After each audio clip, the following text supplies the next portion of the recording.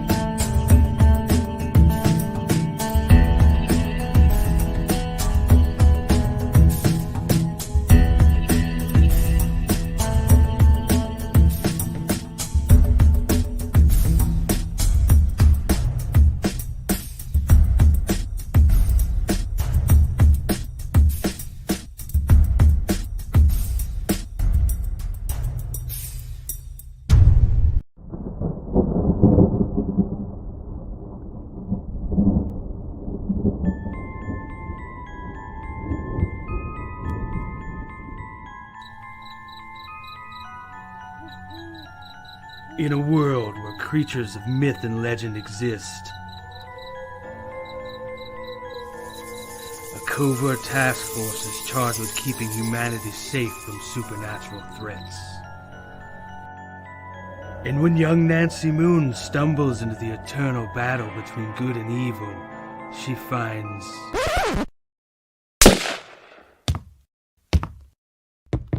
Oh my god, will you shut up? What's happening? Agent Beckett here. Aren't you tired of stuff like that? Want something different? Roll the tape. Whoops. Sorry about that. That's a song I'm writing for my ex. Okay, here we go. Yeah, that's more like it. Alrighty. Welcome to the world of the mythicals. We have it all. Monsters. Magic. Government agents. He's the strong silent type. This guy. Ugh, gross, dude. Get some kind of cream or something.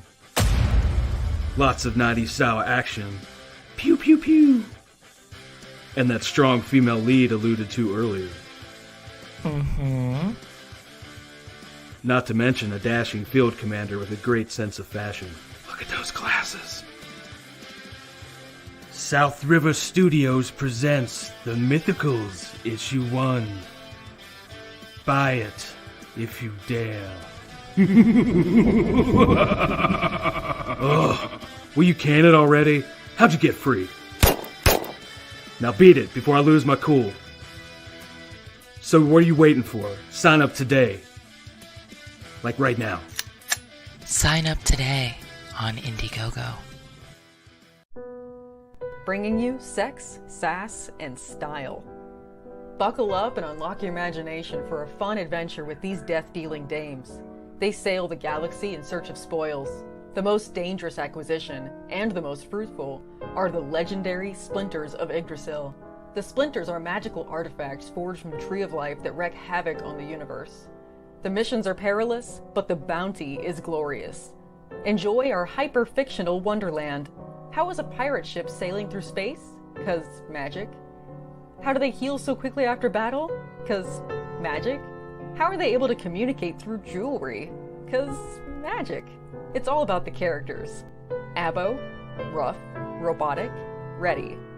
Mo, carefree, callous, courageous. Mistress Graven, daring, diplomatic, dominating. Betsy, academic, accountable, aristocratic. Nefara, ancient, assured, adrenaline junkie. Bruto, proud, prominent, protective. Fisty, independent, incendiary, invigorating. Roxy, superficial, scarred, secretive. Once you get to know this diverse crew of mythical miscreants, you'll be anxious to find out what trouble they'll get into on the next episode. Go to abogrizzly.com and order both halves of the first episode today.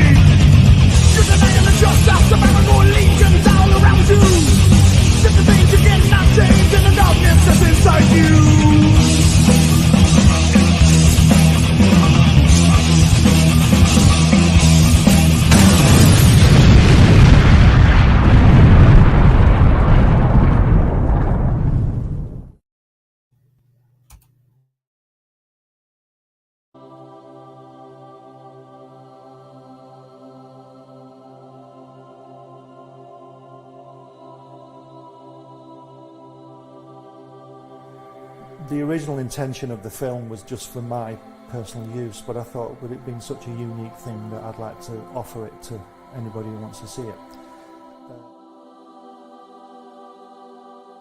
Things like that. And it's just a unique film of him. He says, I beat you. He says, they say we came in under the dead heat. He says, that's not true because I beat you. And the American said, well, he says, if you like to think so, he says, but I know the real story. He says, I know I clearly won that one. See?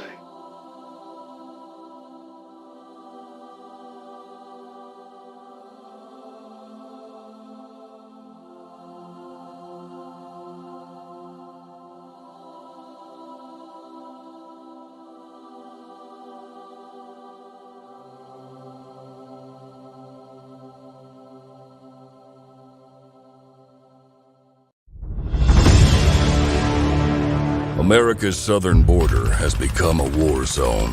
Human traffickers, drug smugglers, and terrorists flow across the Rio Grande with impunity, secure in the knowledge that no one will stop them.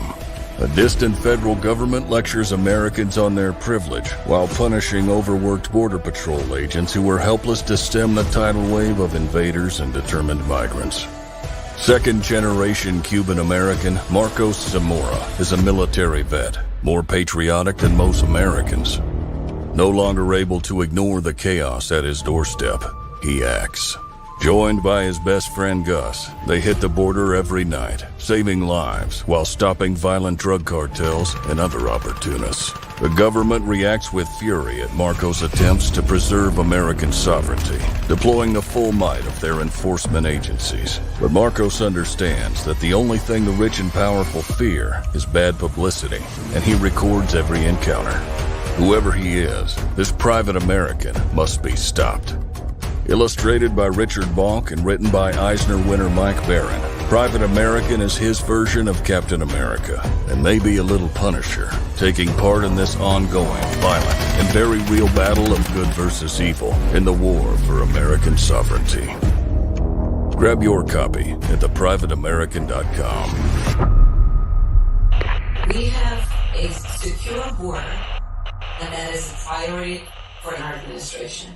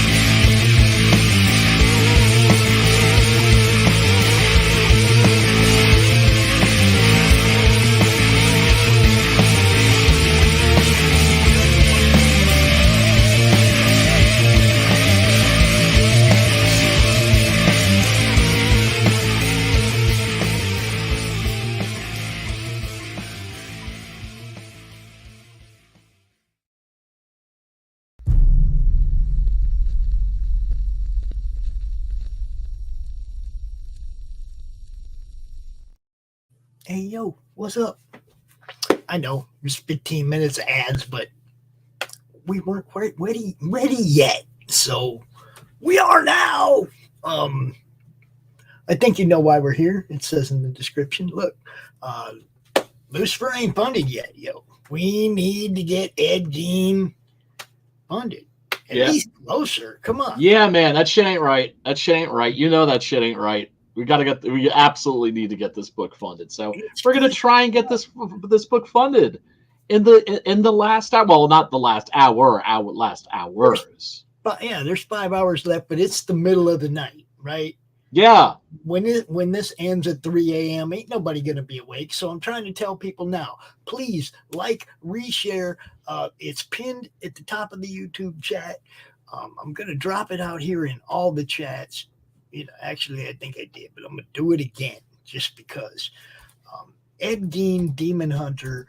I want you guys to understand this book is not about Ed Gein, the serial killer, going out and killing more people. That is not what this is about at all. This is a fictional account of what happens after Ed Gein goes to hell and the devil finds a use for him. Yeah, it's a fantasy. It's a horror fantasy. It's an amazing story. Christian Rossi, some amazing art. This thing's more love. Okay. Now I appreciate every one of the 48 backers. Okay. I'm one of them. Appreciate everybody who's liked and shared it, even though they couldn't back it or it's not their thing. Yep. But please, 5 hours left. Like and share this again. Yeah. Again. Okay. Look. It's good stuff, yo. Oh, he picked up another one, did he? Oh, did he? Oh, shit. That's yeah. That's what I'm talking about. There you go. 49 backers.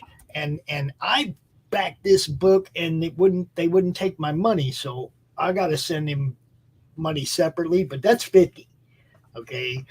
There are 50 backers on this book right now, maybe more. There might be other people who just don't use Indiegogo who throwing money at Lucifer. That's cool. But y'all see that total. We need to bump this thing up a few hundred, yo. Get it up there at least close, because I know Lucifer's the kind of guy that he's going to make sure we all get our books anyway. Yeah, he is. But I'd like to get up there where, it's paying for itself. A little, right? I mean, he gives you a great price, even though it sucks it has to be shipped over the pond. But the price for the book is amazing, dude. I mean, look. I got 1, 2, and 3. Okay. 1, beautiful. Great cover. Is beautiful. Even better cover. Okay. And number 3, Ed with the chainsaw. And there's a little something extra about that dog y'all don't quite know. He looks cute to me. He's got, that hangdog expression, the jowls and everything, the bloodhound. Except he has a little something extra about him. Yeah, man. It's just like, get these books, man. Get these books. No frill, none of that. The books are priced right. The retail tiers are priced right. It's good stuff, man. Like I said, it's a great freaking story. It does deserve more love. I think so. I mean, I haven't read it yet, mind you, folks. I backed it because Pops has been talking about this book a lot.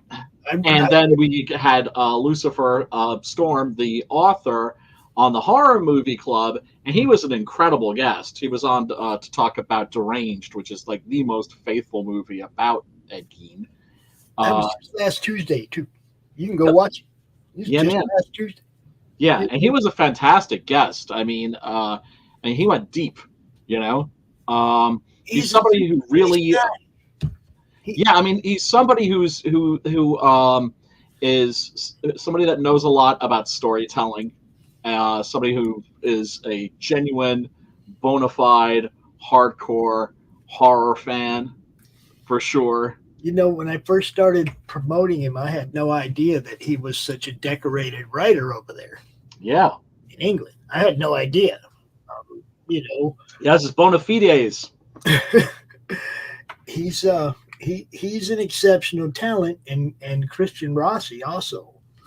You know, I mean, the two of them are just great. Oh man, the art is fantastic. See, that was the other thing. It's like I was sold because of your recommendation, right? But then I saw the art, and I was like, God damn. Yeah. See, I'm a black and white stan. I make, you know, I always confess to that. I love me some black and white art, especially black and white horror comic book art. Mm-hmm. And this guy is a master of negative space. It's not like you look at this art and you think to yourself, like, oh, like, this needs color, right? No, you look at this and you're just like, no, I want it to mind you, you know, you look at the covers and everything, they're in color, that's fine, but I just think the black and white is so much more effective. I just remember opening up the first one, and the first thing you see, of course, is Ed Gein's like office on the day they arrest him, right? Yeah. Because this, like I said, this happens after he gets busted. It doesn't tell the story and who he may have possibly killed and all that. That's ancient history from where this story goes. Okay, so you know, it's like I got caught up in right away in all the Easter eggs and everything there was to look for. Oh, the detail on some of those pages, man. Dude, that first big panel, there was so much stuff there, man. And it's just like this right here. Okay, look, you see up here in the, you see up on the shelf behind him there, the STP oil and shit. And if you look, dude, you spend time on this book. You don't read it in 5 minutes. Right. It's worth the money you spend because you're examining each panel. You're looking for something cool. The whole time you're reading it, you're looking for that next cool thing that they might have dropped in there somewhere. Dude. I mean, mind you, it's a comic book, right? So you can read a comic book in like 15, 20 minutes, but if you're reading it that quickly, you're not reading it the right way. What up, William? What's up? Everybody that's hanging out, hail and cheers to you. But yeah, we're talking about this absolutely fantastic, beautiful black and white artwork that's in Ed Gein, Demon Hunter. And, you know, I mean, like I said, I mean, I was originally sold just because of your recommendation, Pops. And then I saw this incredible artwork, and I was just like, okay. This book's like weed. It'll sell itself. Give it a chance. Yeah, it just needs to get in front of more eyeballs, really. Great story. It's not about Ed Gein killing people. You gotta, dude. Like, I think that's a lot of people get caught up in the guy's name's Lucifer. And he's promoting a book about a serial killer. That was my guess too. That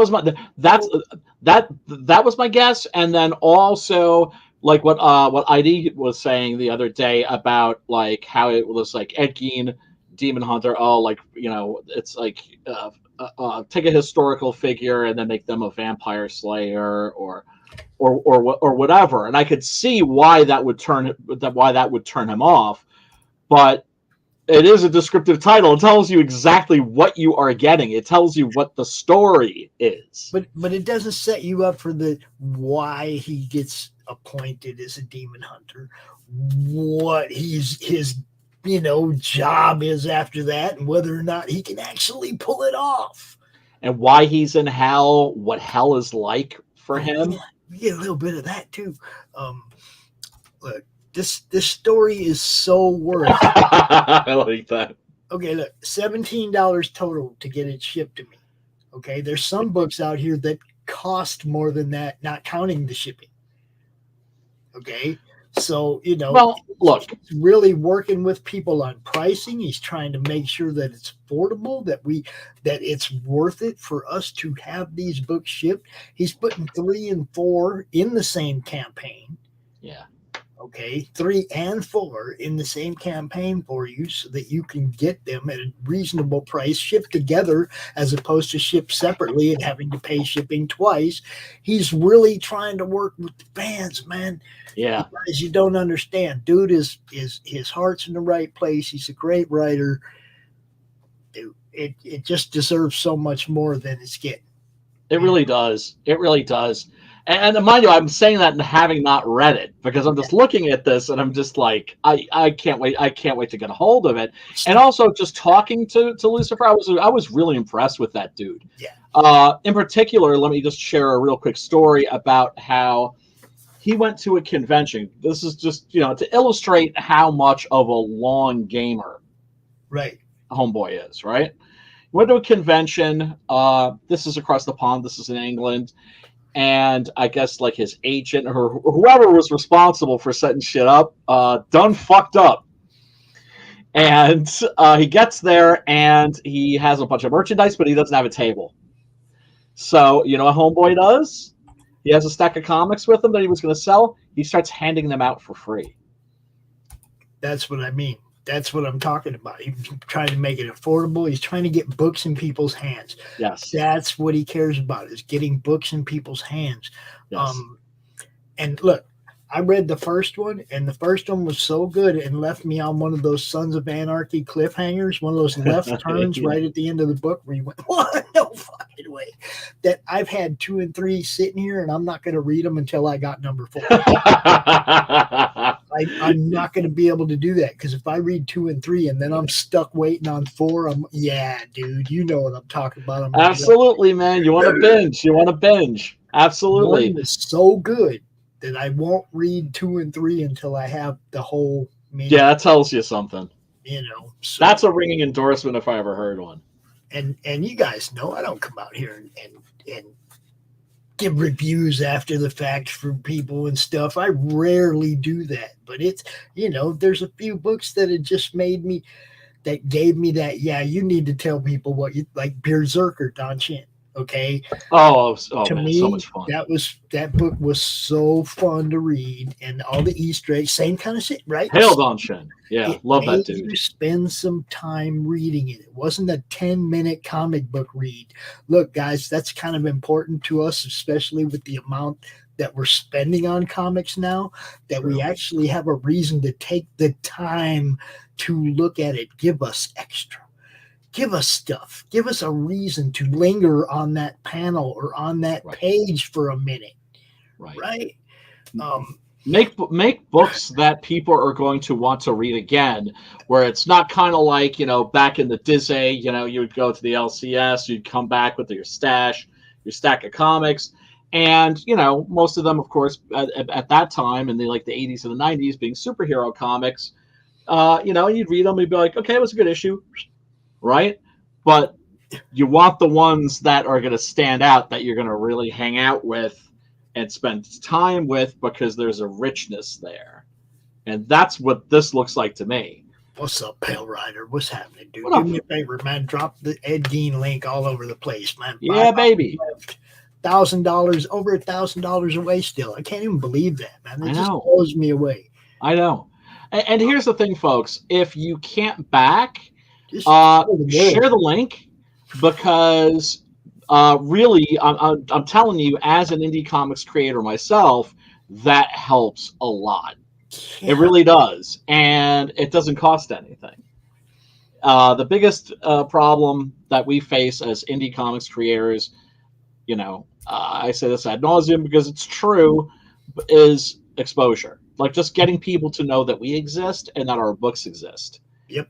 And so the more people that know that this book exists, the better. And holy shit, man, I love me some horror comics. Horror, my love for horror is what got me into comic books in the first place, because it was the Marvel Monster comics that really first sucked me in, right? Tomb of Dracula, Werewolf by Night, Tales of the Zombie, Simon Garth, Ghost Rider, Son of Satan. What other ones were there? There was a lot of them, man. Dude, I love Damien Storm, dude. Yeah, I mean, it was good. Yeah, man. Yeah.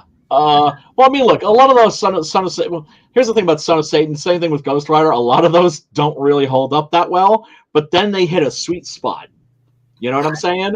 Like with Son of Satan, once you had like, if you like that kind of stuff, you roll with it because you knew it was coming. You kept hoping it was going to come to something good, and it usually did. And it usually did. It usually did. Exactly.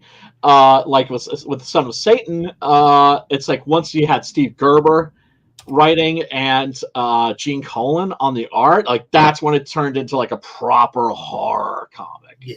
And you were like, oh shit, like shit just got real. And then of course Werewolf by Night also steadily improved. First appearance of the Moon Knight, I was rereading that again recently. So yeah, it was horror comics that got me into comics. And of course, you know, Creepy and Eerie, the Warren magazines, which were all in black and white.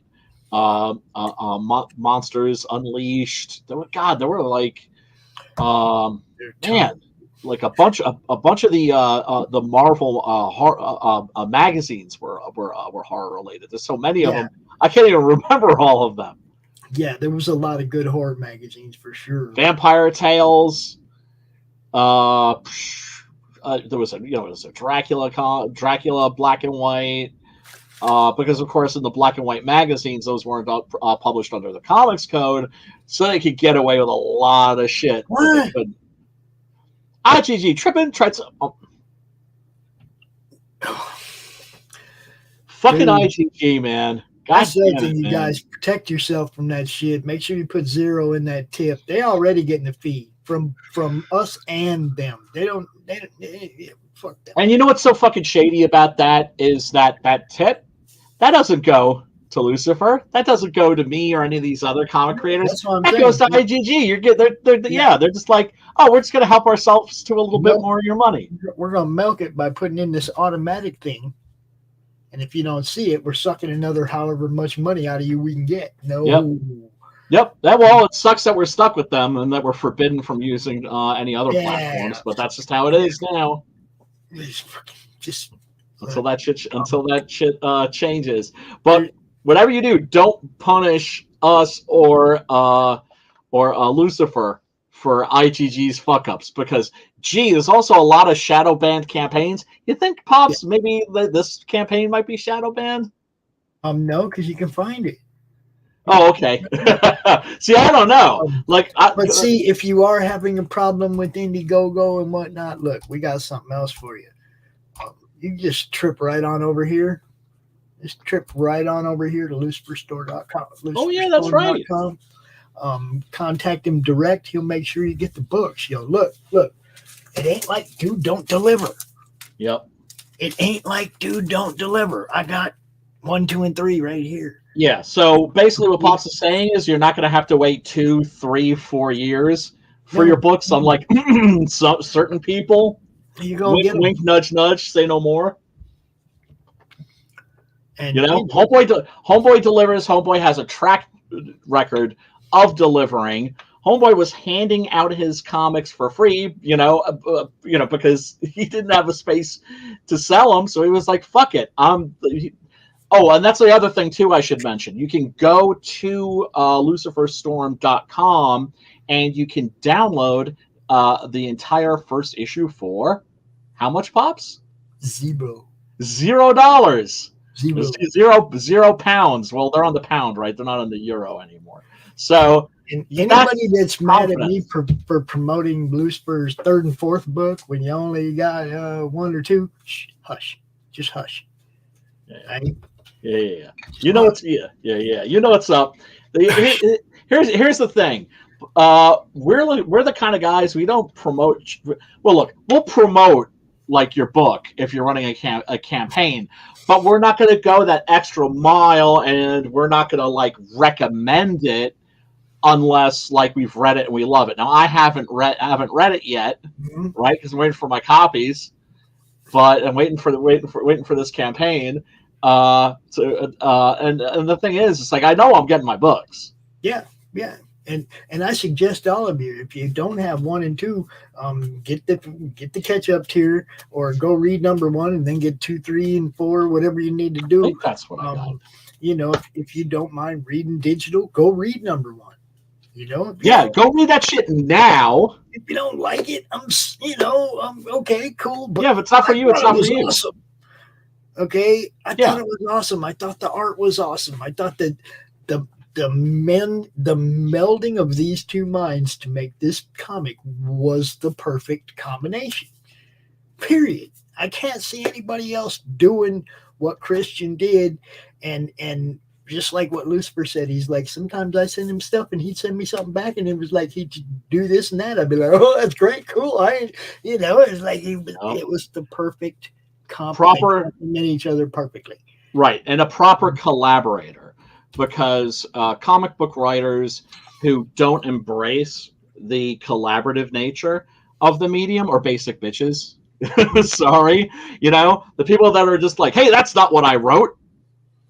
Well, it's just like, hey, but what your artist just came up with is cooler.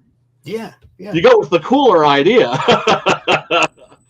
And again, if you can see these panels well, you can see the Easter eggs, the reasons to linger. You know what I mean? You can see stuff on the shelves. You're like, what's that? What is that? And you got reasons to linger on these pages. Yeah, that's his mom chasing him around. And then you got chainsaw. Yeah. I'm sorry, Mama.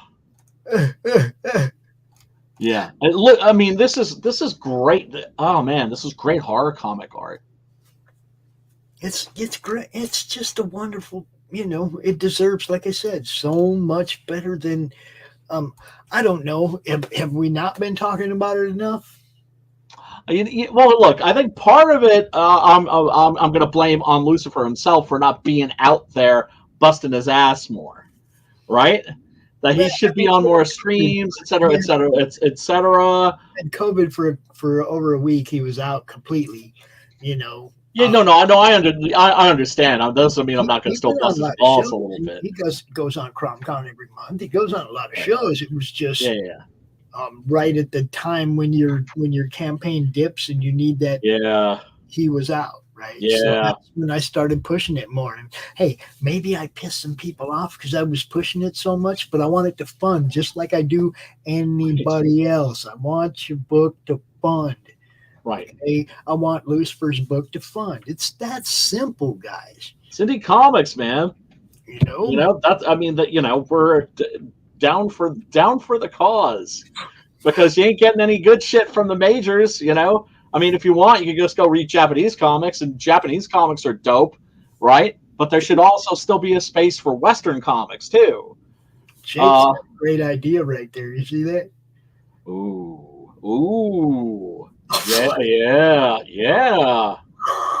Without a doubt, man. Without a doubt. Yeah, no, that's a sharp. Yeah, it's a sharp brain, a sharp eye you got there, brother. Yeah, that would be a great combo.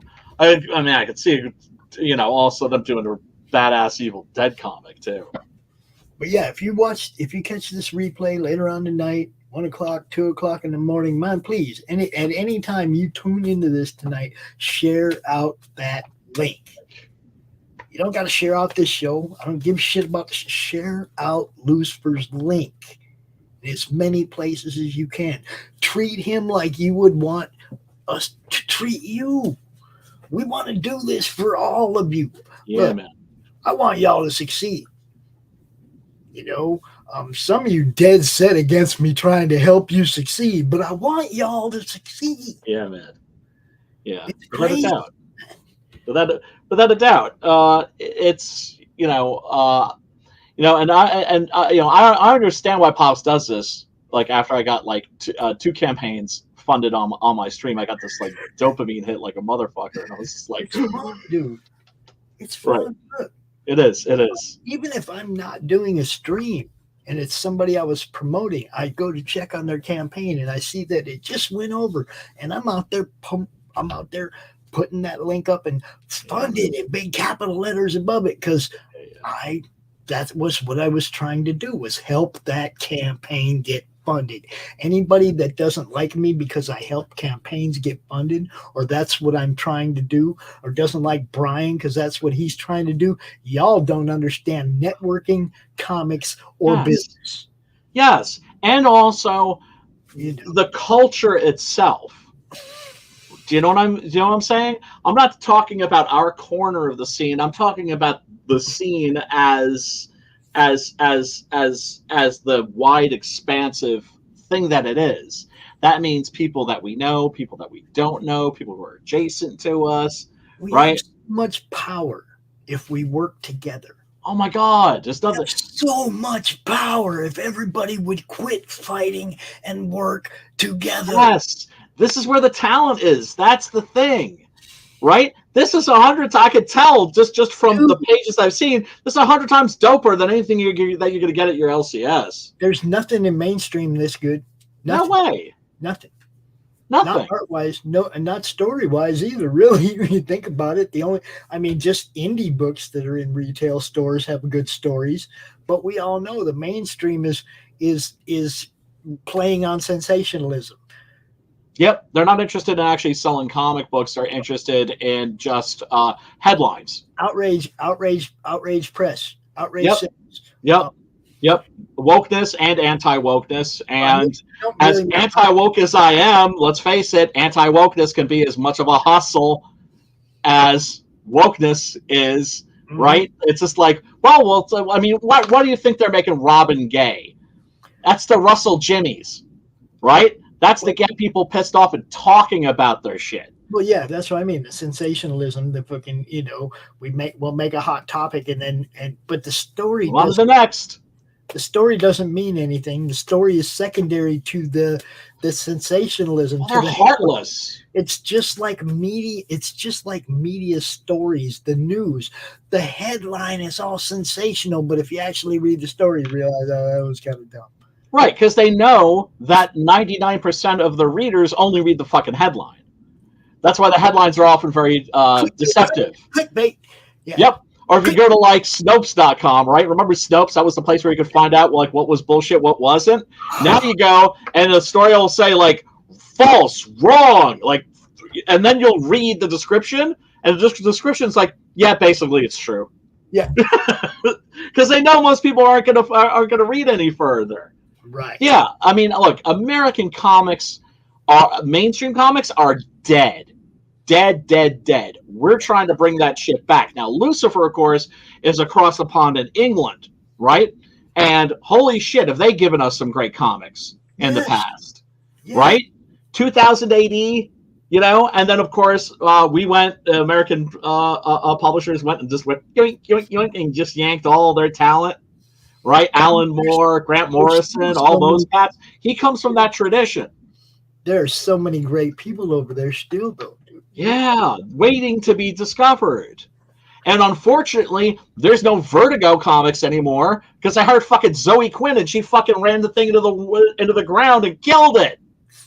Right? So the only place where a guy like Lucifer can do this kind of a comic is right here in the indie crowdfunding space. That means you, me, all of us, right? Now, if for whatever reason you're like, you know what, I don't like horror comics, okay, then don't buy it. Exactly. But drop that link. Because then you might know somebody that's going to be, oh, hell yeah, I'm all over this. And that gets more projects funded, gets more books into hands, and we can just keep growing and growing and growing like the blob, and just expanding. Because the mainstream ain't doing anything that's got any edge or any kind of bite to it. That's for damn sure. Yeah. They ain't taking any chances. I like what you said, Jake. I like what you said there. If Facebook hit it, I had to share it. It still hasn't popped up, but I'm gonna go ahead and read it because I think it was a good statement. Yeah, I like that too. Jake said, do you treat comics as an ego stroke, a dick stroke, and a general stroke? Then you're in the wrong biz. The sperm bank is downtown center.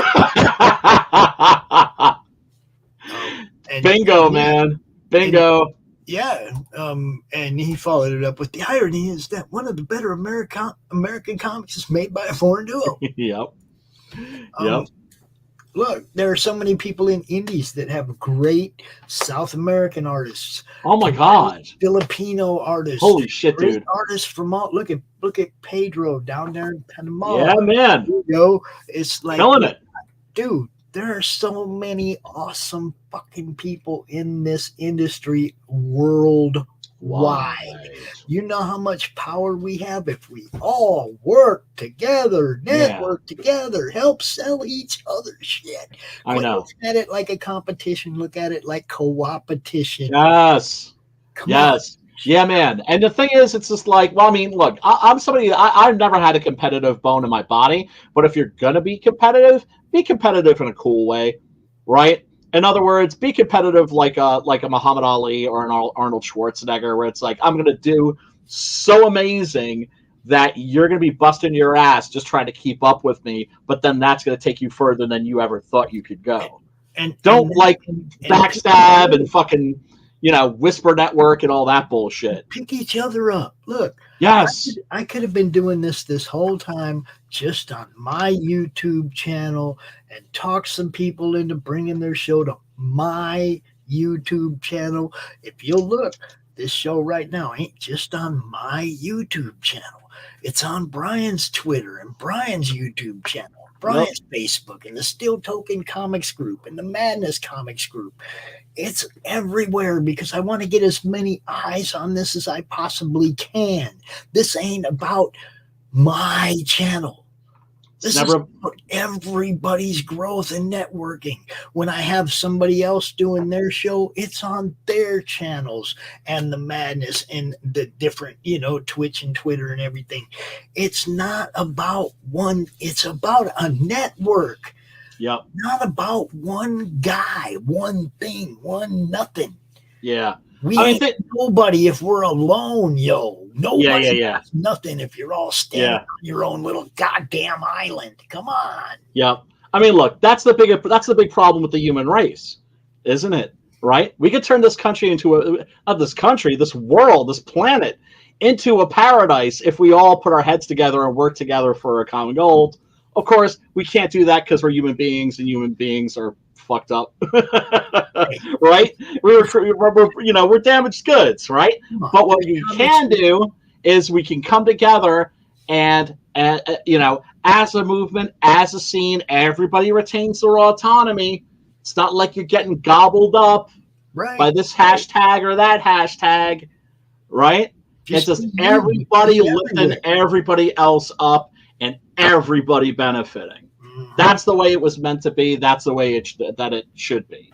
And why do you think the mainstream hates our guts so much? Because they're all stabbing each other in the back first chance they can get. Be yourself, but be everywhere. Yes. And the way you're everywhere is networking with everybody. Yeah. That's how you get everywhere. Yo, all I've tried to do since, and Brian, you can attest to this, since you brought the horror comic show or the horror movie group to the madness. Yes. I have gone out of my way to find guests that perfectly fit your show for you. I know. I put in time. I put in work to make sure you have the best show you can have. Yeah. Dude, seriously, joining your network was like one of the best decisions I ever made. It was just like, you're like, oh, cool, and once again, getting like I don't know, like if those books would have gotten funded if also if my stream hadn't been on your networks. That's more people benefiting, man. That's what I mean. The more eyes as possible. That's all. That's the only thing we're trying to do, is get as many eyes on what you guys do as possible. Yeah, and that's for real. That's for real. I just don't understand the hate, Brian. Well, look, we're authentic people, okay?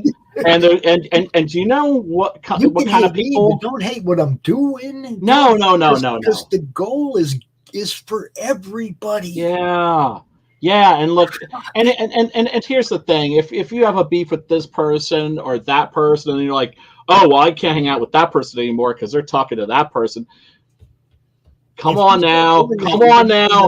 The reason we came together was so we could get away from that kind of bullshit, right? And you don't ever want to be in that. Look, we've all been in that situation where, like, two people and they have a falling out, and people are waiting for you to choose sides.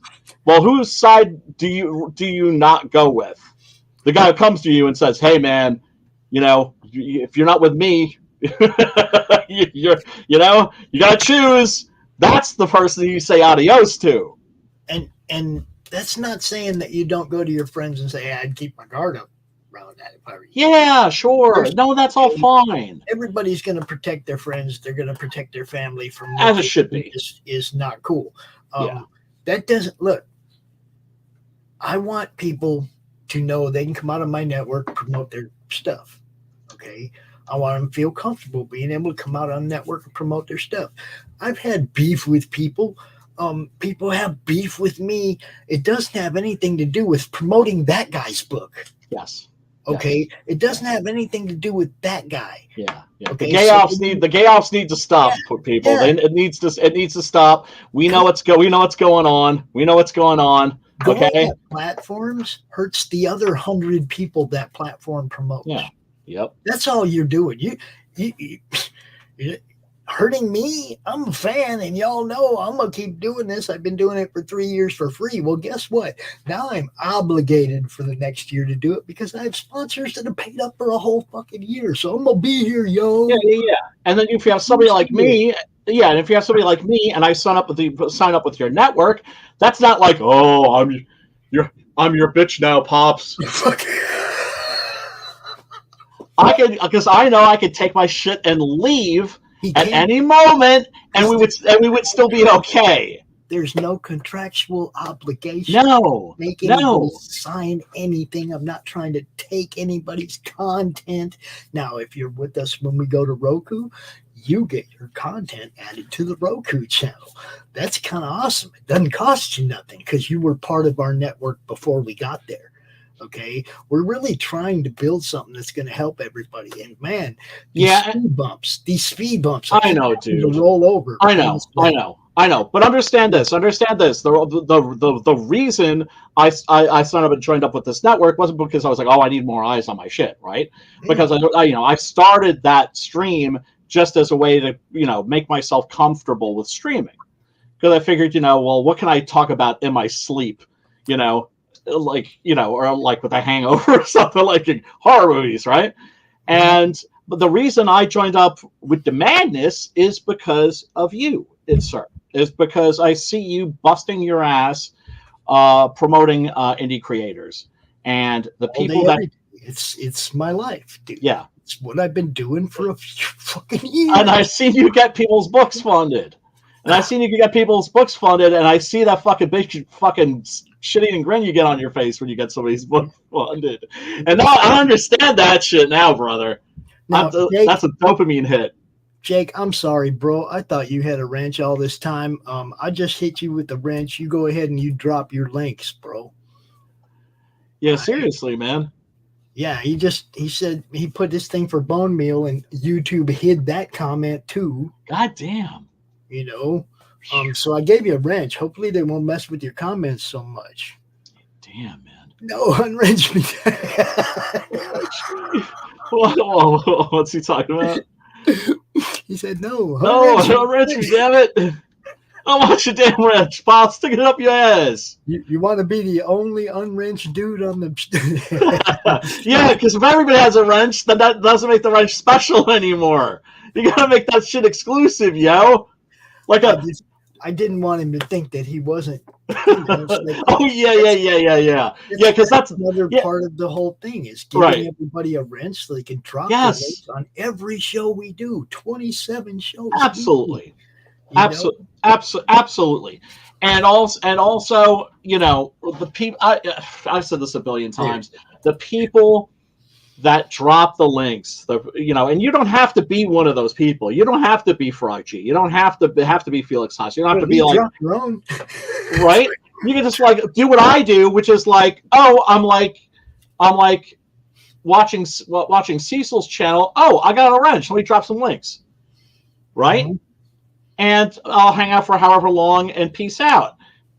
You don't have, in other words, you don't have to be as hardcore as those brothers that whom we love and adore because they're the unsung heroes of those guys of are this awesome. They're in everybody's chat, dropping everybody's links. Yeah, what I'm saying is you don't have to be that guy. Like you could just drop a link once. Well, see, but this is my thing. If I got 27 shows a week, and everybody who's watching has their own wrench, and they can drop their own links 27 times a week in our chat. You see what I'm saying? I'm offering you a chance to put your link on every show we do. That's what my offering you a wrench is. It's offering you the chance to promote your project on every freaking show we do. Dude, I can't tell you how many times I've like tuned in because I don't watch all the madness because the madness is monolithic. It's getting bigger and bigger and bigger.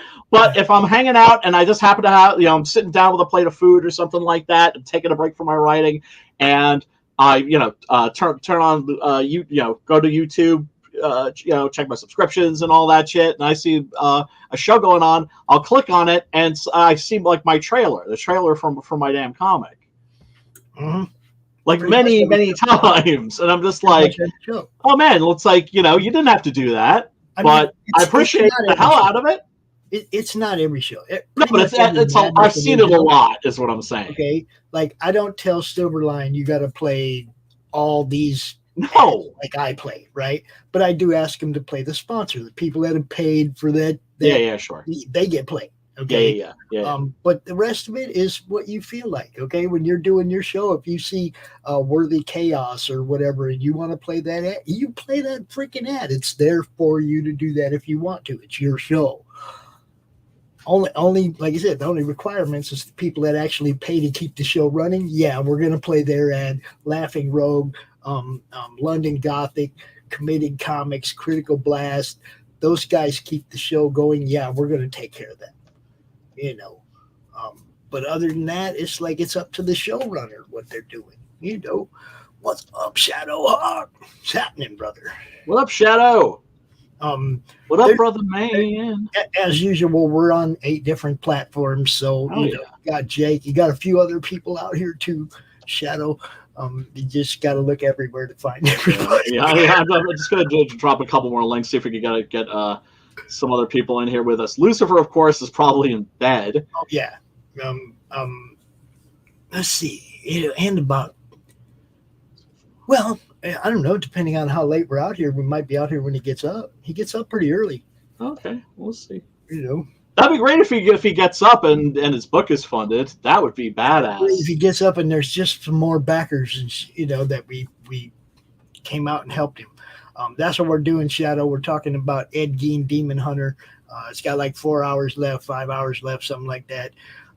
And we're trying to help Lucifer get funded, bro. Can you give me the link to post in the Horror Movie Club real quick? Oh, the StreamYard link? Yeah. Okay. I mean, just in case anybody's out there and wants to hang with us for a little bit. I think I'm coming down with a cold or something. So don't say that. No. I mean, I don't know. It's like I can't tell if it's the weather. It's bitch ass cold right now in New York, and I can't tell if it's just like a little if it's like a sinus thing or if I'm like fighting something off or something. But whenever I get like this, I just like go right for the fucking brandy, dude. Go right for the brandy. Whiskey is also good. Any kind of like dark liquor is generally good for a cold. So I might be making myself a hot toddy. You know what a hot toddy is? Oh, what? You know what a hot toddy is? Yes, I believe I do. Yeah. Like some honey and and like make like a big old cup of tea, and then just like take like a shot or two of like cognac or brandy or whiskey is good too. It's just toss that shit in there. That's always what I have to have when I feel like this. Okay, there's the link. If anybody wants to come out here and join us talking about Ed Gein, checking out the Ed Gein campaign. Dude, such good stuff. Yeah, it really does look amazing. Oh, we should show the trailer too, man. There is no trailer. There's no wait, what? There's no trailer. That's right. He doesn't have a wait. What the? No trailer. I'm gonna have to, no offense to Lucifer, but I think I'm gonna have to smack him upside the head next time we speak for not having a trailer. Well, I mean, what the actual fuck? I can imagine the trailer for this could be amazing. Day two. Look, Max don't have a trailer on Mary Machine Gun, right? That ain't right. Mary Machine Gun just went over $7,000.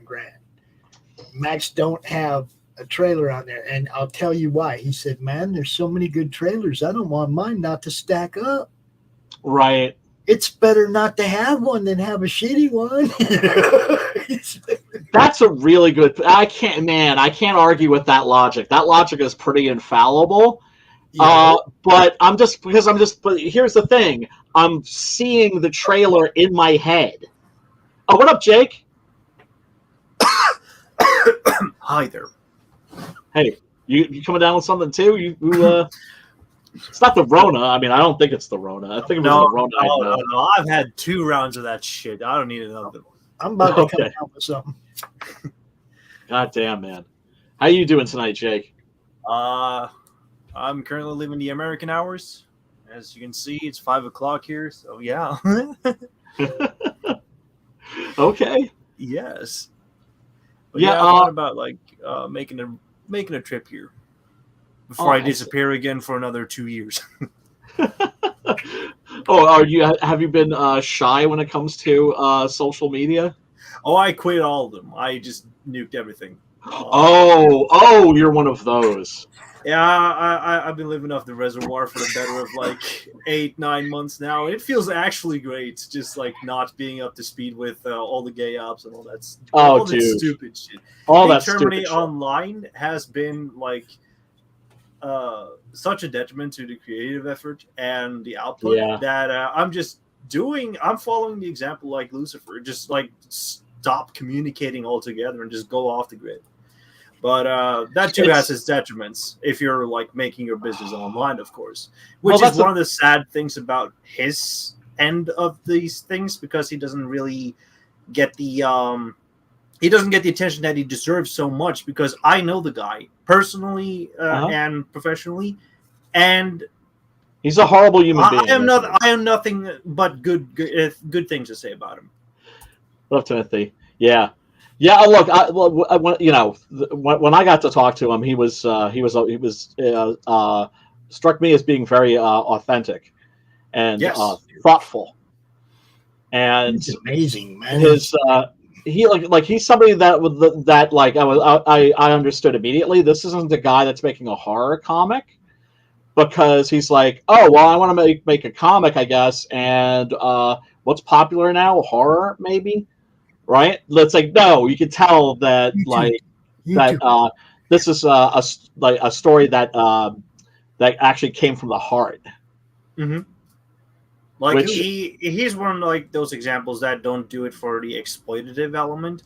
He rather wants to get deep underneath the psyche of what makes it tick and what his subjects is all about. In his previous comic, Lady Satan. All this his sort of take on the revenge, Lady Revenge, I Spit on Your Grave type gal. And all that.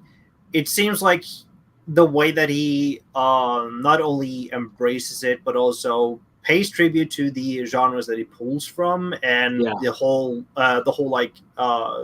stomping ground that it is in. Yeah. Researches. He's just planting soulful material. Yeah, and he researches his subject matter. He's not coming off just left field with some story. He's right.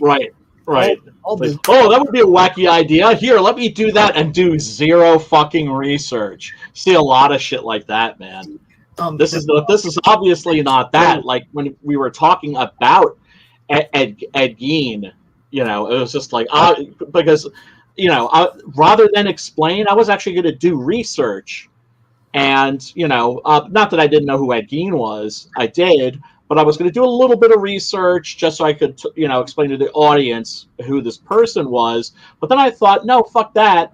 if he's done his research, he can tell the audience. Oh, yeah, dude. It did tell the audience, like, before issue 1 launched, there was a blog post that he made official on the homepage, luciferstorm.com.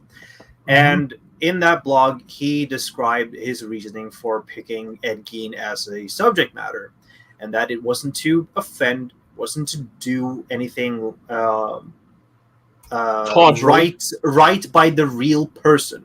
Right. Who was pretty much far gone after having committed all these atrocities that he did. Yeah. But he wanted to take this unique concept that he had in his mind and try to meld it into something that feels owned by him and Christian because of the visuals and all that, and sort of shape this anti-hero-ish character out of the mold of abuse and all of these things. And if you know Lucifer, he's been very transparent about this, at least in some streams that he did like way back. Of his upbringing and all that stuff. He was very candid. He was very candid about that stuff. Yeah.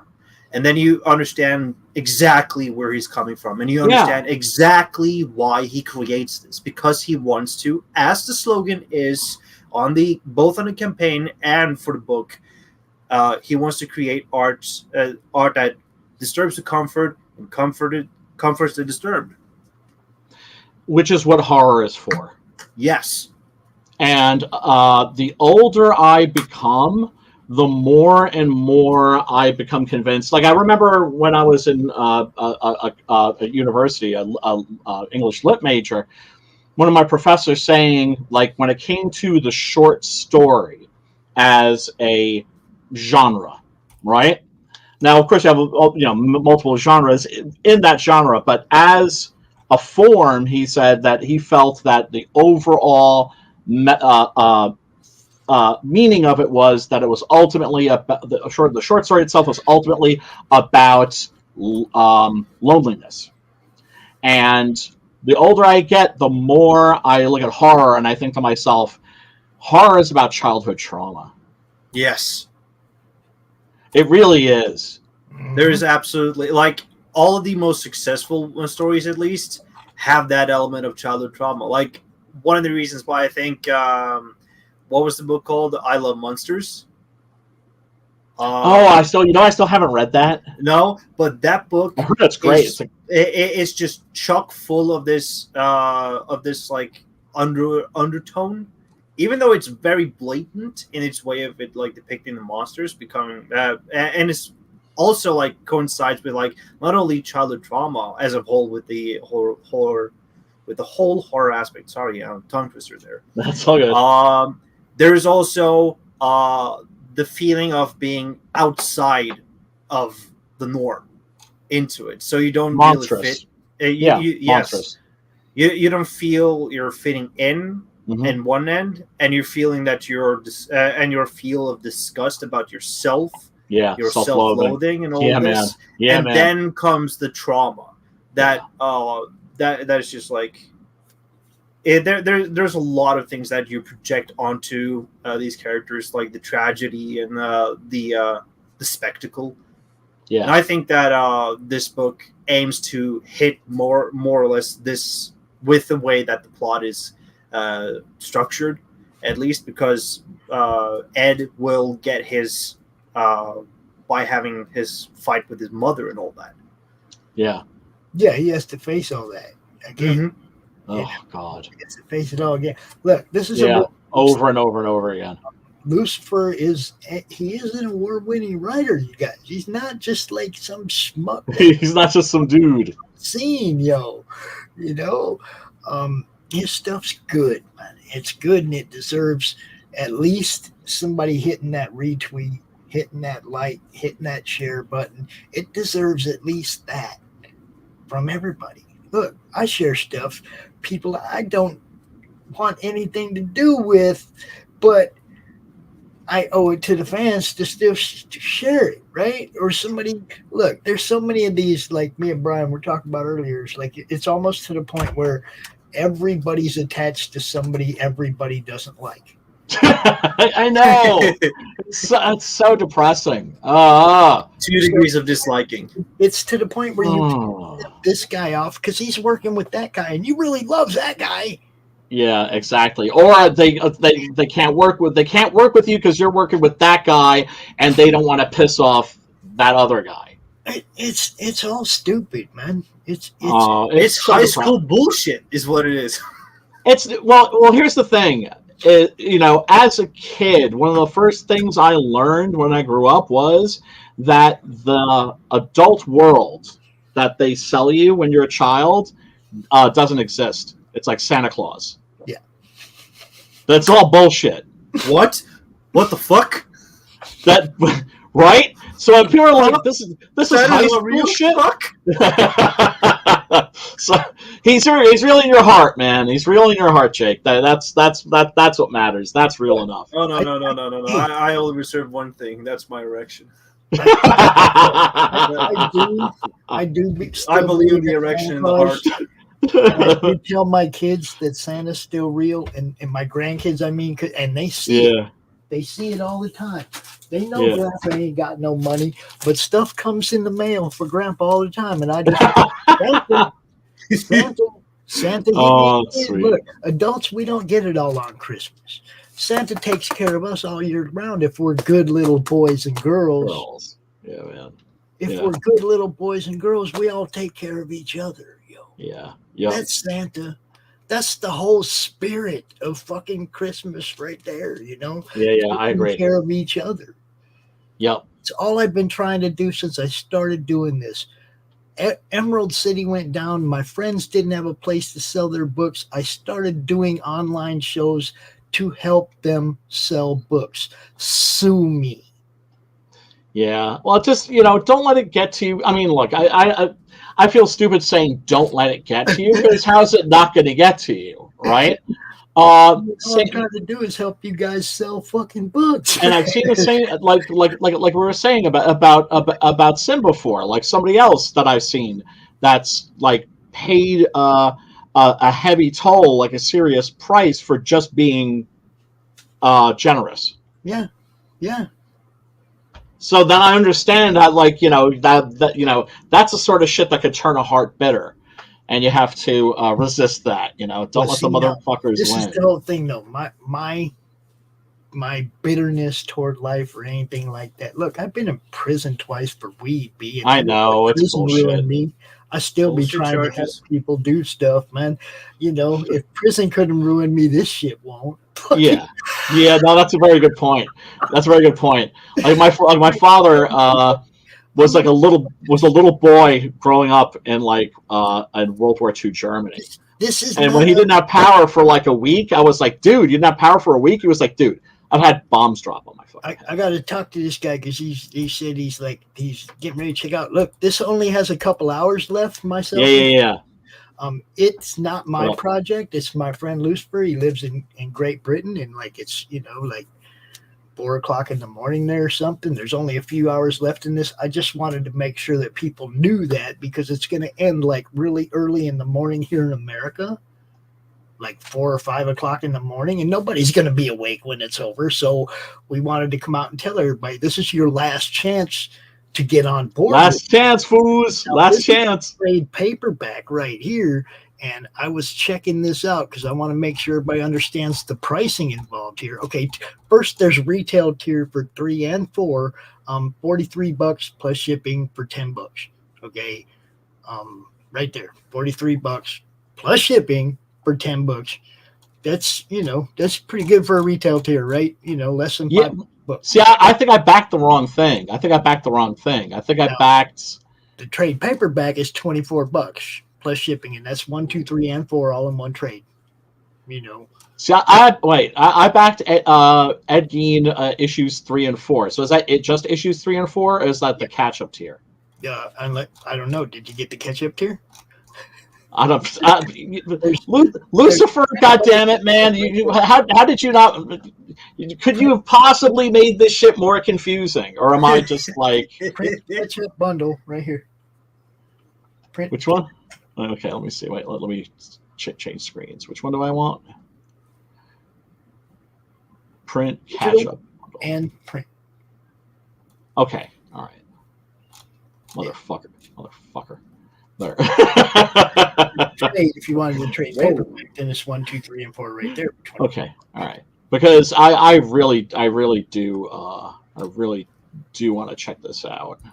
And what is up, Jay Williams? How you doing? Thanks for watching. Please grab a hold of that link up there. Where the heck? Oh man, I could better drop it again. It's way up there now. Check this out. There's only a few hours left. We're trying to get this wonderful book funded for this awesome creator.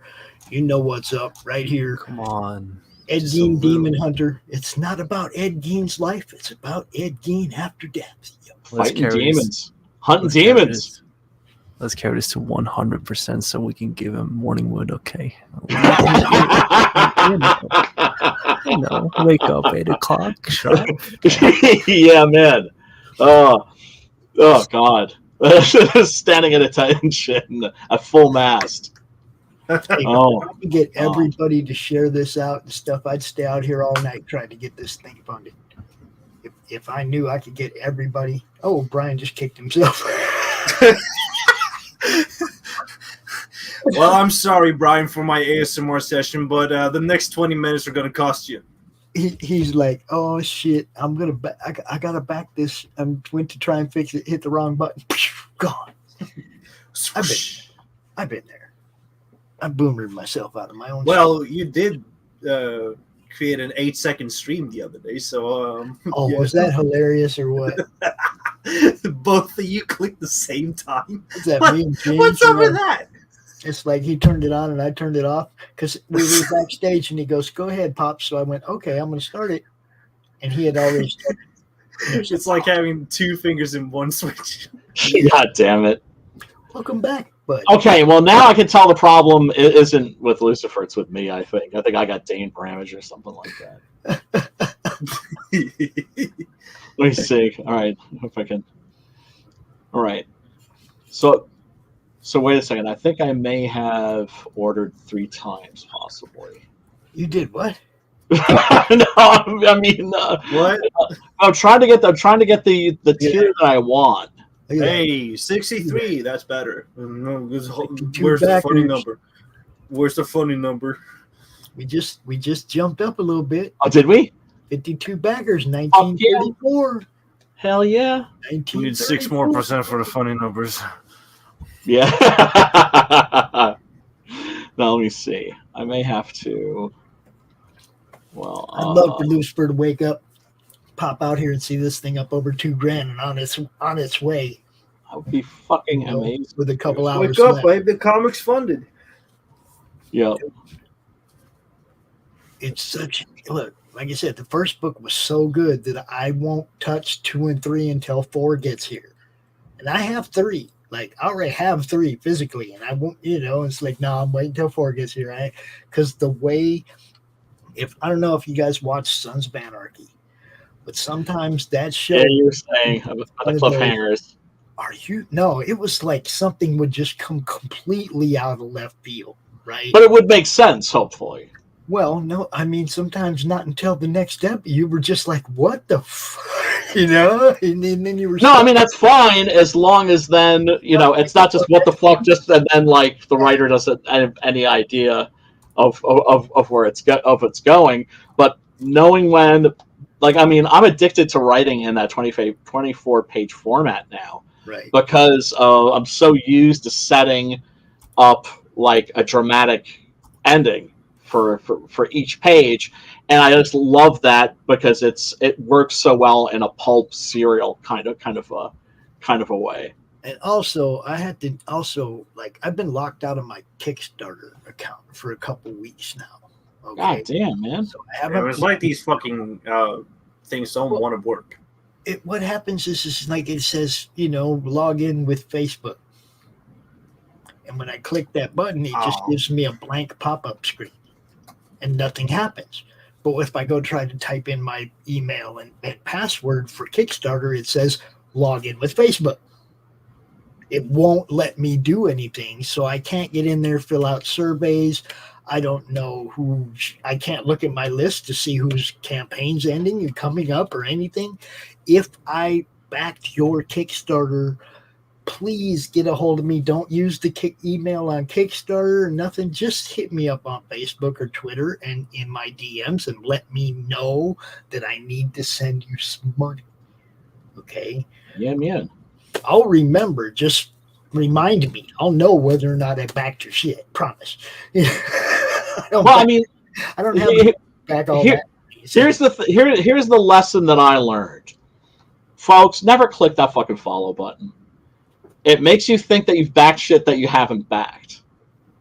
And I can't tell you how many times I've embarrassed myself by shooting a message to a fellow comics creator and saying, "Yo, where's my issue?" Yeah, I never done that. And they're like, "Yo, where's your backer number, bitch?" And I'm like, oh, because I keep getting updates, I assume that I backed the damn thing. Right. So never click that follow button. They should get rid of that damn follow button because it makes you think you're following shit that you're not. It makes you think that you've backed shit that you haven't. And then you end up looking like fucking jackass. The thing is on that update button, you go look at the campaign and see whether or not you backed it before you. Yeah, but I'm stupid. Yeah, I'm a Luddite, dude. You know. So here's the thing, like on eBay, there are like this like thing that you can like view the bid sort of like style, right? Mm-hmm. So instead of adding a follow button, why not a view button like that? This many people are watching this campaign, sort of. Right. So that people can get at least counters like how many people are paying attention. But if they have backed, then they will be like confirmed sort of like buyers. So there are this many people that are viewing it, and this many are waiting for it. Gotcha. Yeah, I mean, I'm running my 7th campaign. You would think I would have all this shit sorted out. They do make it. I mean, look, one of the things that's also been a pleasure about being part of this scene are all the people that are like coming in that have like never done a comic before, or they've just never done. They don't know from Kickstarter and Indiegogo and all that shit. Yeah. And we can hook those people up fast, right? Mm-hmm. And then, of course, they're like Preston Acevedo has been really great about this. He'll find like these OG creators, right? Guys like Mike, thank goodness he had Chris Braley helping him out. These older cats, they don't know about this shit either. And then we can be like, oh, well, look, we'll handle it for you, Boomer. It's all good, It's like, shit, I never, I wouldn't know how to use my fucking my Android phone if it wasn't for like having millennial friends. I would be screwed if I didn't have millennial friends explain that shit to me. Well, Brian, I still have a 3G phone, okay? Well, are you like selectively Luddite, or are you involuntary Luddite? Selectively. Yeah, same. I got like a cork board and everything for all my notes and all that shit. I don't do that on the computer anymore. Hell yes. Now I don't feel alone. No. I mean, sometimes, look, I'm a big believer in KISS. Keep it simple, stupid. Oh, and a lot of this shit just ends up making shit more complex. Mm-hmm. It's not that I'm anti-technology. I'm not. Although I think you have to be very careful in the way that you use it. Like, it sounds to me, correct me if I'm wrong, you kind of got too sucked into like social media. Whereas like I always approach it very cautiously, which is to say I use it to promote myself and my brand. And also to like socialize a little bit, right? Mm-hmm. And sometimes just to like take the piss and just fuck with put something out there that I know is gonna piss off like some of my friends, like some political shit or something like that. Yeah. Right? Little impish shit. That's fine too, but I always try to hold that shit at arm's length because I see a cold touch approach, right? People. Yeah, very much so. Very much so. Especially. because I know a lot of people they don't want to like fuck with Facebook. They don't want to fuck with Twitter. And I'm like, look, it's fine as long as you use it for what it's good for.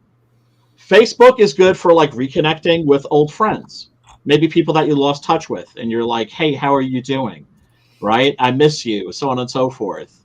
And Twitter, it's good. It's good for pimping your shit. Well, see, now that's the whole thing, Brian. I didn't even know what Twitter was when I created the madness.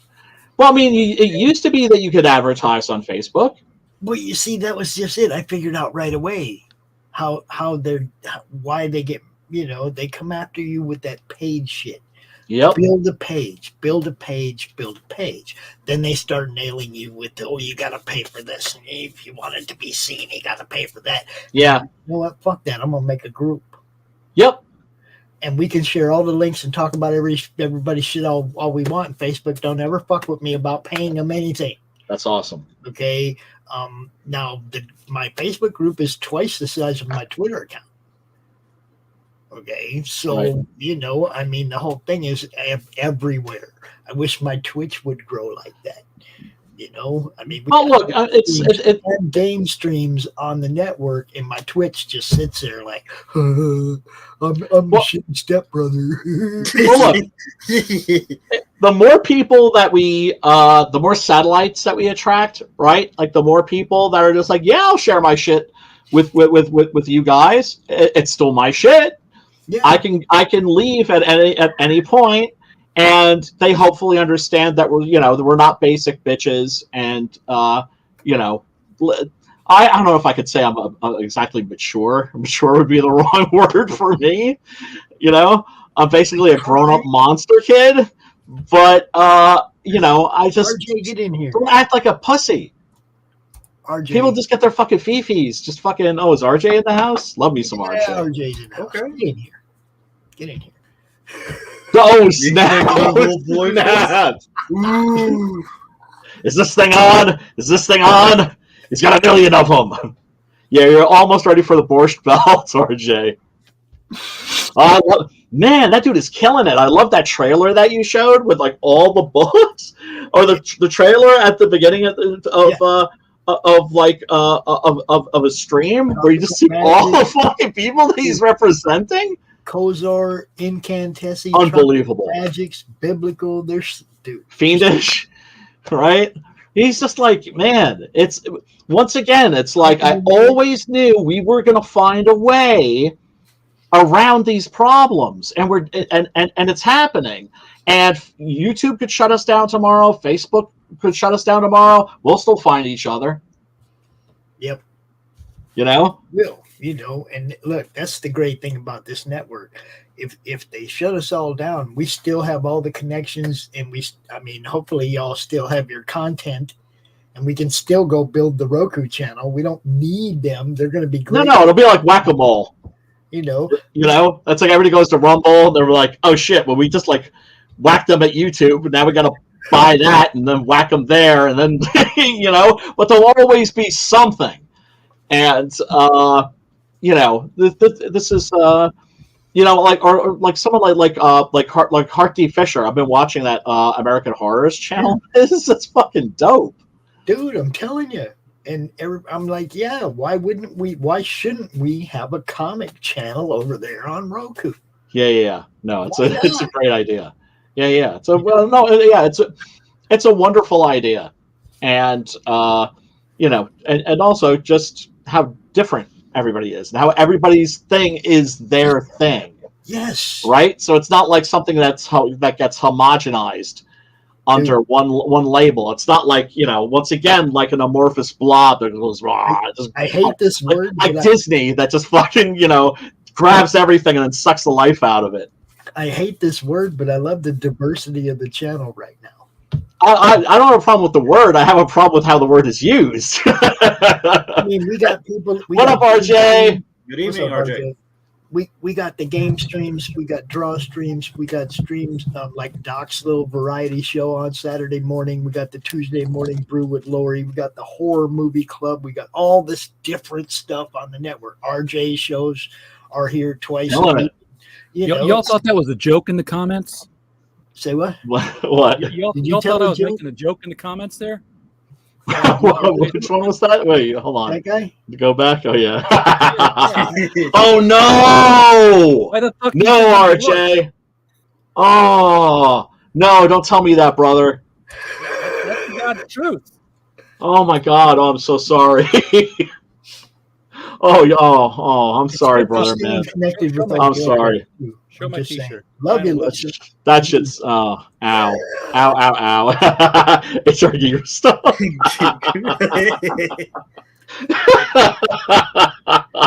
Pops, I'm gonna show Brian my T-shirt here. That's dope, dude.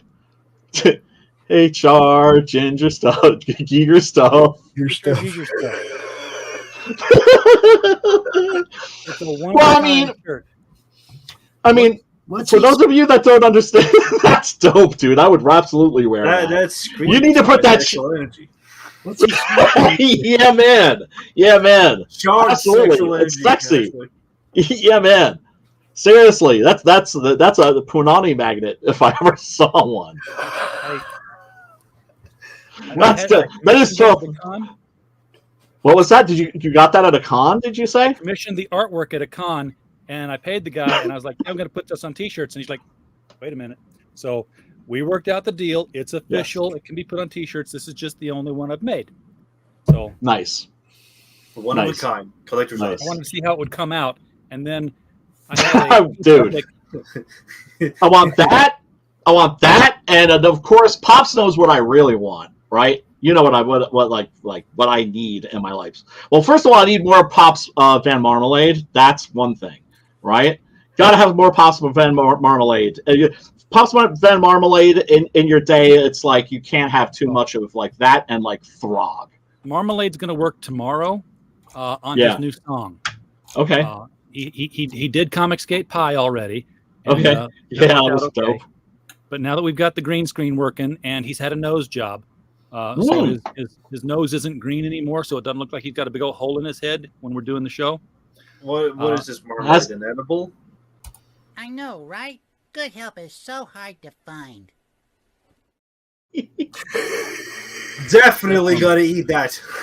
That shit, yeah. Oh man. Yeah. So he wrote That's marmalade, Jake. You've heard. Yeah, I'm sorry. Pops Van Marmalade is a close second, right behind the Dank Dealer. I need some more Dank Dealer in my life. You've heard of Young's song "Immigration Man"? Yes. Okay. Well, yes. Marmalade has written a song called "Don't Let In the Imitation Fans." Oh, snap. Ooh. Call out post. Salty. Damn. Yeah, it's the Dank Dealer. I died when the first time I saw that. The Fifth Horseman right there. Yeah, man. Else today, Brian, while we were doing the draw stream, right? Yeah. Dal Murs, the guy who drew the 4th and 5th issues of Still Toking. Yeah. He was watching the draw stream today, and Rich drew a toad sitting on a mushroom smoking a hookah. Okay. Yeah, from like Alice in Wonderland that was wearing a red and white Hawaiian shirt, kind of reminiscent of our boy Doc, right? Okay. Yeah. And he was drawing that, and while he was drawing that, Dal was sitting at home and watching, and he drew this. What? Which is nice. That's beautiful. Frog hookah or a toad hookah, right? He flipped it. He flipped what Rich was. That's great. Dude, it's awesome. There's so much freaking talent. Dude, I love draw streams. You know what draw streams remind me of? It's like in the old days at the New York City creation conventions. That's what they were called back then, right? Comic book cons. And jamming? What was that? Jamming? No. These were like conventions back. No. I'm talking about artists come together and like jamming and shit, but well, drawing and all that. Not so much that, but like you'd go down to Artist's Alley, and now it's like a guy behind a desk. Back then, you would and you would have people set up like that, but there'd also be people that would have their backs turned to you, showing you what they're drawing. Yes. So you would look over their shoulder, look over Walter Simonson's shoulder, and watch Walter Simonson drawing Thor. You'd look over Mike Zeck's shoulder and see him drawing the Punisher. You'd look over John Buscema's shoulder doing Conan. The first time I saw Dan Monroe, he was at Grand Rapids Comic-Con, and he was set up with his back to the eye. Yeah, it's like live art. That big, beautiful, swamp thing? Oh, my God. Whatever, and it had Tinkerbell. And, it was just a badass. It was a charcoal thing. It was like black with white. I mean, there might be conventions that are still doing that, but I haven't seen that like at any of the conventions that I tabled. I have seen conventions that have comic book people at them. There's a convention this week that I would have gone to this weekend. Yeah, the Northwest Arkansas Comic Convention. Oh no, I see. They should have called it the Northwest Arkansas Voice Actors Convention because there were no comic people there. None, not even an indie. Oof! Wow.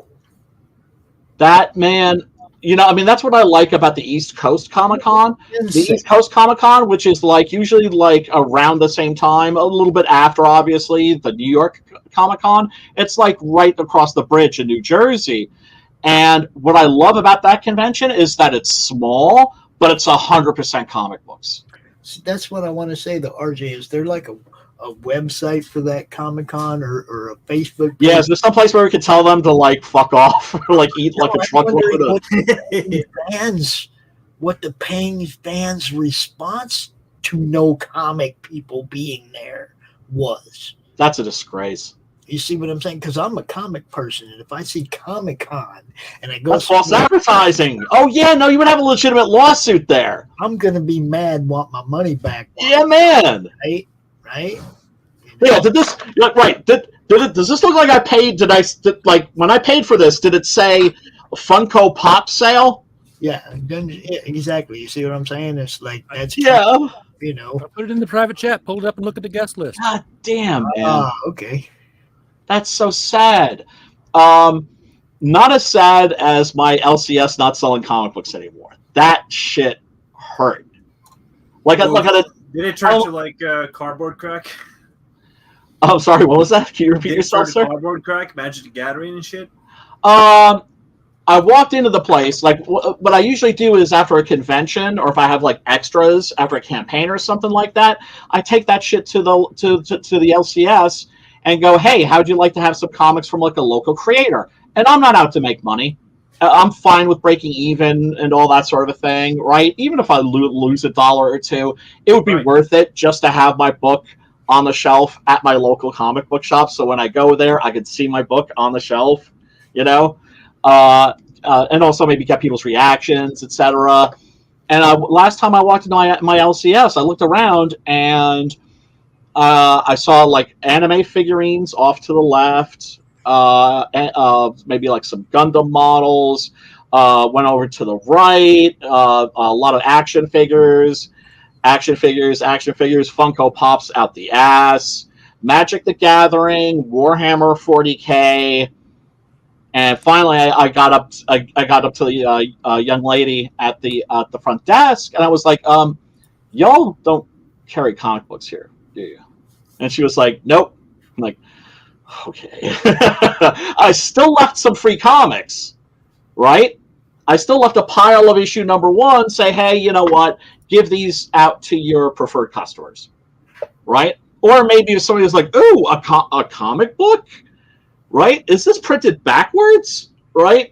Although, dude, they didn't even have manga in my LCS. There was just no, the medium itself was not on the premises. That shit hurt. Ow. Okay, now look, there's nothing here that says Artist Alley. Right. At all, right? Funko Pops. No, look, hold up. Let me go back. That's a battle maze. That sounds fun. Here is your list of exhibitors. I don't see Anybody? This is the Envy, Arkansas. Yeah, the NWA con, Holy Northwest fuck. Arkansas. Jay Delgado is that like maybe somebody that works in comics? Go to the front page and click. Oh on yeah, you were guest saying list. voice actors. Yeah, they're all voice. Okay, you got. Oh, because looking at the names, I'm like, just I mean, look, the comic book industry is a big industry, right? Although it's very small these days. But there might be people that I'm not familiar with, or maybe it's a name that sounds familiar. They did add one comic book person since the last time I looked at this thing. He's on the guest list. Jeremy Clark. Yeah, I think see he's a him comic right book here. person. Hacksaw Jim Duggan, Billy West, JBL. Okay, we got some wrestlers. We right? got more wrestlers than comic people. Vernon Wells, fucking Wes from Mad Max 2. Yeah. Cosplayers. Yeah. But I mean, I find that the idea of the celebrity cosplayer really unsavory. Because to me, like, it's not that I don't love the cosplay, because when you're at a convention and you see a dope costume that somebody clearly put love and hard work into because they love that character. Yeah. Right? That's always awesome. And then when I see some, like a really rare one, when I see like a Martian Manhunter cosplay or something like that, or a Nightcrawler, I'm like, dude, right? Your costume's awesome. And you can tell they do it because of that interaction. Hold up. Now you trip right? over Harley Quinn. I want to show you something. Oh, well, dude, that was the original cosplay. Look at this. Look at the dang, Groot. that's a good Groot. Look at Yeah, that. look at that little boy looking up at him with a sense of wonder. Dude, that's Isaac when he was little. No way. Yeah, look. Hold up. Let me show you the other one. Look at this face, dude. This is comics and love. Look at that face. Oh, yeah. That gives you the fee-fees. So freaked out, dude. He was like, oh my God, it's Groot. And that thing was like 12, 13 feet tall, dude. It was huge, right? So how do you, right? Because we're all like grooving off of his reaction. Think about the guy in the costume. Dude, he's jacked. Can you imagine how much fucking fun that must be? Or we've all remembered that picture, that photograph of that little boy. All right, he got the adorables. Those are pinchable cheeks if I have ever seen them. And believe it or not, behind him right there, the guy bending over the stroller, that's Grandpa with Gabe. Gabe was just a baby. Aww. Okay. And Isaac was little and Gabe was just really little, right? That was wow. First con. That was wow. First con. And we had so much fun that day, dude. It was cold. We had to stand in line. But I mean, look, dude got to hang out with everybody, man. Oh, that's so wonderful. He had a blast. That's fantastic. Yeah, and that's the thing. It's like that I know all of us have in common. Like if you're a comic book guy, is you mourn that generation, like just not, well, I mean, look, I guess they're discovering the stuff through like the movies and everything. Hopefully that'll lead them back to the comic books. But now it's like, like my problem with the celebrity cosplayers is that they're like, they're just dressing up just to dress up and create like a bizarre fandom. They get free convention appearances because the convention will pay them to be there because people want to meet this person.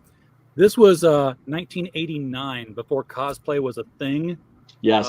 Cosplay existed at Star Trek movies, and that was it. People would put their ears on. Star Trek cons, yeah. I used to see some Klingons eventually, sometimes. Yeah. This was Chicago. Yeah. Chicago Comic-Con at the Ramada O'Hare, and they had this great chair there, which was like the chair from Batman #1 that the Joker was sitting in. That's right. I've seen this before. Continue, sir. So I had my friend take my picture, and as soon as he's done taking my picture, this other guy comes up to me with his daughter, who's about 10. He's like, how much for pictures? Yes. Dude, I'm just here. If you want a picture, take the picture. It's okay. That's how it starts. That's how it starts. But that's how it starts, is when somebody takes that money, that tainted money that should be given with love. What's that? Is that? I know that's Denny O'Neil on the right. That's Who's that? Giordano. That's Dick Giordano. Dick Yeah. Giordano. Even. Yeah. I'm sorry, guys. I need to I need to wet my whistle here. But yeah. Oh man. Yeah. I got to know Denny a little because he taught a course on comic book writing at the local community college. And he was just a wonder, just super fucking humble, and I was like an effort not to geek out. I allowed myself to geek out on the last day of class. I was like, dude, You can up see until that that point, I was like, I'm gonna play cool. Artwork. Yes. The original Mignola page. Yes. On there. But Yeah. the movie poster obviously dates where this was. I've Yeah, got sure pictures does. somewhere. Had pictures somewhere of the same year with me with Jim Aparo, and me with Dick Sprang. I got them all to sign my hardcover Greatest Batman Adventures and Greatest Joker Adventures. But now you open that thing up and it's like a funeral book because everybody who signed it, with the exception of Dave Dorman and Steve Englehart, are gone. Yeah, it's been a rough couple of years, hasn't it? And I have Sheldon Moldoff's signature in that because he did some of the Golden Age Batman stories. Wow. So I got it signed in both of those hardcovers. Damn. We lost Neil Adams. We lost George Perez, of course. We lost a bunch of freaking legends, man. The last 3-4 years have been really bad. Really bad. But that was also, for me, what part of the convention thing was about, was giving these people that love while they're here. And when at the best conventions that I've been to, the aura that you get, the vibe that you get, have you ever walked into a place and there's just a bad vibe? The best conventions, you'd walk in, it was just love. Dude, got to hang out with Mario, the Blues Brothers. Holy shit. The freaking Blues Brothers. Bad influences there. Captain Wallace, Spooky Joe. Look, we had a blast. Baron Samedi. But you always got to watch out for the munchkins in costume. Yeah, man. And you stop them and you take pictures with them and you make them feel like part of the event. Oh, dude. Of course. Okay. Before I get my drink, what's the cutest thing you've ever seen at a con? Because I remember, I've seen Batman and Robins where the father's dressed up as Batman and the little kids dressed up as Robin. Actually, the cutest thing cosplay I ever saw was not at a convention. It was at my front door one Halloween. Doorbell rings, and there's Norrin Rad, Silver Surfer, right? Full costume with the board and everything, right? But it's not about him. It's about Galactus. Yes. Down. Standing right next to him, little fucking 4 or 5-year-old Galactus. Oh my! I'm telling you, it's really what. I showed you the picture of Isaac with Groot. Okay. Yeah. That wasn't pulling my. I was taking them pictures. Yeah, man. Yeah. If you have you have no fucking heart if that shit doesn't pluck at your heartstrings. You don't have a heart. At that same con, he saw Batman. A good representation of Batman, and he was like, Ghost Rider's bike's here, where's the Batmobile? And dude was just like right? I mean, kid put him on blast, like with the actual fuck bats. And then there was a Wonder Woman with blonde hair, and he ripped her too. Oh no. He's comic book accurate. Oh wow! He was like, that's heavy duty. What's up with the hair? Now he got to meet Magneto and Rogue and Matt Murdock, who he was like, "Grandpa, who's that?" And I was like, "Well, that's Daredevil's secret identity, dude." And he goes, "Oh, blind guy," and I was like, "Yeah," and he goes, "Oh, cool," and so he went over and got a picture with him too. Oh man! And there was the one. Oh, sorry. Go ahead. The cutest one I saw was at Archon, which is probably the only con I ever go to. It was Batman and Catwoman and Robin family. Yeah. Lego. So it was like they'd put boxes and they had, their hands were, There was the grip form. Nice. That's insane. Father and I think father and daughter at Savannah that were dressed up like Tusken Raiders, and they had made their own costumes, and they were. Oh yeah, that's what it's. Because that's what it's all about. It's all about like if somebody wants to wear like a pre-made costume, that's perfectly fine. I myself, I'm a sucker for a good Red Sonja. Of course. Why not? Use myself, but yeah. Yeah, maybe. Always stop for Red Sonja, Vampirella, Slave Leia. Yeah, Oh my God. But it was man. What's her name from The Fifth Element?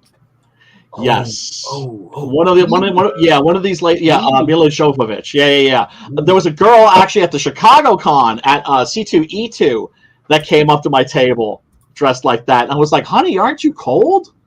Because it was fucking bitch ass cold. Not so much in the convention center, but like the time of year, and I was still like, "Honey, you're naked. You're completely naked." Yeah. And that's fine. I don't have a problem with that. It's like, are you okay? Yeah. Brian. Yes. She had season pass. There you go. Oh snap. Kazang. All right, I'm gonna get a refill. Did we get any more backers? We are still at 52, which, hey, like you said, that's 5 more than we had when we began the day. So, just keep talking about it. Keep just please, everybody. Share that link, everybody. Back in a second. If you tune in for 2 minutes, take the time to click that pin link and share it. If you tune in for 30 seconds, take the time to click on the pinned link and share that campaign out. It's all I can do.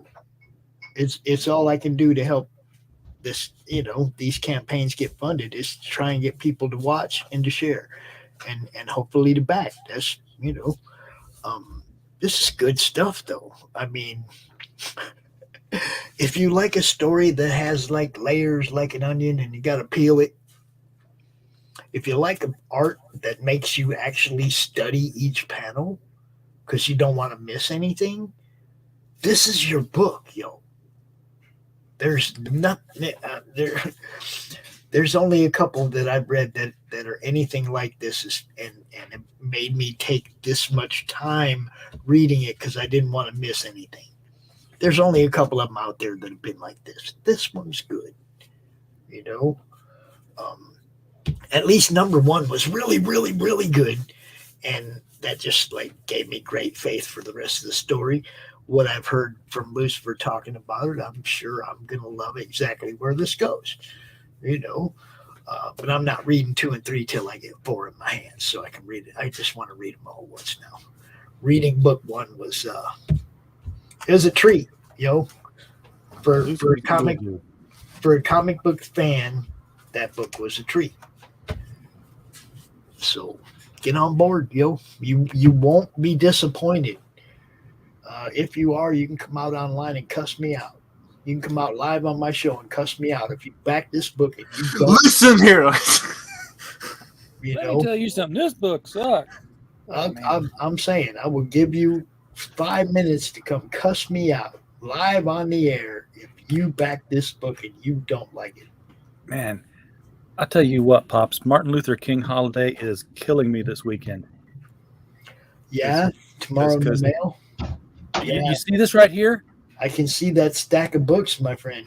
This is not a stack sitting on a table. This is a stack sitting on the floor. Yeah. Huh? Yeah.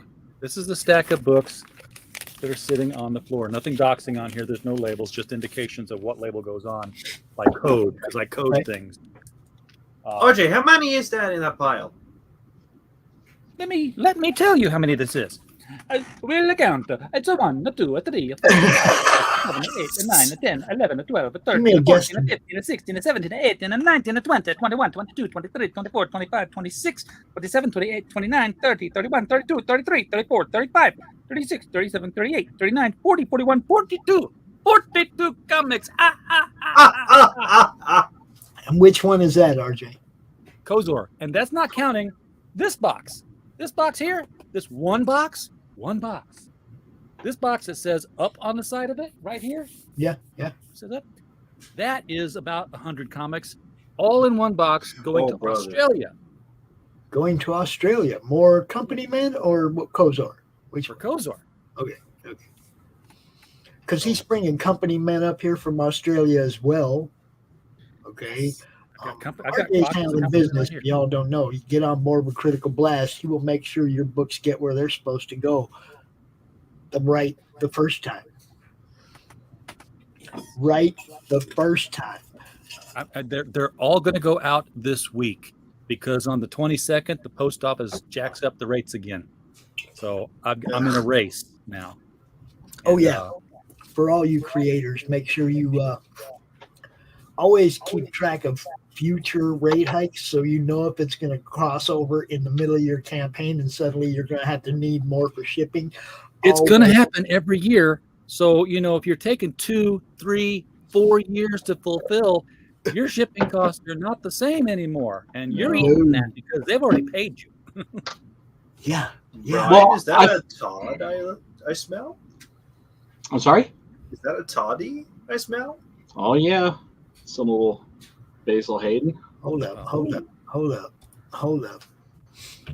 Toasted. Nice. From the bottle. You gonna finish that? No. I'm not gonna swing it. Please share with us. We're a Philistine.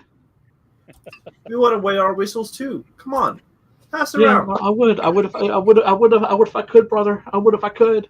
I'm down with sharing.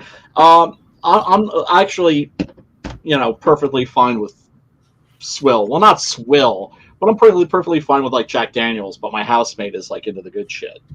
Bill, I'm gonna ask you to do us a favor. Snatch that link, that link that's pinned up at the top, that's pinned to the top of the YouTube chat. Please share that out on your socials. There's 3-4 hours left. This guy's got a ways to go. We're trying to get as close as we can. All right, so do me that favor, Phil. You know I do it for you, man. Yeah, baby. Yeah, like we were saying before, folks, this book looks amazing. I haven't read it, but if you want to read it, the first issue right now, you can go to luciferstorm.com and download that issue completely for free. Now, what does that tell you? That tells you, because you can always do the same thing on my campaigns. I always have a link to the first issue that you can download of Six and Gorilla that you can download for free, because I have complete and utter confidence in my product. And obviously, so does Mr. Storm. And as a bonus, if you regretted not backing this sooner, with having read issue 1, of course, for free, you can always do the catch-up tier. Mm-hmm.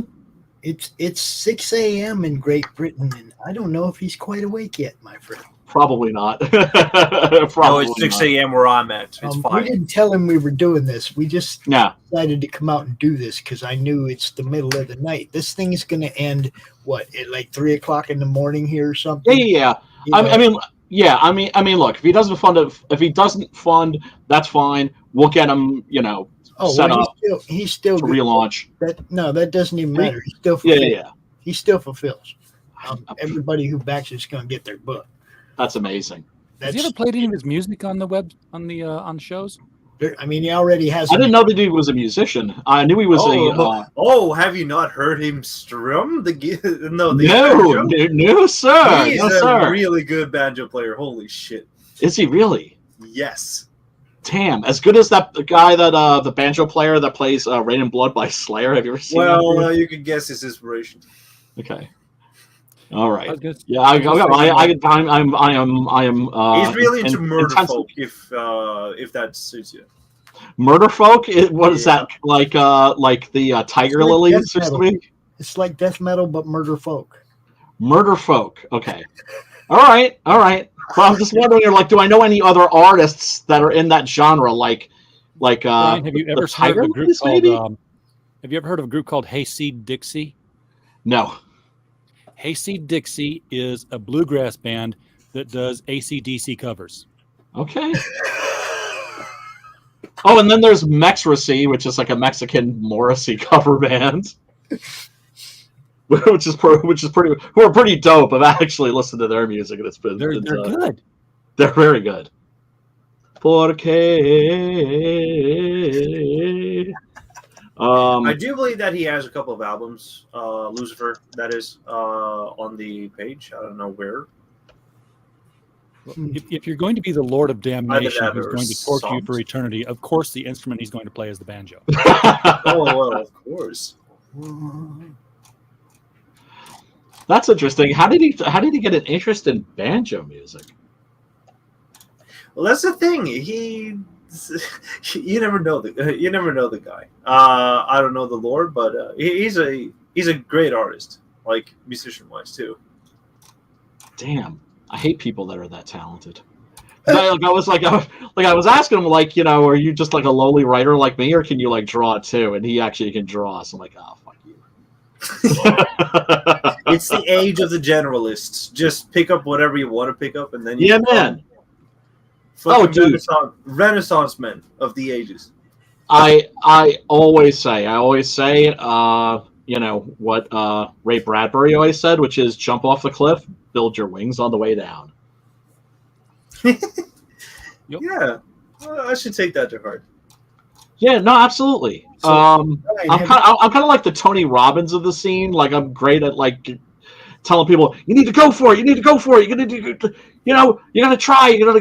If you're afraid of making crappy art, that's okay, because you're gonna make crappy art before you make good art. So get your crappy art out of the way now. How many of you have seen Lucifer's intro? Oh, he has a dope ass intro. I didn't know that he has a dope ass intro. Are you ready for this? Is it a dope ass intro though? Well, it is.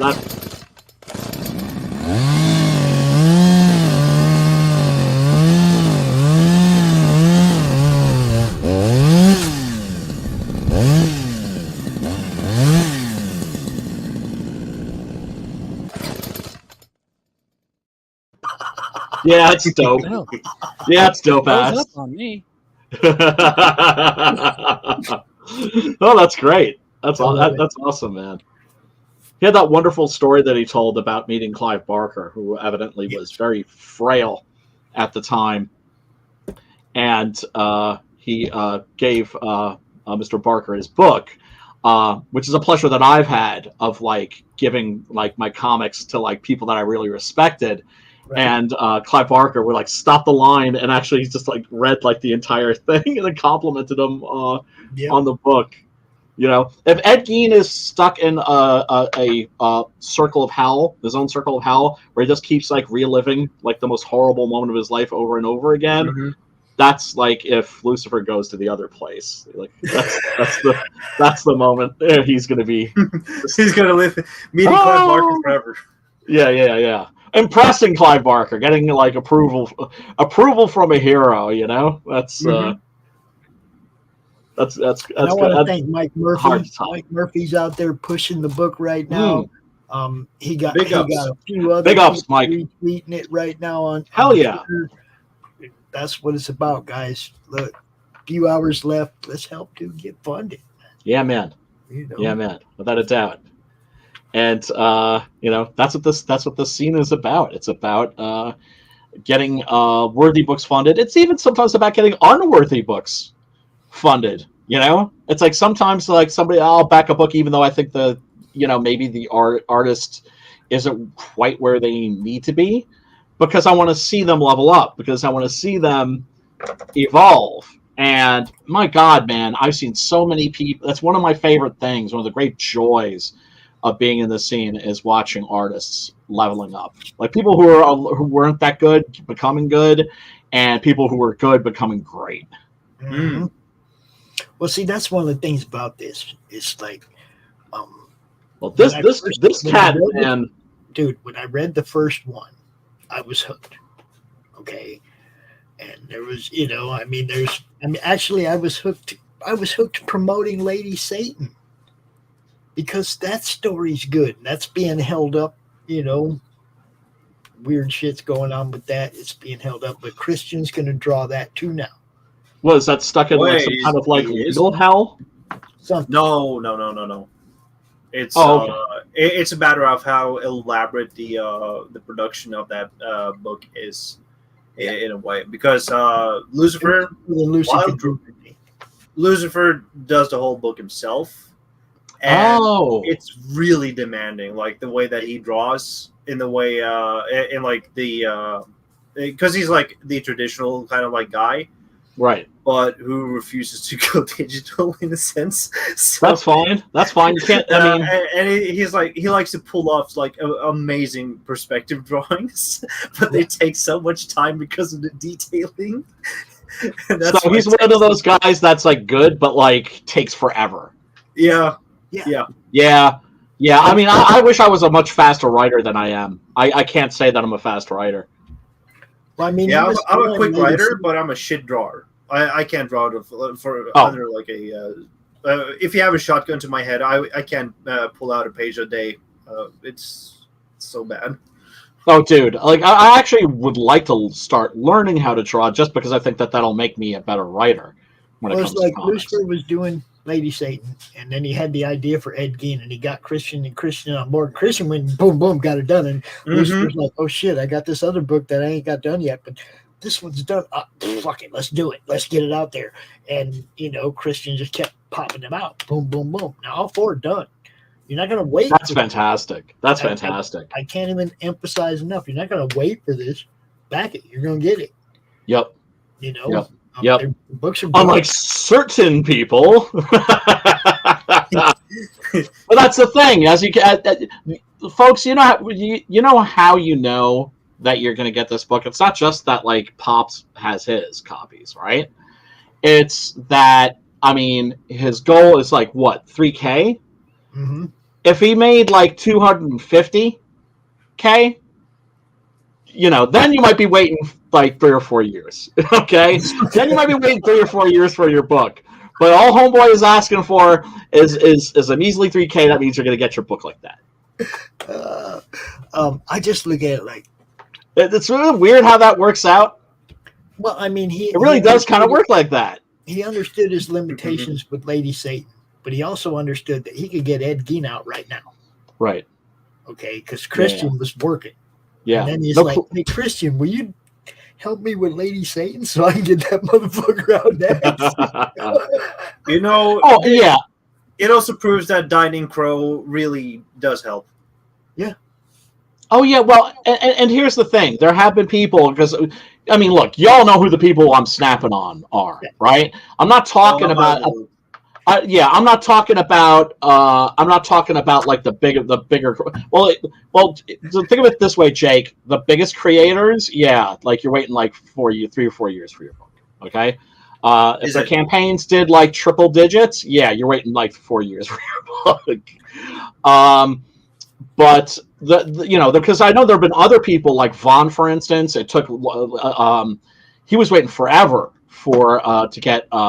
Monster MD out, and I kept reassuring him because I knew it was killing him. I was like, dude, don't worry, you're keeping the backers updated, you're being transparent, and you're making sure, like, because we would rather get the books awesome than fast. Yes. Right? So like once a book comes out and it delivers, and I'm sure it will, I wasn't, but I told him I was. And sure enough, it came out and it delivered like a mofo, and all was forgotten, all was forgiven. So I know that there are people, there are extraneous circumstances, and I get it. It's just like those people have an excuse. What I'm saying is the people that have like 200, like have made $250,000 have zero excuses.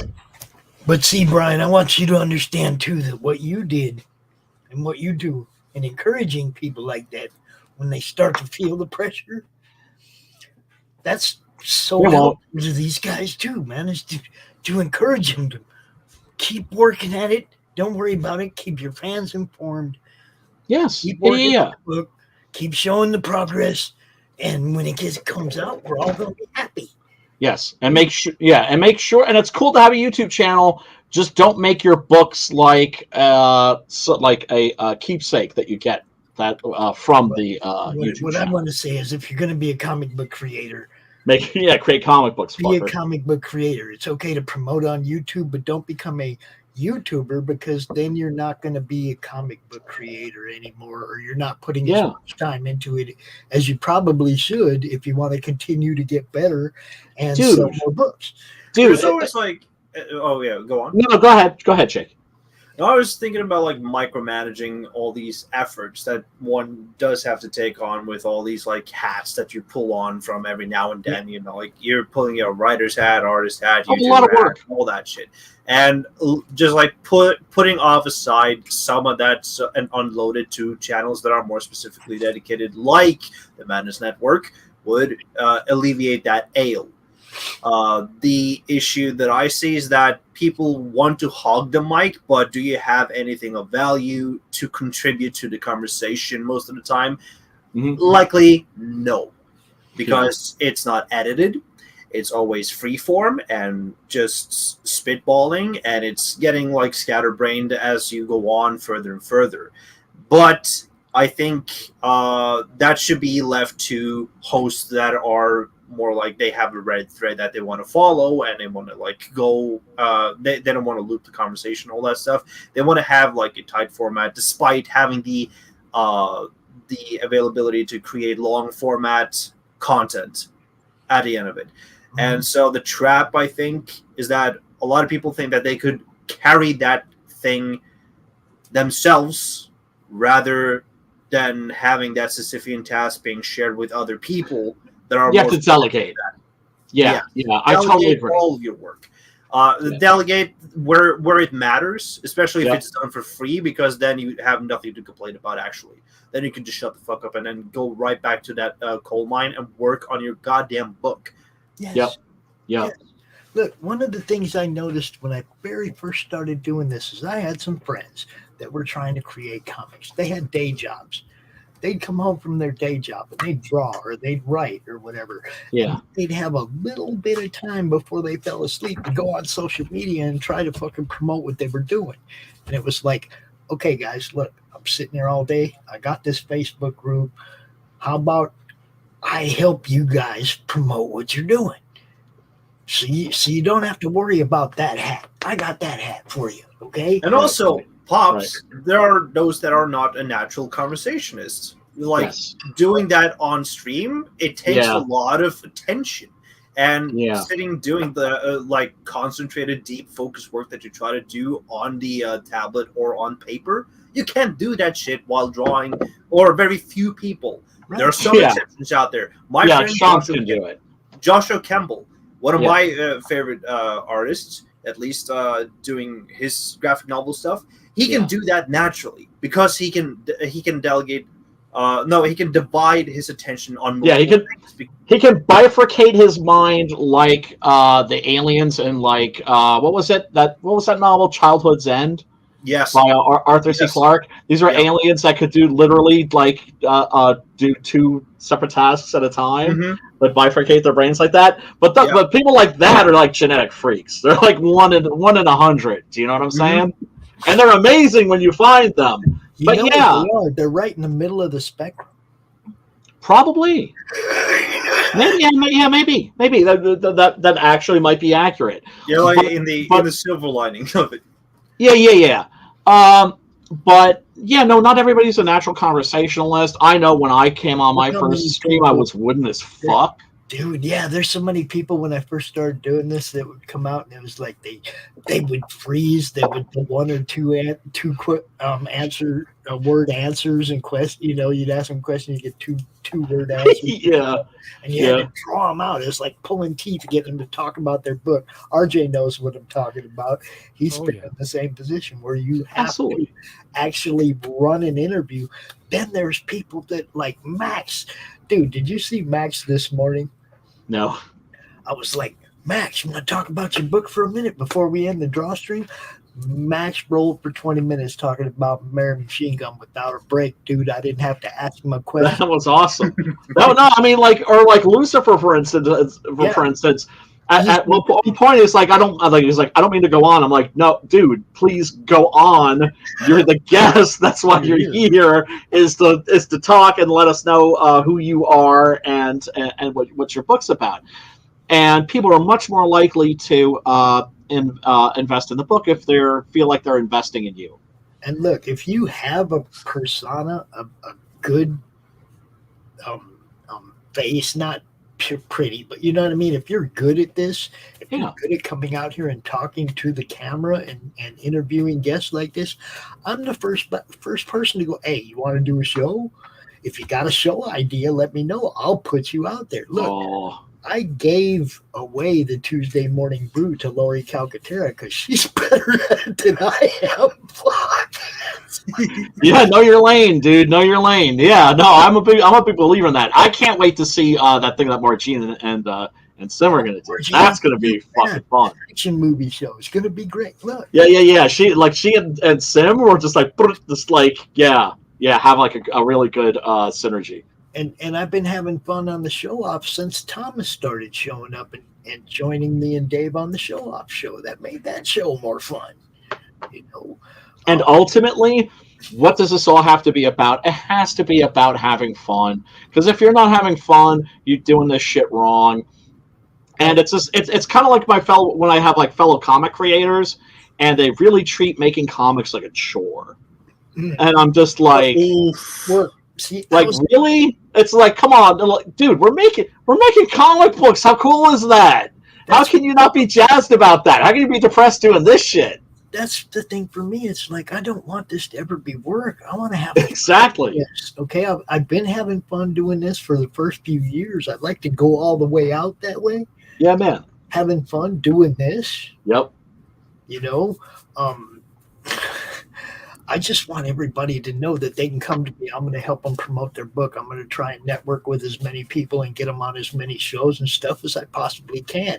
And if they're a sponsor, then I'm going to make sure that their logo gets seen, their ads get seen, their videos get seen, their products get seen. Speaking of logos, RJ, we were talking about your dope ass intro on your channel. Yeah. And all the books that you're fulfilling on. Oh yeah, that's dude. This right here. Watch.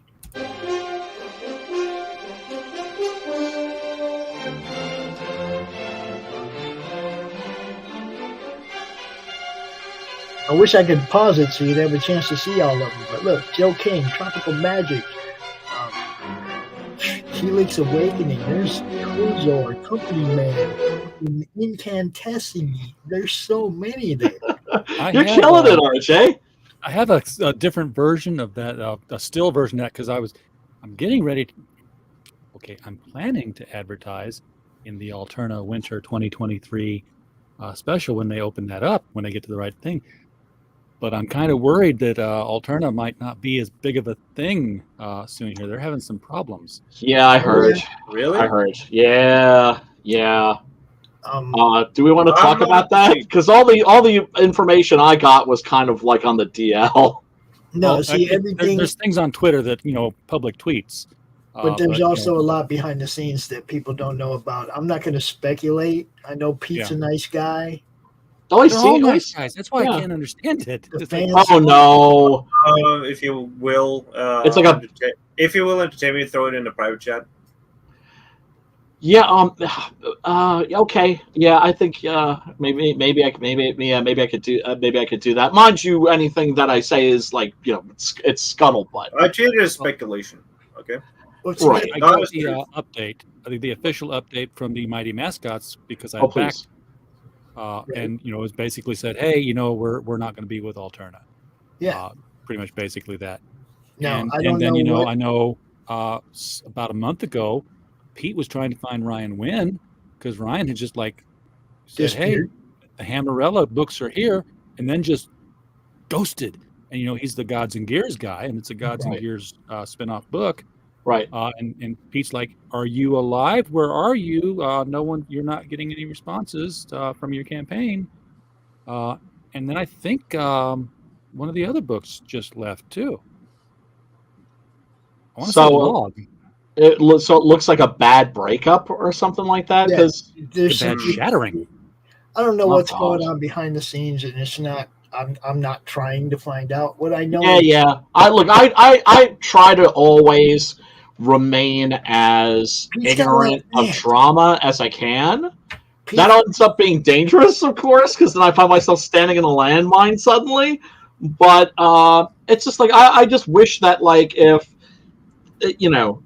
things don't work out and people go their separate ways, that it be friendly, that it be amicable, and that everybody behave in a civil and adult way.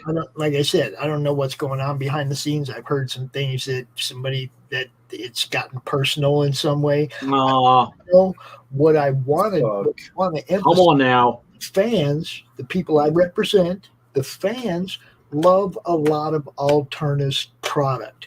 If somebody leaves Alterna, that doesn't mean the fans aren't going to still like that product unless these guys make a mess of this. Then you might have people going, I'm not going to back anything that guy does anymore because he was mean to my friend. Right. You guys, just handle this. Just handle it cool so that everybody's fucking still likes all of you at the end of the day. Right. You need that to sell books. Right. Keith, come on, guys. Everybody involved. It's like just be cool so that you still have all your fans at the end of the day. Right. It's oh God, because the last thing we need is more factionalism. I mean that sort of happens naturally. Factions and cliques. I mean, I understand it's human nature, right? Ill will. If you cause ill will, then you're going to have people that are mad at you. Those guys. Well, I mean, you're always going to have people mad at you, even if you didn't do anything wrong. But you can minimize the number of people that are mad at you by at least always trying to do the right thing and treat people the way that you'd like to be treated. Yeah, I mean, that's what I'm saying. Don't make a big public spectacle. Shit's simple. Just handle your business and be cool so that everybody likes you guys all still. Yeah. So that's how I handled the breakup with my first girlfriend. It's just I don't know. It's disappointing. I don't like discord. I don't like seeing people turning against each other. It gives me a tummy ache. Like when I was a little kid, I was the one that was always like breaking up fights and shit, not out of any sense of altruism, but just because it gave me a tummy ache, and I didn't want a tummy ache anymore. So stop fighting. You're giving me a tummy ache, and I'm still pretty much that kid. Keith wants people to still back Mighty Mascots, no matter where he's being published. Right. With it. He still wants people to back his stuff, no matter what he's doing with it. Clint, everybody wants their fans to still like them. So y'all be cool with each other, so that remains that way. That's what I'm saying. Yeah, man. Absolutely. Man, it's just like I can remember when RJ was just talking about doing this. And for a while, we were just like, Sim is one of those guys that's always been like at the forefront, like, okay, how are we going to do this? How are we going to make things so that people don't have to like pay $25, $3 shipping, right? And RJ is doing it. I've been pushing what he does since the beginning. Even talking about it, it was a year of talking about it. Yeah. Yes, I remember this. Wait for the campaign to finish. Right. Take a while. And then Company Men was my first client that jumped in on that. Kimasabe? Swell dude, Kimasabe's thing. And then the funny thing is that the Embrace was the second guy to reach out to me, Odin, and he's like, I want, can you do this? I'm like, yeah, but you're in Virginia, dude. Why? I'm not saving you any money. He's like, you don't understand. I don't want to do it. And the thing is, we've got a whole new angle on this that we have not really advertised. Michael Bancroft is pretty much my pilot program on this one. But what if you want to buy, what if you're outside of the United States and you want to buy books that are being created in the United States and not pay the high shipping and they're not using Critical Blast fulfillment. Well, you buy the book, you have them ship it to Critical Blast, where we will put it on file with all the other books you back, and at intervals of your determination, we will package them all up together and send them in a bulk to you. So one shipping fee. One shipping. Well, you're still paying the American shipping fee to ship it to an American address, right? But then when you pay the $20 or $30 to have one thing sent to you, you're getting more than one book. Right. Yeah. It's not like $30 for like a trade paperback. Yeah. God damn. And that's the thing. That's why I always offer a digital tier, is because I don't like having to pay that much. Right? I mean, here in the States, we don't have to pay as much as a lot of our foreign backers do.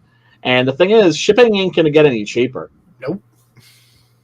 Shit's just going to get more and more expensive, man. It used to be like $25 to like Australia. I think now it's like 28 or something like that. It'll be 30 soon, I'm sure. Yeah, it's terrible. I live in Norway, so I'm just looking at the shipping costs, and I'm like, fuck this. Oh, the European shipping costs. I used to ship everything to Switzerland and have it broken down.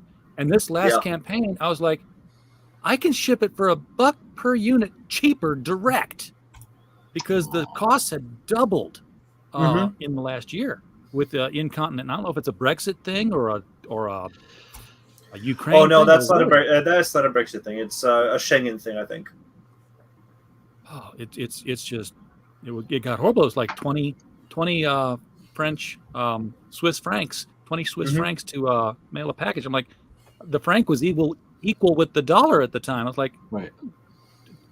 I'm taking the cost of shipping it to you, and then you breaking it up for 20 Swiss francs. Like, that makes it more than $20 per unit. Right. And I can send it for 20. Right.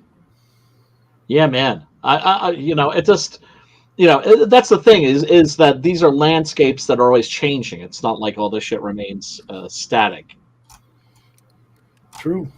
And, and you made a really good point about, and I think that's how I think a lot of the bigger creators dig themselves into a hole. It's just like, okay, when you made $250,000, you're waiting 3 years now to put out a book. The shipping's going to be like twice what people were paying for back in the day. Yeah. Especially the international shipping stuff, because that gets really weird and really expensive. Guess what? You're not going to come to me for more money. No. You're coming to me for more money. You got to fulfill, So do you think that might happen at some point? Because that's when I could see like the whole thing going down. Now, I've seen where people had to do that because like they were misled by shipping companies. Ooh. Okay, like what happened with Laughing Rogue in the games. They said it's going to cost you this much to ship them, and then they upped it like 180% or some shit. Oh my god! Fuck! What? Yeah. He took like a $9,000 hit shipping games to the UK last year. Oh, he would be justified going fucking Charles Bronson like Mr. Majestic on the ass. We talked about it a lot. It's just like there's sensationalism over much more minor shit. Yeah, time to go like postal. Who has the loudest voice gets heard. You know what I mean? You know what I mean? Yeah, man, I sure do. We weren't out there screaming about it, but we let everybody know this is what happened, and my boy took a big old hit, and some of the people actually like helped pay part of the shipping of the increase. That's awesome. That's awesome. He didn't require it, but he asked people, "Hey, help me out because they fucked me." Yeah. Well, as a business, you're stuck. I mean, I've had campaigns where, I learned something different on each campaign. And I've had campaigns where I've had things screw up. I didn't understand what was meant by certain things in the data. And, we overshipped on some things. I'm like, we ran short. And we're like, well, why did we run short? And then we figured out where the misunderstanding was. Like, oh, that meant this. I'm like, but it said this. Yeah, I know. It's really hard to understand. So, what do? We printed more. And guess who paid for them? We split the cost. To just print more books up, right? But nobody knows who that was, where it was. Yeah, you take care of it. Well, you take the hit, This is also one of the reasons, though, that I encourage people to talk to each other like this. Yeah. As opposed to always texting and whatnot, because A, stuff gets lost in translation. B, context isn't always there. No. You know what I mean? That's why we have emojis, those stupid friggin' emojis. We have those in our lives because of people, misinterpreting things. This is one of the things. So if I have a question to RJ and I'm asking him like this, he knows that it's a question. If I'm asking him in an inbox, he might think I'm irritated. Or doing like an inquiry. Like intonation does not translate well in text. No, it doesn't. No matter how you word it in a text, it can be taken wrong. Talk to people like this. Always know. Use your fucking commas, people. You have a clear understanding, especially in business. And semicolons. Don't forget semicolons. So semicolons are very underused. Yes. Can I show my pencil, Pops, or you want me to wait for that another time? Oh, you can share whatever you want, man. Oh, yeah. Okay. Unzip. Hey, Andy, what do you? Yeah, yes, I do too. Yeah. See, don't DM business. Make sure whoever you're talking to knows what you mean and that you know what they mean. Yep. You know. Yeah. So there's no miscommunication. Yeah, man. Dude, these are pencils by you. No. Oh, okay. This is the book that I wrote. The story I wrote, not even the whole book. It's a short. Featuring the Clock, the world's first American masked adventurer, and all the way back to feature funnies in the Golden Age. Nice. So you're going just full-blown Golden Age pulp shit. Oh, I know. This is where I have trouble working with an artist because I sit down to write and I'm like clickety clickety clackety clickety clackety clickety clackety. I did nothing, and I look at you guys draw and I'm like, oh, that's talent, that's work, that's effort. So when it's handed over and it says, "Is this okay?" I'm like, yeah, it's fine. Even if there's something like, well, the steering wheel's on the wrong side of the car, but other than that, yeah, you have to speak up. Yeah, I know exactly what you're talking about. Yeah, I had to ask Preston to change a Zeppelin. Right, in Six Gun Gorilla 8, there's this big reveal where you discover that the villain has this Zeppelin prototype, in the side of a mesa, right? And Preston drew this big, beautiful page of this big, beautiful Zeppelin, but it was like a steampunk Zeppelin. And I was like, no, this is going to be like, no, it should look like more like diesel punk, more like a World War I kind of a design, Brian, Yeah. You like that amazing screw-on head Zeppelin? Oh my god! I did that. I know, right?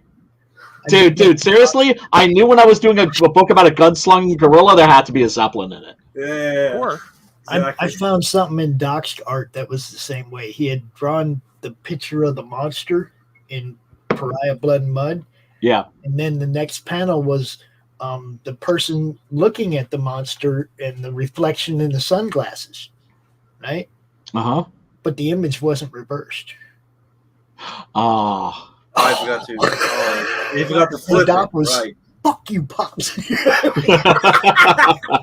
But here's the thing: when you work with a professional, I told this to Preston. What did he do?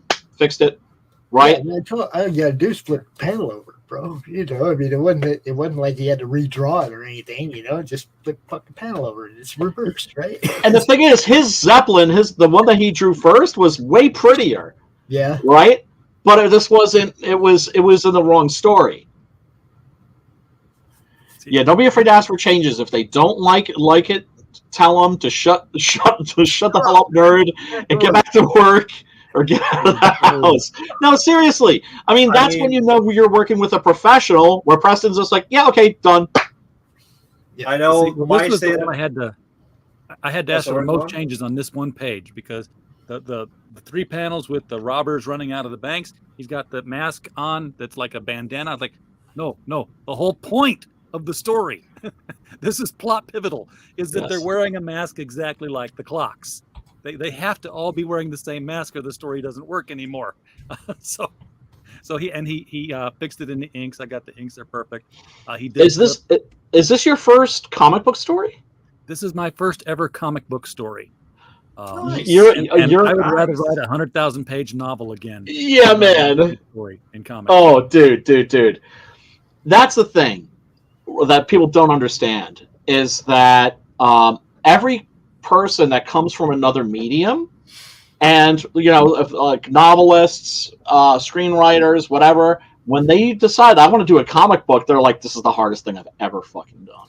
I had to sit down and draw with stick figures and horrible art just so I could see the panels in my head, so I could get back to the page and say, page 1, panel 1, page 1, panel 2. Here's the layout. Here's this. Here's that.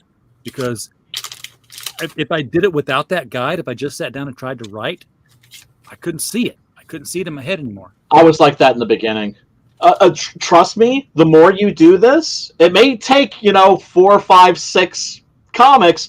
Eventually, you get it. It clicks, and it becomes easy. Oh, hey! See, I would much rather do that. That's a lot easier. Oh yeah, way. Nice. Oh, is that hardcover? Yeah, sure is. Sweet. Oh yeah. Oh yeah, boy. Yeah, boy. What? That's some. Oh yeah, giving you some love, Pops. Giving you some love. That's awesome. No, we giving it back because y'all need to get those dudes. This hit RJ. Dust jacket. I don't know if there's any, but if there are, hit RJ up and get your. There are still some. There are still some hardcovers left, and they're in our store. If you just hit any of our videos, it says, "Hey, we've got a store," and it'll take you to our Square store and all the books that we've published and have for sale there. Oh man, I gotta get this. I keep this one bagged up, RJ. We don't even let the elements get to this one, buddy. Here's the question, RJ. Are you planning on releasing plush Pops Van Marmalades? No. Not yet. Damn it. Not Damn yet. it. Hey, we could talk to Katie about making. Yeah, right? Oh my god. That'd be crazy. Hand puppets, dude. Prom and marmalade hand puppets. Oh, that'd be amazing. Now I'll tell you what we have talked about. I can't think of the person's name now. It's a lot of work. Okay, so Jason Hunt has Sci-Fi for Me, right? That channel there, and every once in a while he and I do a joint thing that's called we're Critical Blast. He has Live from the Bunker, so we'll do Blast from the Bunker, where we've got a guest that's like kind of in the middle of all our genres, and he'll talk and I'll talk, and he's got a guy there, Christopher, who also has a puppet. And Jason was in town here recently, and we were talking and having lunch, and visited a huge bookstore, and I made him drop a chunk of change there. And we were like, what if we could get Frank Oz as a guest? And have him interviewed by Marmalade and Christopher's puppet. And he's like, now let's look, work on that. If you guys didn't see it last week, that would be amazing, UFO man. Show. They had a UFO show on the Bunker Blast last week. It was good. I even replayed it on the Madness because it was good. Yeah, that was interesting because usually Jason runs it from his side, and then he sends me, because he doesn't do StreamYards, he does all the OBS stuff. Right. So he sends me all the RMTP codes. He's like, okay, log into your create your stream, and now send me the keys and everything, because all I got to do is put the keys in and it'll feed that stream. And he'll like, okay, now press the button when we're ready to go, and it's live. So this time around, it was me running it because he knew he was going to be out of town. So he's like, okay, well, here's my RTMP codes. Go to your StreamYard, make the, you can create new outlets in StreamYard if you know the RTMP code. So we streamed to Odyssey with no problem. I was going to stream to his YouTube because I put the code in there. Stream to Rumble. I forgot that he wasn't there to press the go button on the YouTube site. So it was streaming, but there was nothing to receive it. He's like, oh yeah, I forgot about that part. So he just uploaded it as a replay. But and then I downloaded it and uploaded it again and played it again because it was a good show. Look, RJ knows. Okay, he has Monday and Thursday nights his time slot, 8 o'clock, goes on the Madness Network too. And I have nobody tomorrow. I've been saying like it's been a rough 3-4 weeks here getting people on. Really? Yeah. Well, it's a holiday, so I expected it, but I'm ready to get back in the back in the saddle again now. Okay, so you guys heard it. RJ needs a guest for tonight, for late. I gotta hide.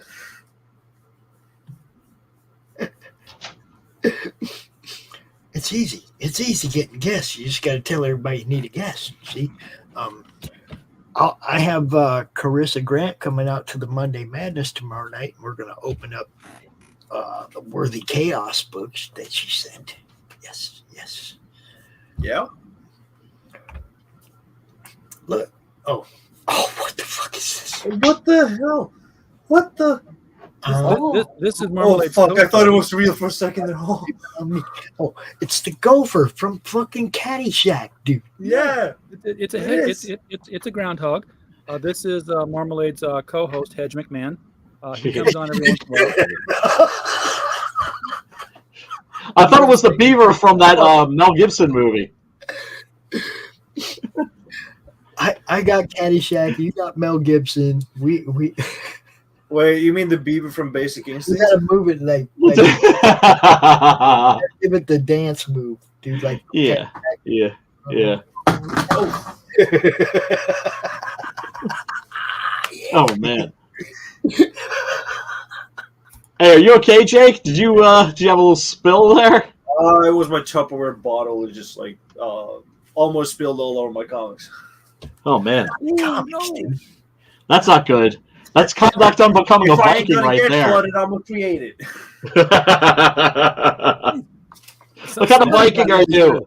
That's why I always put the comics up behind me high and the liquid is in front of me low. See? Pops, I don't have shelf space anymore. I have so many IKEA Kallaxes all over the place right now, and they're all sitting on the floor just like howling for more shelf space. Dude, let me tell you about space. You this is my world right here. RJ, take one for the team, man. Take one for the team. RJ, the things I've been trying to help RJ, let me say it. I have the same fucking space that you have. Like I try to mathematically feng shui this bullshit, but I can't. So here's what I did. This was where I had my folding table with both laptops on it that I work on. Yeah. And I needed space, so I ripped the top off the folding table, folded the legs up, I ripped them. They come off. I put the legs away, shoved behind a shelf against the wall because there's nothing back there. Replaced the folding table with this 5-shelf wire rack that I've got here. What the? Oh man! Yeah, it's the wire rack. It's like you're living inside a submarine or something, bro. So listen here. I've got the bottom shelf is filled with packing materials, bags and boards, and boxes of the company men. My computers and microphones, my printers and my label printers. Damn. Packing materials, and Gemini mailers stacked up to the ceiling. Okay. Damn. So now what am I going to do for light? So I get these clip lights here that are clipped to the poles. Yeah. And I've zip tied the cords to the side here so they're not dangling out. But that's not all. That's not all. Because There's more. I get tired of this crap being behind me all the time when I do a real live show. So I'm like, I've got a screen, but I don't have room to set it up and take it down all the time because I'm tripping over it all the time. So I go to the hardware store and I get myself 2 48-inch rebar. Okay? Half-inch, 48-inch rebar. Hardcore. Through the top of this top shelf, the ends of this top shelf, because they got the little lattice thing going here because they're wireframe. I mean, you can this thing here. And it's got holes in it. So I slid the 2 48-inch rebars in there till they touch the wall. At least 24 inches of rebar sticking out here. Okay, so and they're there. They don't catch your head on that shit, dude. Oh, they go right over my head. Okay. Okay. RJ, are you living in a bedroom? On, then I bang it. Do you have a bedroom or a storage unit? I gotta ask. I've seen storage units being converted into like small apartments. It's fucking. It's like a dive. It's like a diving bell. It's like living inside a diving bell. I'm subletting a bedroom in an apartment. That's all my space. But I Damn. went back to the hardware store. I got 2 30-inch PVC pipes, and four 30-inch PVC pipes, and 2 sheets of fabric 90 inches long. And I fabric glued the PVC pipe on each end with the fabric rolled over it, and I slide both of them on to the rebar, which makes a canopy around me of either black or green, whichever one I choose. And I've got instant studio cubicle. Respect. Nice. That's you're a badass, RJ. You're a badass. Since I first met RJ, and he's told me his story. Obviously, we've been friends for a while, and I know what's going on in this. Like, one of my goals, not just is to get you guys comics sold and stuff like that, but it's to get him out of that fucking room and into a place big enough to handle the business that I'm trying to push his way. It will happen. So it will happen, and we're seeing it happen. He's making it. Homeboy's making it happen. Business his way. I keep telling people, go to RJ if you need fulfillment help. Go to RJ. I keep telling people because I want him to do well enough to get out of that little fucking room, man. Hell yeah, man. I'm sorry if I get internet access there. Oh man, I'm sorry to hear that, RJ. That's tough, brother. That's a tough situation. It's been a lot of fun doing the work. I mean, Kozor is my biggest project to date, and it's slow going because the boxes were coming. There were over 10 boxes coming from Australia, and they didn't all come at the same time. Yeah, one of them arrived. Just scroll up, Andy. It's there. You just got to scroll up. Were you telling me like you opened the door one day and it was like the door was like box? You were like literally boxed in or some shit like that? Yeah, this room was boxed in. I had spent all day bagging and boarding and Gemini mailing, and I wasn't thinking about not getting out to the. I couldn't get out. I had stacked everything over here and on the bed. I had no place to sleep. I had no way out of the room to go to the bathroom. Oh my god! It's like the casket of Montiano. It's like the casket of Montiano, except you walled yourself in. Yeah, it was exactly like that. You're hardcore, brother. That Respect. is Kafkaesque as fuck. Holy shit. Respect. That's good. You're a I gangster, had to take man. books out that night. I could not wait until the morning because I had no place. I couldn't sleep in the chair. I couldn't. Oh man. Oh god. I was in the zone. It's like fold. Yeah, hardcore. RJ, you should totally do a short story about this. I agree. Novel, but as big as Kozor's been, Reenie's is going to be. Oh Jesus, dude! Oh my god! Oh my god! But you see, that's the thing. It's like the most I've ever had in terms of backers has been like I think 417 for one of my campaigns. And I remember sitting there and bagging and boarding and folding and the Geminis and all that shit. And you start to take like your good fortune for granted. You start to get real resentful, but oh man, I gotta do this shit. I mean, it's a hassle. It's a hassle that you want. But how did you do it? How did you approach it? What would when you first sit down to do it? What do you do? Increments. Yeah, increments. One of a little insight into how and why he does it, how well he does it. So when you sat down to do it, what's the first one you fold up? Oh, the first thing is I just get the Geminis. I bust the box open, and I've been on streams folding Geminis. Yeah, which is a cool thing to do because then you're very much in the conversation. Your hands are just sort of doing the work. Muscle memory and all that stuff, and it lets people know, hey, look, I'm fulfilling, right? I'm folding up Geminis. But how do you know what to put in there? Oh well, I mean, I see what people ordered. It could be it could be a single issue, it could be a trade paperback, and some.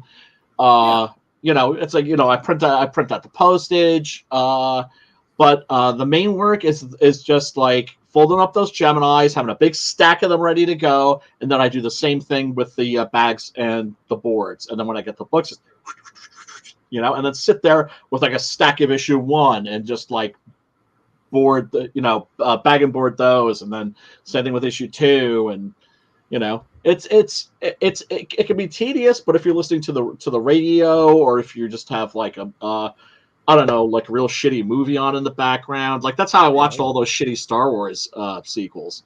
Do you know what I mean? Like the Christmas special. Oh, Oh man, you know what? I watched the riff tracks version of the Chris. Hell yeah, brother! That is so dope. Fuck. And I couldn't finish it. And I was like, this is like being stuck in the ninth circle of hell. I understand why George Lucas didn't want this out there and why he wanted it buried under the vault. It was, I mean, even like, because I thought, you know what it reminded me of? It's one of those things where you're like, oh, this is going to be good, but then you find out, like, no, you're going to be like in like sheer like shrieking hell. Same thing happened when I watched the fucking Fabio movie. Oh, what up, Andy? Andy. Fabio rocks. I agree that Fabio rocks. But the Fabio movie, I think it's called Time for Romance, right? And my friend and I, we sit down, we're like, oh yeah, we're going to watch us some Fabio, being all romantical. And within like 20 minutes, we're like, please kill me. Like, in other words, you think you're getting into something that's going to be fun. On the meme. You were sold on the meme. Yeah. Honestly, I don't like Fabio. Literally watching it is just torture. How can you not like Fabio? He's fucking Fabio, man. You have to respect that shit. Well, no, I can respect it, but doesn't mean I gotta like it. All I'm saying is, like my friends and I, it's like the way we vibe is we're the kind of people where if we were someplace public and we saw like certain celebrities, like, oh hey, that's Brad Pitt, that's interesting. Oh, it's Angelina Jolie. Oh, that's interesting. Fucking Fabio, dude. You know, we'd be all into it. I'd probably be like that if I saw Neil Breen out in the street too. See, you understand. Right. Like, you know, you're just kind of like, Tom Cruise. That's interesting. Tommy Wiseau. Right. I've got my bucket list people that I've been fortunate enough to interview and meet. Like I used to interview a lot more people who were on TV shows and movies and stuff. Yeah. Right. Yeah. And I had the opportunity, two guys that I said, look, I'm breaking professionalism rules here at the end of this interview, and we're off air now. But I've got to find out how to get a signature from you. Yeah. So I have them both hanging up on the wall up here. Actually. And they are Thurl Ravenscroft. Okay. And Alan Parsons. No shit. Oh wow. What was Alan Parsons like? He was very polite, very he's English. Yeah. Well, I mean, yeah, that doesn't make him a gentleman, you know. He was very gentlemanly. We talked about the passing of Lenny Zacatech at the time. Yeah.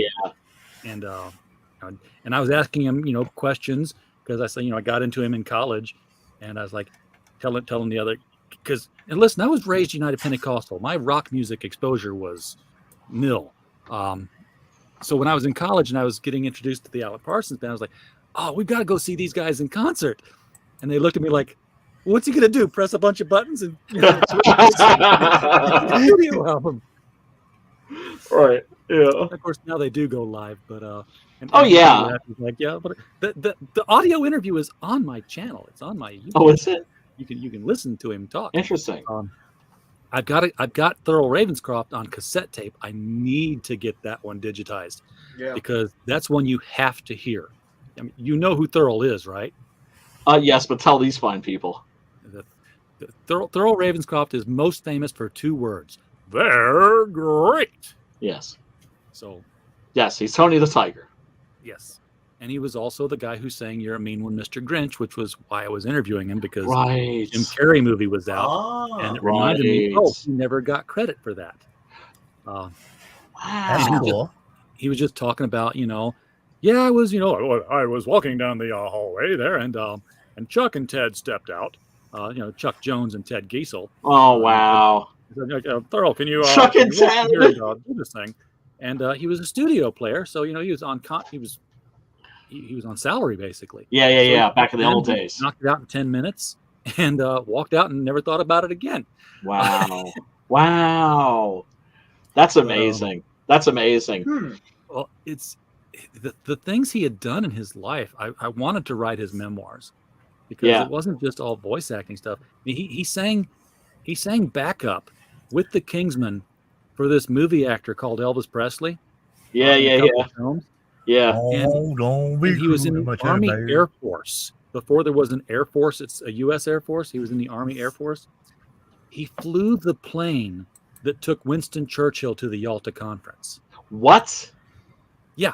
He was the pilot of the plane that took Winston Churchill to the Yalta Conference. That's insane. Yeah. So that's insane. That's like finding out that Neville Brand was like the second. Neville Brand was an actor. I'm trying to think what people would know him from. If you're a horror fan, you know him from Eaten Alive, which was Toby Hooper's next film after Texas Chainsaw Massacre, about a guy that like runs a hotel and he feeds his guests to like a giant alligator that lives like. Oh shit, that's my favorite. That's one with what's his name again? Freddy Krueger. Yeah. He's in that one. Robert Englund's in that. Yeah, in Robert that too. Englund is there. That's his debut. But that's Neville, like passing the torch, sort of. Yeah. But Neville Brand, I found out, was the second most decorated American soldier in World War II after Audie Murphy. Oh wow! Audie Murphy got the better pictures. Yeah, well, that's debatable, but he got the more promoted pictures. Yes, certainly. But I was just like, it's like one of those things, where you find out that Christopher Lee was like a secret, it was like an actual secret agent. Actually worked for I think MI5 or something like that. With, his cousin is on our show regularly, James D. Lee, who's doing the Steins book. He talks about going to family reunions as a kid, and there's Christopher Lee, and he's like this real tall person. And I just DM'd him the other day, said, "Hey, I just got a Blu-ray review solicitation for a movie with Christopher Lee in it, and I'm asking for it." He's like, "Oh yeah, what is that?" I was like, "Eugenie." Now you know that I am a Hammer Horror stan and a Christopher Lee stan and a Peter Cushing stan. I don't know if you've seen these wonderful Mego figures they recently came out with.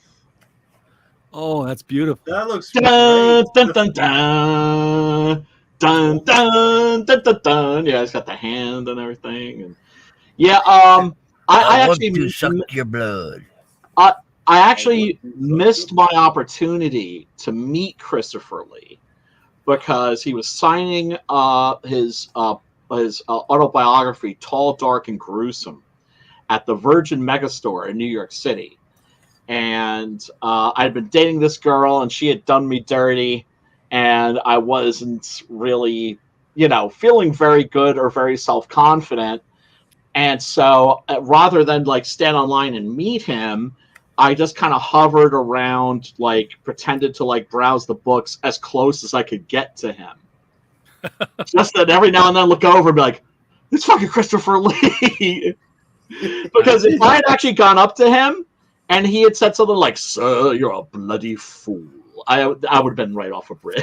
I wasn't willing to take that chance. Eugenie is apparently some Marquis de Sade, the woman's naked all the time. Yeah. Like Christopher. Yeah, it's by Jess Franco. Oh yeah. He made a few movies with Jess Franco. The Horrible Judge. That also has another name. No, The Bloody Judge.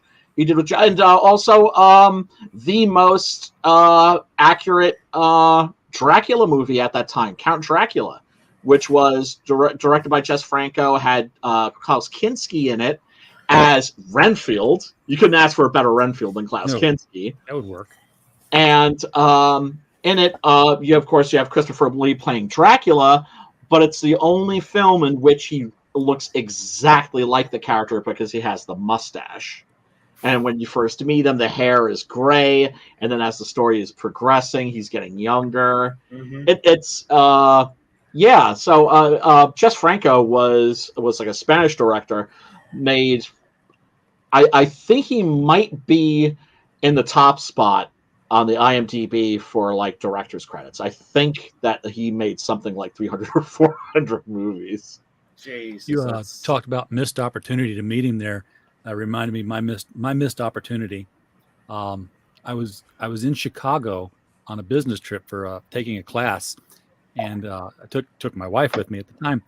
And I said, while we're here, I'm going to go to the Warner Brothers store because they were still a thing then. Yeah, and I'm going to get myself that Alex Ross Teen Titans plate to add to my collection. Ooh. So that's what I wanted. Right. And we went to the mall, and it was drizzly, and she was miserable, and it was like an outdoor kind of mall thing where it's like everything wasn't all inside. You had to walk under. Yeah. She's We got like, one of it's those right cold. here. I don't want to be here. Can you just do this tomorrow? I'm like, fine. I'll come back here tomorrow. If it's raining, I'll come without you. So we went back the next day, and it wasn't raining. We went into the Warner Brothers store, and they said, "Can I help you?" And I'm like, "I don't want to look around because I'll spend too much money. So yes, I'm looking. I'm looking. I want to get an Alex Ross plate, well, the Teen Titans plate." Like, okay, just a second.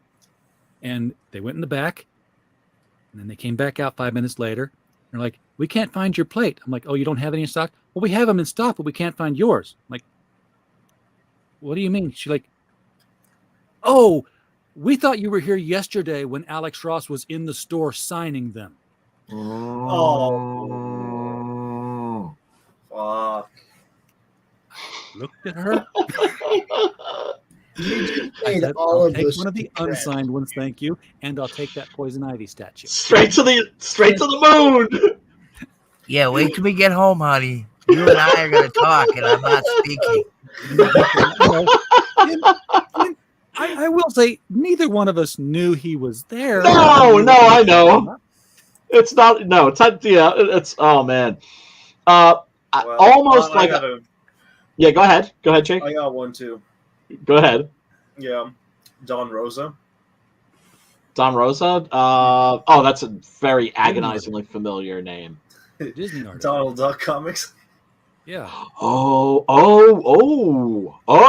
Okay. Yeah. Scrooge McDuck and that sort of a thing. Yeah, Scrooge McDuck. The life and times of Scrooge McDuck. Right.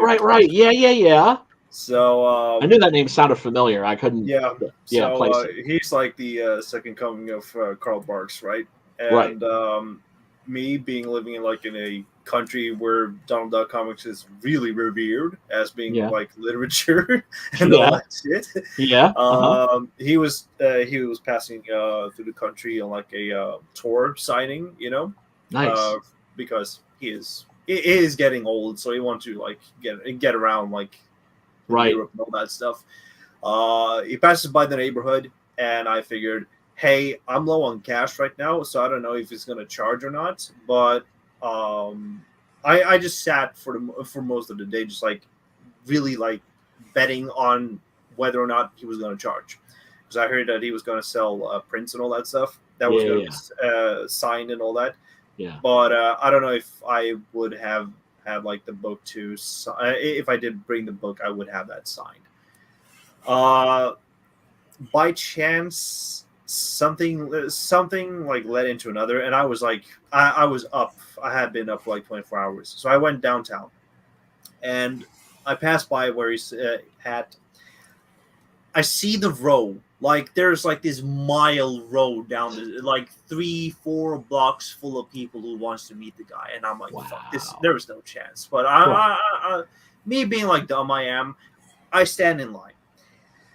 The fucking minute I am about to enter the doorway, the door shuts and says, "Oh, sorry, we can't take more people in because of the capacity." And I'm like, wow, fuck. He's right above one floor above me, like just sitting there. And I'm like, I could have met my childhood hero, but I wavered and I doubted, and I didn't bring myself to beat up early just to get the book signed. What the fuck did I do? But here's the thing. That then motivates you in the future to not make those mistakes again, and not to miss those opportunities again. Oh, I never been into signing ever again then. Oh, okay.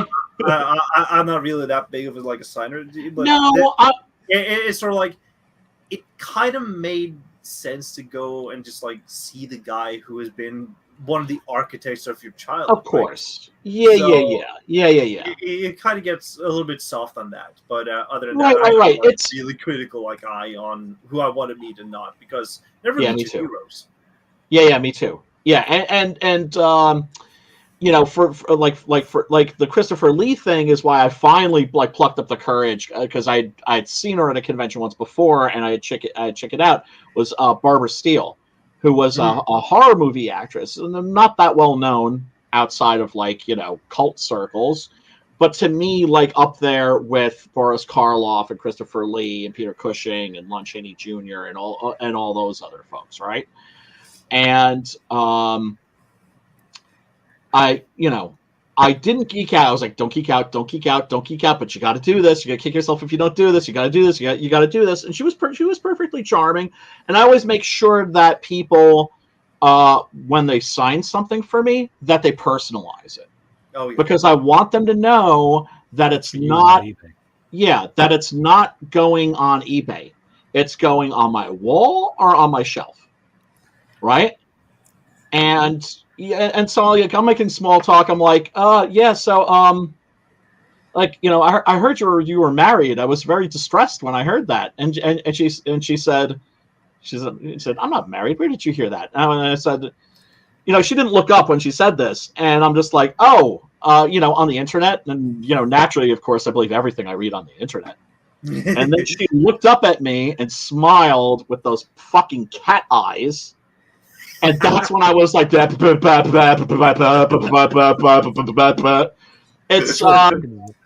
it's like what I think it was Gene Siskel or Roger Ebert, one or the other, said the difference between a movie star and an actor is a movie star is somebody that you idolized when you were a child, right? Mm-hmm. And I think there's a lot of truth in that. I think it's just something that, about, like to me, Christopher Lee was Dracula. Is that why I got a thing for Linnea Quigley? Oh, yeah. Well, I mean, dude, you got to love you some Linnea. I mean, look, Joe Bobwig said it best. He said there's two kinds of people in this world. There's Brinky Stevens guys, and there's Linnea Quigley guys. Yeah. I've got Linda Carter on my wall over here. I can't show the picture on YouTube because I know the one for Apocalypse Now. Apocalypse Now. Yeah, man. Yeah, dude, she was the woman that made me realize when I was a little boy that I liked girls. Yep. It was a Von Craig for me. Woo! Yeah. And you talk about getting cut off in line there. Made me think of that's borderline furry shit right there. I'm sorry, RJ. You were saying? It was just the story about getting cut off in line right when you're almost there. Yeah, reminded me of another con I was at, and I was standing behind the table because I was setting up the interview with Harlan Ellison. Oh, wow! And I was talking with Susan, his wife. Okay. And it was like time for him to go to a panel. And they're like, we got to cut this line off here. So she goes out to the line, and she puts puts her hand that says, okay, we can't take any more people past this point. Well, the guy she cuts off, his ears are still burning because he looks at her and says, you don't have a convention badge on. You're not staff here. Who are you to cut this line and say who can't get there? And everyone knows who Harlan Ellison is and what his personality was. Yeah. Somewhat abrasive. Susan was the opposite most of the time. Susan was Mary Poppins. She was a beautiful British lady with such a polite accent, right, and demeanor. Right. And she's like, I'm Mrs. fucking Ellison. And by the way, you, and you can all come up to the line. You cannot. She just behind him, made the line longer. But oh my God! God damn! That's some Harlan Ellison level shit. He obviously rubbed off on her. He was like, it was going to be cut off there, but he got smart with her, so she took the three people behind him, and it's like, just don't be an ass. Just be nice. It's not so hard to just be nice to people. For fuck's sake! The weekend, you could get back in line later. You could go to the panel and probably, talk to him to sign something there. Right. Yeah. Well, that's the thing. I mean, there's nothing worse than a sense of entitlement. Every year we try to leave behind old beefs if if they're not like real important, just like drop that shit. Yeah, man. French, and this year it just seemed like everybody doubling down on dumb. I don't know what's going on. I know. Well, it's very discouraging, man. No, I mean it's people have been doubling down on dumb. There's a lot of factionalism. I mean, just in the country itself, we're very bifurcated right now because the propaganda is so goddamn good. It's just crazy. It's like we're all trying to do the same thing, and that's proved that indie comics are actually the better of the Western comics, and that's what people should be behind, as opposed to the big two. You should be behind people like this guy right here, that guy up there, these guys down here. Okay, these are the people that you should be behind, because these are the people that are actually passionate about what they're doing and dropping talent on you. I was going to say that's the thing that makes our book special, is that they're passion projects. Yeah, you guys. They're not. There's nothing cynical about them. You don't have a huge marketing department. You don't have somebody slapping a brand on your name that makes people buy it, whether it's fucking any good or not. Okay, y'all know people buy Marvel comics and because it says Marvel on it. Yep. Because it's damn sure not the same style of art or anything that we've all been doing for the last 30, 40 years, buying, following, whatever. It's completely different now. It is subpar to the stuff you guys do in indie comics. And dude, if we were on a level playing field,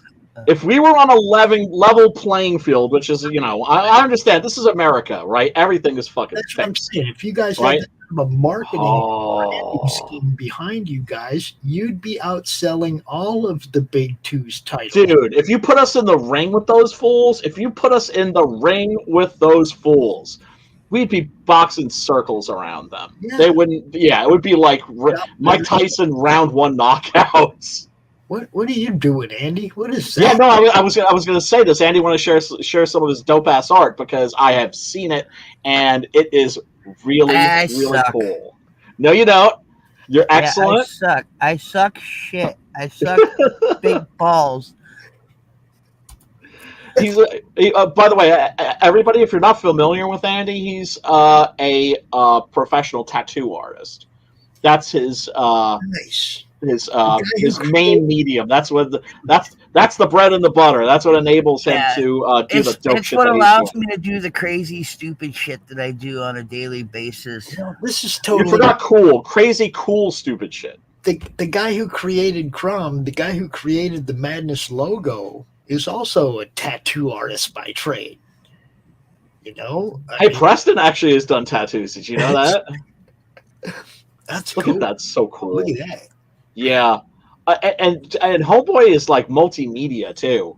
Andy's like doing some really, really cool, interesting shit that he's been privy to. He'll share as much or as little as he likes with the rest of y'all. But man, he's got it going on. I think we need to get Andy out to CromCon, Brian. Oh, without a doubt. Yeah, I'm working on a bunch of stuff right now. My own comic books and stuff. And then I'm playing with molding and casting stuff too. I'm working on perfecting a method of production for a certain gorilla with guns at the moment. Yeah, he is. And having fun with it. Which is awesome. Yeah, I'm glad it's not like a horrendous ordeal. No, it wasn't that bad. It's finding the time to do this stuff, because I do all of it at work, because I don't have the space at home. That's so cool. I love you got the Kirby crackle down for sure. Yeah, I love that. I love Kirby. He's a big influence. Here, you can definitely see Kirby in this next one. There, you can see it in that one. The dynamism. Yeah. I got to throw a special thank you out right now to Frog G. I just seen that he retweeted the Gein campaign over there. Yeah. Frog G. Hey, Froggy. Love that dude. And love those dudes. Love Inky, love Jason. Those dudes are fucking awesome. All those guys. Yeah, man. Because they're down for the causa. They're down for the cause. Look at that. That's dope, dude. Oh, damn, Andy. What the That's like some Kyle Holtz shit right there. This project is called Never. It's kind of my take on Peter Pan. But Yeah. this is 3 years old. But I'm almost done with it. I don't think I'm giving anything like away when I say that Homeboy has been working and working and working and perfecting his craft, and I keep getting on his ass like, when are you launching a campaign? When are you launching a campaign? When are you launching a campaign? You gotta launch a campaign. You gotta launch a campaign. He'll do it when he's good and ready, but he has a I want to lot have. of work. My goal is to have at least 3 or 4 projects done and in the can before I launch anything. That way I can concentrate on one thing at a time and not get behind. Another that long seems gamer. to be the biggest. That's the biggest problem in indies, is that people, when they start concentrating on trying to promote their campaign, they get behind on their campaign. And I'd rather have mine done and not worry about it, and then have other ones done so I'm not behind. Because when I don't feel like I'm being productive, I get depressed, and Me too. You keep working. You just let me know what you want promoted when you want promoted it, and I'll drop it wherever you want. Yeah, I actually have about 18 projects in the works right now, and I have probably about 3 or 4 of them that are really close to being done. Nice. It's so cool. Well, we're here. Yeah, Man. you busted IPs. Part of why I do what I do is because I know you guys don't have time to do everything. So always you got stuff you want to share or stuff you want to tell people, let me know, man. That's what I do. I admire you, Andy. Just Thank know you. that I got like 20 or so fucking projects, but I haven't lifted a single pen stroke on either of them, except for one, which I completed. So Okay, well, that's the thing, is as long as you finished something, but don't ever. I always encourage people, man, be productive and do work, and the whole hustle thing. I wish I didn't have to hustle as much as I do, because I'd rather just be making comics. Like if I had if I had a $250,000 campaign, I'd be busting, I'd be busting IPs, man. I get that book out and another and another and another. At least try to get to a point where, go, bi-monthly, I think, is still probably a pipe dream, but quarterly, we could probably manage that. But we need your support, people. We need your support. But I also want to print and do all that stuff myself too. So all my stuff are going to be ash cans.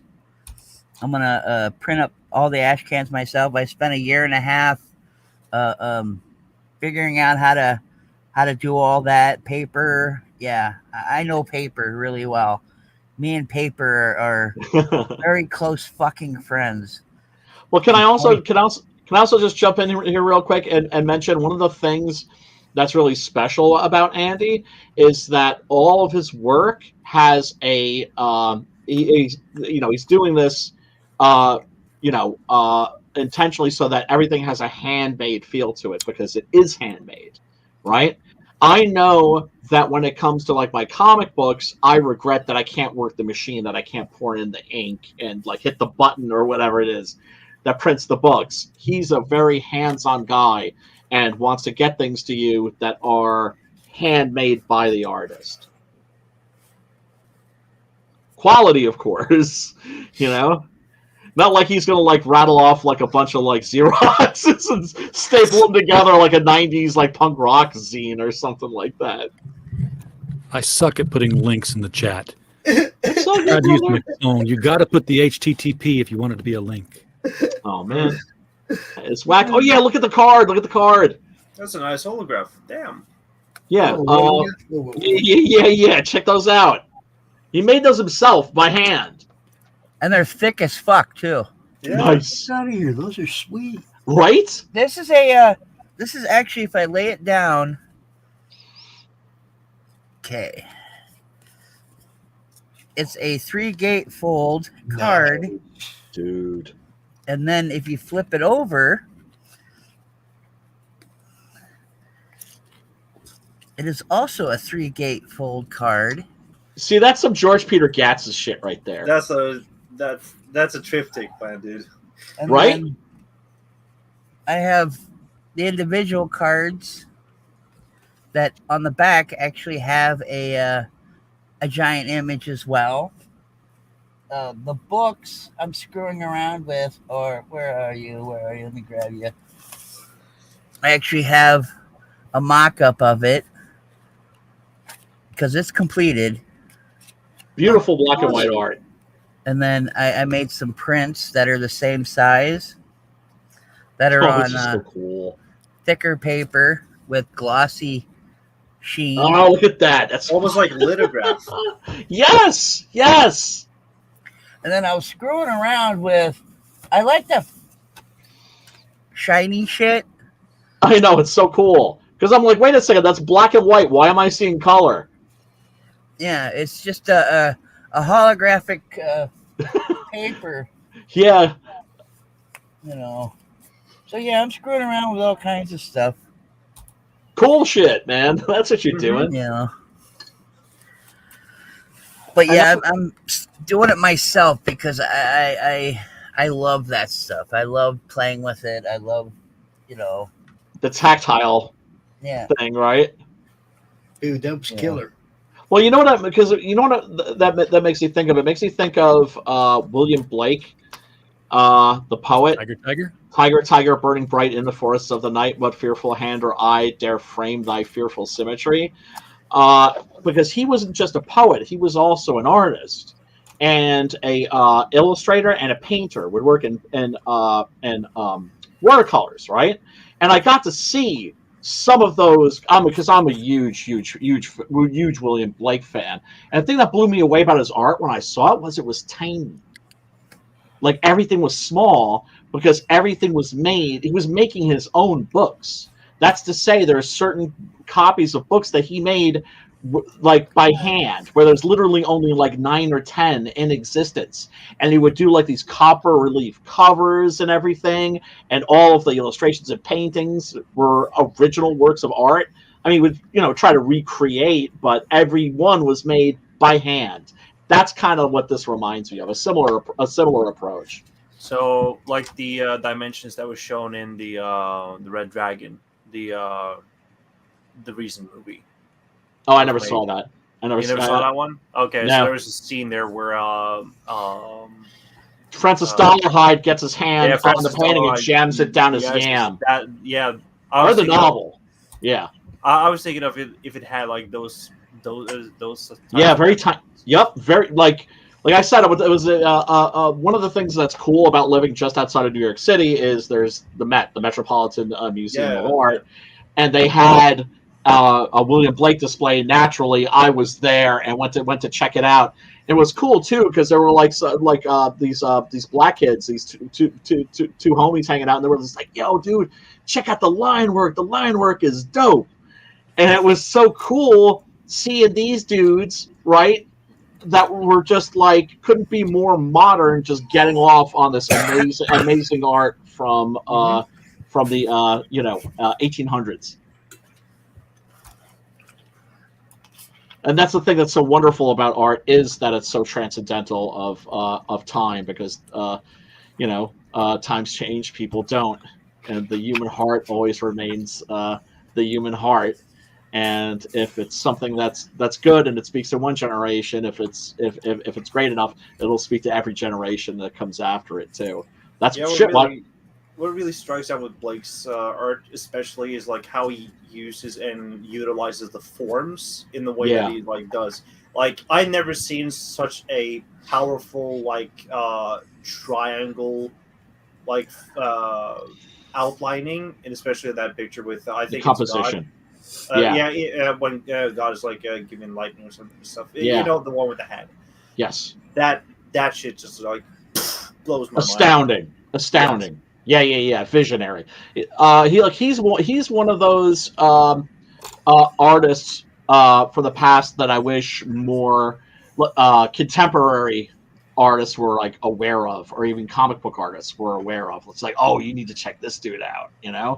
He's one of those guys. Well, engage with some pre-Raphaelite art. Yeah. Or I remember being in a classroom, and I just like took over the projector, and I was just like, I showed all the kids there. I was kids meaning like people that are like late teens, early 20s, college students, right? And I showed them Hieronymus Bosch. I'm like, what year do you think this painting's from? And they were like, I don't know, like 1920. Good guess. Like, no, 1500s. It's like homeboy was like literally like 400, 500 years ahead of his time. Now you see, this is beautiful. This is like this has a very, very strong John Romita Jr. Vibe to it. Well, I believe in, like, people talk about, tracing is wrong. Okay, the base of this was traced off a Jim Lee card just because I was trying to learn. I'm not great with drawing women, so like to figure out how to draw women, you start off by copying. And, you copy and you trace, and then you build off of that, and that's what I was doing here. And I'm not one of those guys that's afraid to say, oh, the base of this was taken from this, or because that's how you learn. Yes. Anything. Yes. It's so true. Like how did J.C. Leyendecker become so famous? Fucking referenced. Yeah, well, I mean, every fucking painting that he did was referenced from a photograph of something, at least, and just like built on it. Right. But his shape and composition work, totally his. It's just like he had guidance along the way too. Well, I think a lot of beginner artists, they kind of don't get started because they're so afraid about, like, they want to be original and they don't want to imitate anybody. And it's just like, no, it's like you always start out imitating somebody, and then eventually you find your own voice. Yeah, you have to screw around and copy things and play around with things and like, you see how there's a lot of life field in that? Yes, very much so. I spent weeks and weeks studying life field and tracing life field and figuring out how it's done. I hate because it was very important to me that I had a very close look, but not exactly like life field. Just like right, exactly. You're picking up like the visual vocabulary. Yep, just like this one has a very close, similar look. Right, or like we were talking about that shot that was had that curvy dynamism to it, right? Yep. I keep saying about like Preston, he's one of those dudes. Preston Acevedo, he's leveled up now. Where like before I would look at his stuff, I'd be like, oh, that's so Frazetta, or oh, that's so Bisley. And now I look at his shit and I'm just like, damn, that's just so Preston. And it's like, you got there by imitating those dudes, and then eventually found his own path and his own style, because ultimately it's like only you can do you, and that's the goal. Well, good artists create and great artists steal. Oh, dude. And I'm shameless about that shit too. I don't call it like homage. I'm like, I steal. Go ahead. I run a counter to that and say, like, if you want to talk like an artist, you just learn how they talk, really. Because like everything is, we're all like in a big conversation when it comes to like art. You can pinpoint and say like, this is that artist, this is that artist. I'm a huge Mike Mignola fan. I'm unabashedly like ripping everything I try to learn from him out of foreground, background, and midground. He's one of the greats. Yes. Because he found a way to get around his shortcomings, especially with hands and all that stuff. Yeah. But when I'm taking something from him, I want to add to an already ongoing conversation that he already is interlocking with, because he uses German expressionism. He uses he does. All of these like influences. Yep. Comes in and builds and molds and stuff, and it's up to you as an artist to go and continue that molding and shaping of that, understanding yourself, and then you become more or less just better over time to expressing your own form and your own dialect. Yes. And that is what art is all about. It's not about stealing necessarily. It's just I'm being harsh. We learn to communicate, but we become articulate.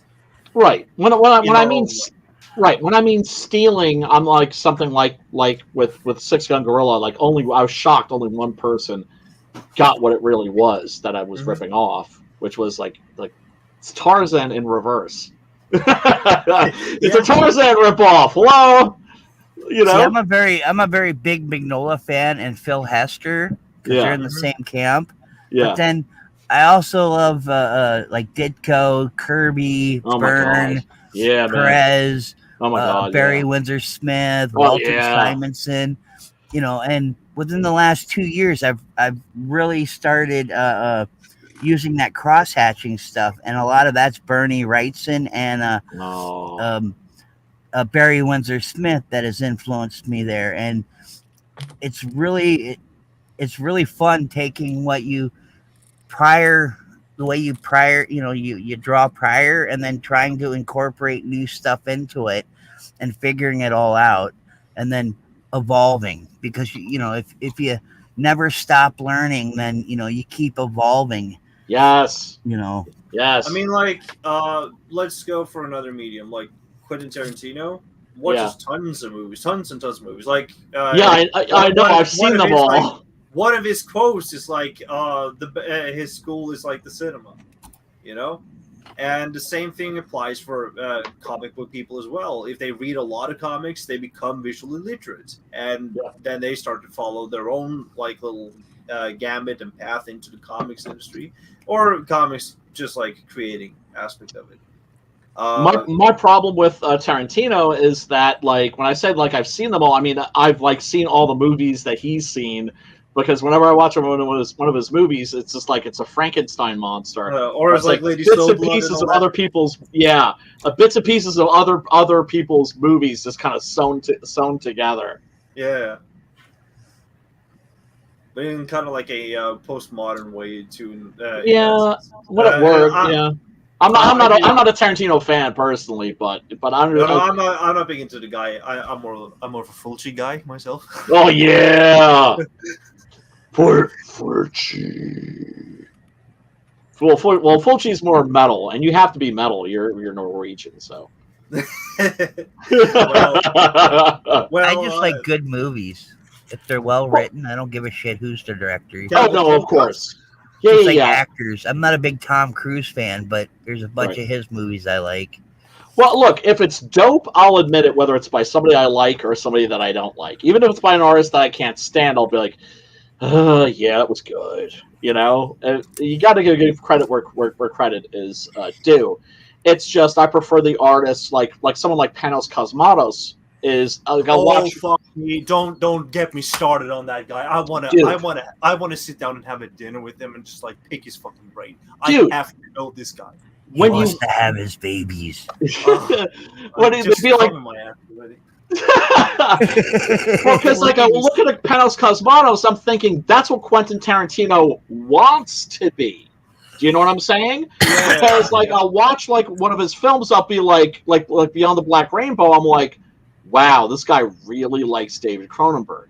There's not a single moment where I'm like, oh, this is from that movie, this is from that movie, and so on and so forth, like a Quentin Tarantino movie is. I'm just like, wow, that guy really likes Cronenberg. Then I watch Mandy, I'm just like, wow, that guy really likes David Lynch. But there's not a single case where I'm like, oh, he stole this from that David Lynch movie, and so on and so forth. What you got there, RJ? I told you I went out with Jason Hunt to that bookstore and made him spend a bunch of money. Yeah. I spent a little myself here. Oh, shit. Gordon. Nice. Hold up. Nice. Yeah, baby. Al Williamson stuff. Yeah. Oh, dude. I had a friend that was doing like a space adventure comic, and it wasn't very good. And I told him, dude, oh, fantastic. Oh, look at that cover. A whole bunch. Yeah, man. I'm such an Edgar Rice Burroughs stan. It's not funny. Barsoom. These are like old first printings of stuff here. I mean, damn. Obviously, they were in magazines before that, but. Oh, and the City of Gold. It's one of my favorite Tarzan stories right there. With Nimika the monkey. They never put him in the movies. I guess he was the inspiration for Cheetah, sort of. I was aware of this character, and nobody's really doing anything with him anymore. I didn't even see I saw the that. books He there. I was had to in the pick some up. background. Sorry about that, bro. What is up? That's okay. Where's Patty? Do you know the Happy Killers? Or not the Avenger? No, I'm very familiar with Doc Savage. I read a bunch of Doc Savage, but I'd never even heard of this character. Yeah, the Avenger is Richard Benson, and he was in an accident. It wasn't an accident. It was a killing, a murder attempt that killed his wife and family, and it left all the nerves in his face dead. He has nerve damage completely over his face, so he has no emotions that are there, and his skin has gone gray. So the only way he can look normal is to put makeup on, skin colored makeup. But in doing so, he basically found out that like he had like what I had in my ankles for a while there, that pitting edema kind of thing, where like if you press in on your face, it just kind of stayed there. Oh, so he molds his face to look like other people. Mm-hmm. Oh my God! To the underground, and he takes them out, and there's like this whole run of. That's amazing. That sounds, dude. That's a character that I would that would be ripe for mining. Did they reprint those? Ripe I for don't know if they mining? reprinted them or not, but I'm going to pick up more of them. Ripe for plunder. I'm sure that Doc Savage hasn't made it into public domain. I'm sure somebody's holding on to the Avenger. Brian, I'm pretty sure Yeah. this was already tried and tested with Darkman. That was one of the first things I was thinking of, but Darkman's different. Darkman's creating it has synthetic skin. Yes. This is a guy that's like that's face is like clay, and so he's molding it so that he looks like different people. Yeah, that's crazy. That's cool. That Darkman is was more like the Unknown Soldier. Right. Yes, exactly. Yeah, that's a very good analogy. I wouldn't be so old dirty fatty. Well, Hey, how you doing? Fatty? Yo. I wouldn't be so sure that someone has the rights for Avenger. I did some research on something that's fairly popular in the sci-fi world. I had someone actually do some research for me and found out that as a comic book, even though it was done as a comic book once, famously, yes. Yet I'm not going to tell you what it was. No. You don't want to give that shit away on air. I got look. There's a property that I would love to do. The rights are not for the project I want to work on. Right. Are still open. I mean, I don't know. Research it seriously. Just see. Might if it cost you like $500. Yeah. Just Now to find DC out. Comics used him for a while. Very short. Interesting. They had a comic book series called Justice Incorporated. Go ahead. This was in the 70s, and it was that character. I mean, he wore. It sounds a great familiar. Were these like the giant size ones that they were doing? Wait, because Doc Savage kind of jumped around, didn't he? Wasn't he in DC and then he was in Marvel? He seemed to kind of like switch hands, if I remember correctly, quite a bit.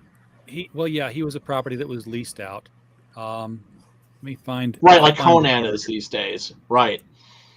Although Doc Savage, like the original superhero in so many respects. I mean, both Batman and Superman owe a great debt to Doc Savage. There's elements of Doc Savage in both of those characters. Oh, yeah, I do a presentation on the men before Superman, and I start off with John Carter, who could leap tall buildings in a single bound, strange visitor from another planet. Yes. Yes. And then I lead into Philip Whitey's Gladiator. Nothing short of a bursting shell could penetrate his invulnerable skin. Right. And I said, and finally, we get a man whose skin is such that they refer to him as the man of a certain kind of metal, that you had to look up and away to see him. Yeah. Whose name was Clark Savage. Yes. Yep. And I just love like that in that very first novel, that very first scene, which is actually like recreated in the George Powell movie, which starts out awesome and then turns into like a TV movie, like a shitty TV movie, right? But like the beginning of it is fantastic. where there's a dude that's like an assassin with a rifle, and he thinks he's looking at a bronze bust, and then he sees it blinking and moving its mouth. It's like, oh shit! Like that's why he's known as the Man of Bronze. He's just like that minty fresh. Oh my god! But also he starts out it is what is little what do they call it? Solitaire. Yes, Fortress of Solitude. Yeah, and he's meditating, and he goes onto the ice in the Arctic and starts meditating. It's all kind of really cool build up to all this story. I like that. Yeah, exactly. And it went to shit. I know. In no time. It's like they said, "Oh, is no one looking? Oh, we can just do whatever the fuck we want." It could have been the Raiders of the Lost Ark of its time. Yeah. And I think it's a tragedy that we haven't gotten a Doc Savage movie since. I mean, now I don't want one, right? Wait until all this woke shit is over, and then maybe we can get a good Shadow movie, Because that's who The Rock should play. He was interested in the role. I know that. Yeah. He was lobbying for it. DC did.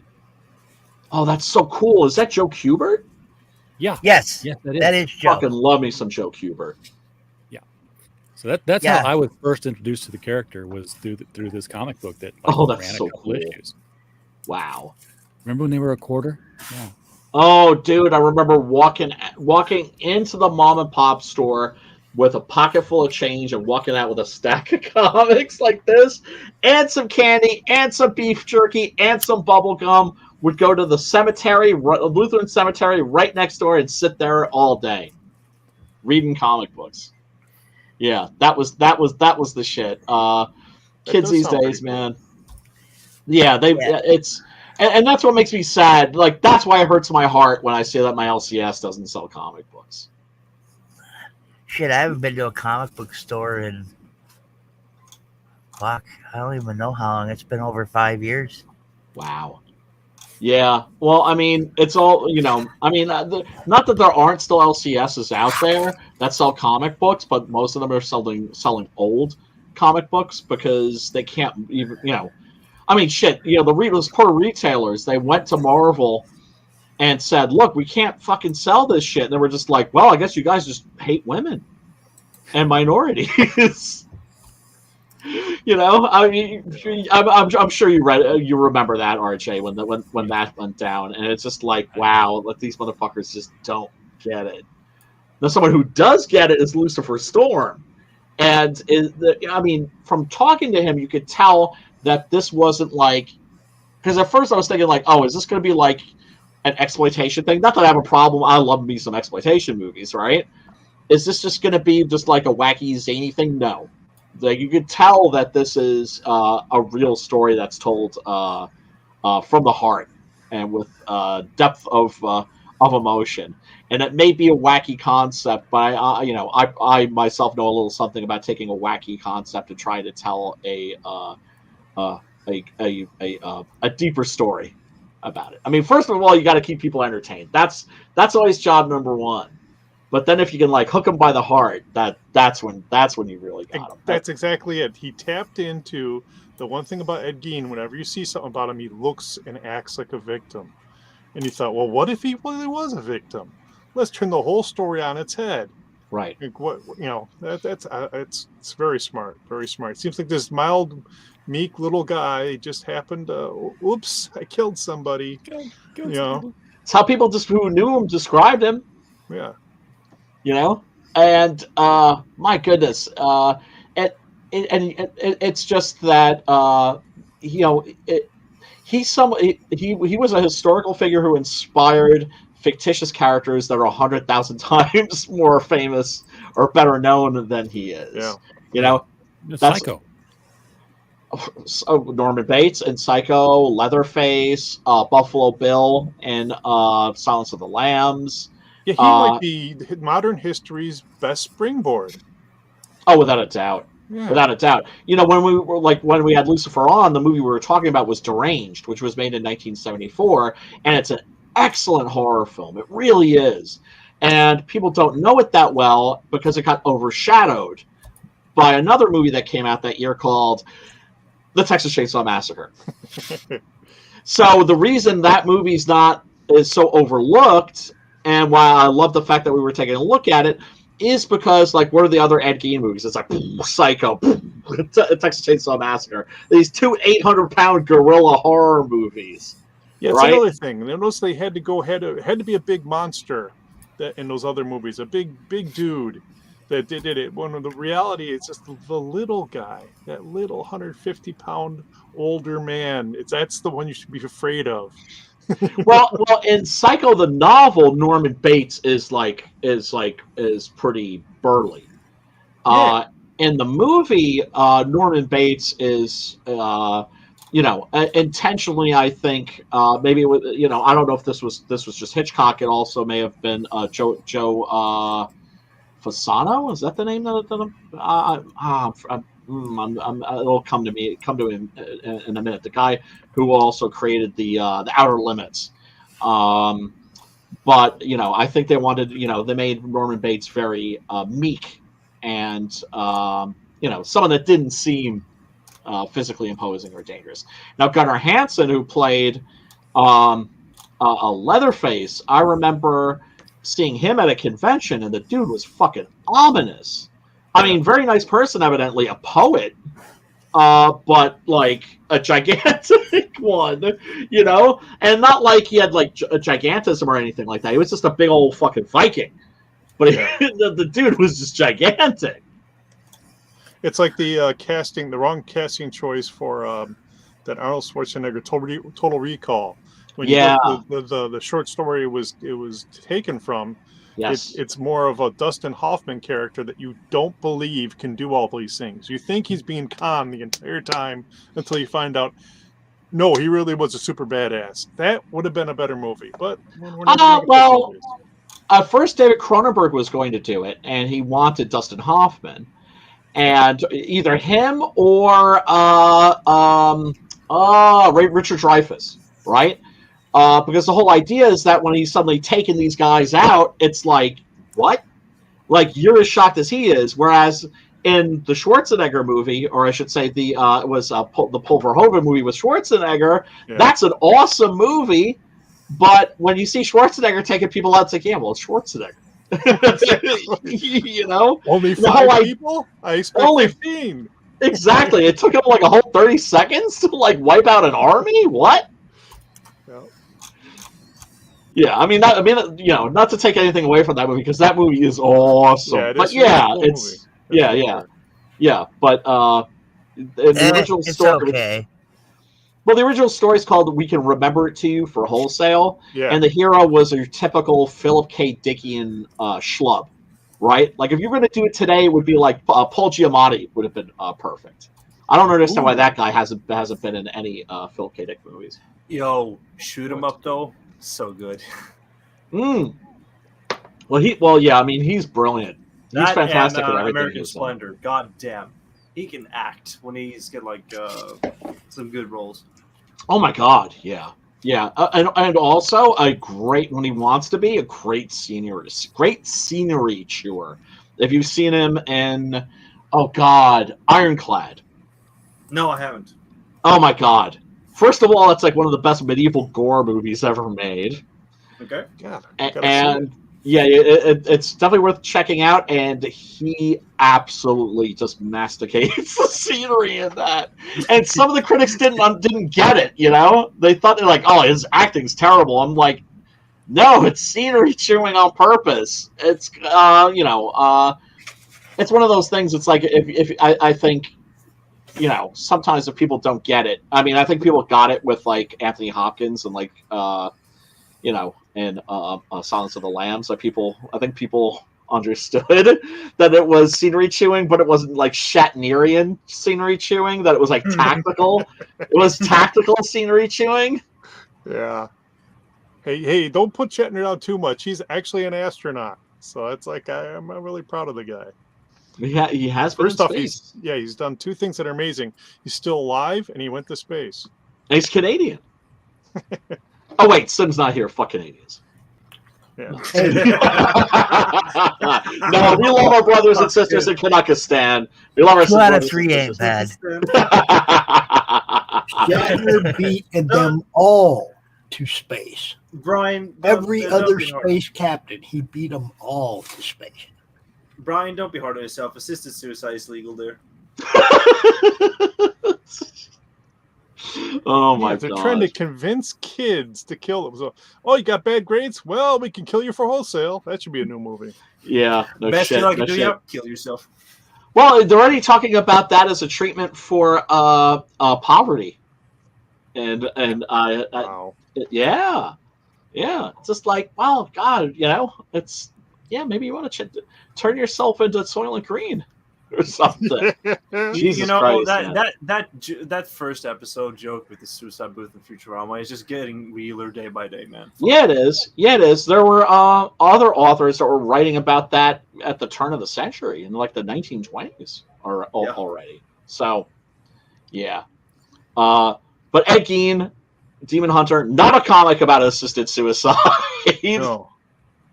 but about the afterlife adventures of notorious ghoul and killer Ed Gein.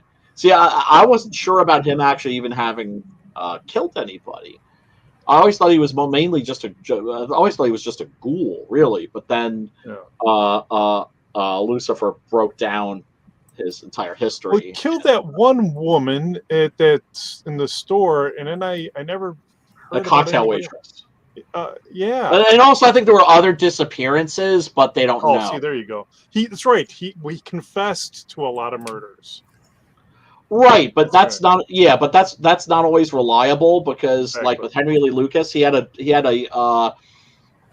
body count in the triple digits. Because what the cops do when they find somebody like this is they take their entire caseload of unsolved murders and they put it on that person because they're convenient, and then they're just like, "Hey, maybe you killed these people too."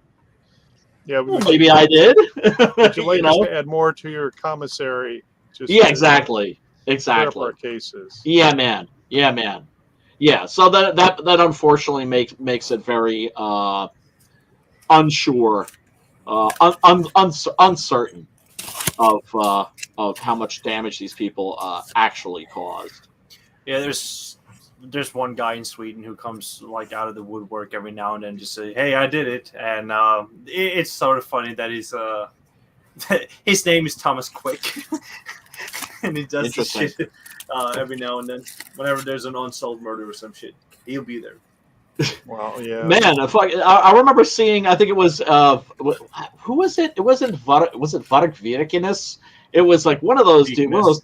One of those death metal dudes that were Norwegian death metal dudes that was in prison, and they showed his room. And it looked like a dormitory room. He had a computer and like a TV and like an Xbox and all this other shit. Yeah, that was like in Switzerland. No, I think it was like in Norway. Or Norway, one of those three. Scandinavia, yeah, somewhere in Scandinavia. I'm pretty sure. My neck of the woods.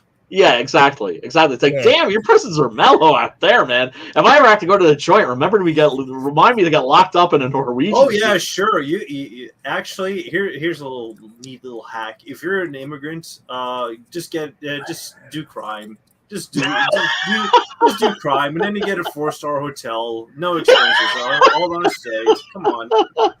Well, New York, that's what's happening. Yeah. No, I'm just being joking here. I'm not. It's actually happening in New York.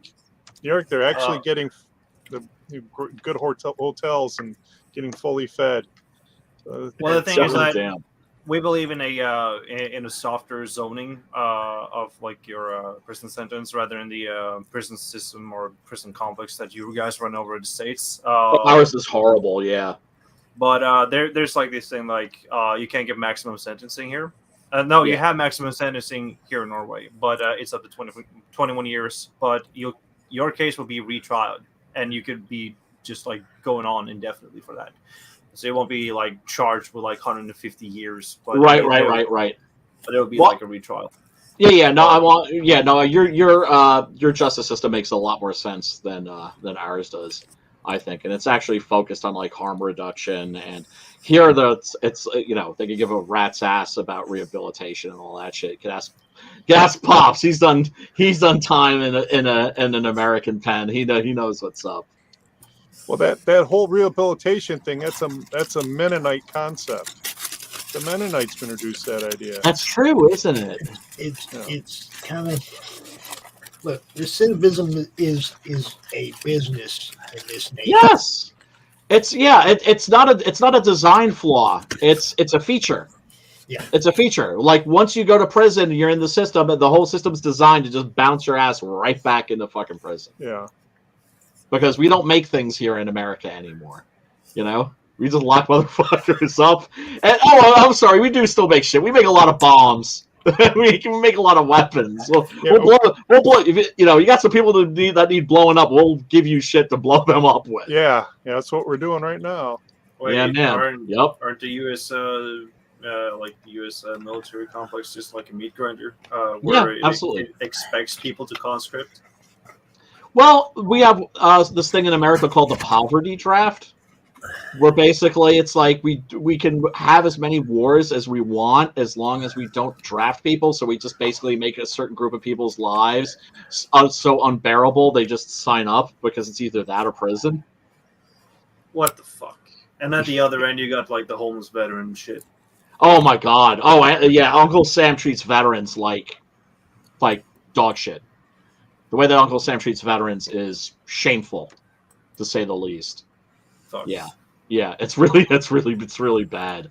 It's really not good. But fortunately, right now we're not fighting a war; we're fighting a proxy war. So we can just we're not shipping. Another Vietnam. That's what it is. It's another Vietnam.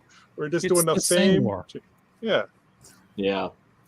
The U.S. has always been at war with Eurasia. What the fuck? Yeah, that's absolutely right. Yep. It's like, we don't even have journalists here in America anymore. They're all just PR people. And then, when you have, guys that actually commit acts of journalism. You mean ESG agents? Yeah, there you go. Oh, man. It's like, I don't know what they're going to do if they ever get Julian Assange over here. I personally think that they're just going to try, isn't he in prison right now in this country? He got extradited. Okay, oh, is he in the United States now? Hey, I thought he was in England. I can't keep up on that. I just know it's a fucking tragedy. Well, yeah, they're torturing him to death. Yeah. He got forced out of the embassy at the end. Yep. No, I know that, but I don't think they've extradited him to here, so we can extradite him to Guantanamo Bay and stick a red hot poker up his ass. I thought he was somewhere in America. Wow. Well, yeah, who knows where the hell where he is or what they're doing to him? But he did that journalism thing. That's not allowed. No, it's not. Either that, or what happens? If you happen to tattle on a certain political family, yeah, you end up committing suicide by hanging yourself 30 miles away from where you live in a forest. Yep. By extension cords. Dude. Yeah, extension cords and shoot yourself in the chest with the shotgun. Yeah, man. I don't know how you do that. Yeah, man, right? Dude, this shit happens. More than you would think. Remember. What about 2 in the back of the head? Yeah. Yeah. Yep. They did that. They did that with a pregnant woman. Was saying that basically that Clinton fucked her, and all of a sudden she commits suicide by shooting herself in the back of the head. Yeah. There was also a whistleblower. Seth Rich. Whistleblower that Seth Rich, shot himself in the back of the head. Wow. No. Actually, that was a robbery. Except the guy shot him in the back of the head and then didn't take his wallet or anything. Yeah, robbery in which nothing was stolen. Yes. Yeah. It's not always just those single deaths. Don't forget, she was about to be indicted for Whitewater when the building where all the papers were that would have proved it was bombed. Paul Wellstone, that plane that went down. Timothy McVeigh. Yeah. There's a lot of shit, man. What the hell? Oh, that's crazy conspiracy shit. I just love the fact that with the Epstein thing, for a month, everybody kept their mouths shut and then went, yeah, no, that was bullshit at the same time. For a month, people didn't say shit. And then everybody kind of looked at each other and went, no, that's complete bullshit. No, I like what Crowder did. He actually tried to reenact it. Yeah. And he went to the nth degree. He built a fake room. He got a new. He tried to make the thing the way they said he did, and he was literally jumping from the bunk bed to trying to hang himself with the amount of pressure he would need, and he couldn't do it. He couldn't hang himself. Imagine that. Oh, that's a crazy conspiracy theory, though. Tin hat, tinfoil hat. I mean, dude, until they release the list and prosecute the people that they used to prosecute Ghislaine Maxwell, until they get that client list and they start prosecuting people, I will never trust our government, our Department of Justice, or FBI. Until they start going down that list and putting people in prison, I don't give a shit what they That's say. never going to happen. They're That's lying. never going to happen. Why do you think they're pushing the whole maps thing? It's just like I don't trust them about. Oh, fuck off with that They will not bullshit. release Send them straight to fucking Florida, where they belong. Yeah, man. Because they got the hardest fucking penalties for those kind of people. Yeah, well, look, They got a whole fucking village for that. they're just misunderstood. Yeah, they're just misunderstood. It's just you're just bigoted. Misunderstood. Exactly why they're pushing all this stuff all the time Yeah. about letting children change their gender and express their sexuality, because as soon as you can consent to expressing your to expressing your sexuality, you're old enough to consent to using that sexuality. Yep. None of this shit's by accident, man. You can't be 11 years old and say, I'm this or that. I'm not what I was born. I'm not what I should normally ain't be. even had a chance to because fire as soon that as you thing up can, yet. then you get to do that thing. Right. I swore when I was a kid I was an alien and I wasn't part of my actual family. Werewolf. See, that's the thing. It's just like if I can actually, say just I am what I identify by, and that like magically changes reality. It's like, oh, cool. I guess I'll be a werewolf. Always wanted Mommy, to can be I a get a werewolf. tattoo? No, you're not old enough. Mommy, I think I'm a girl. Okay, well, let's go to the doctor. Let's get things I know, right? removed. That's fun. I know. I'm pretty happy that I'm not on Twitter.com anymore because I just saw this drive-by of a topsy-turvy posts that I just frequented on the YouTube community thing. Trans age, I just checked out immediately. Oh my god.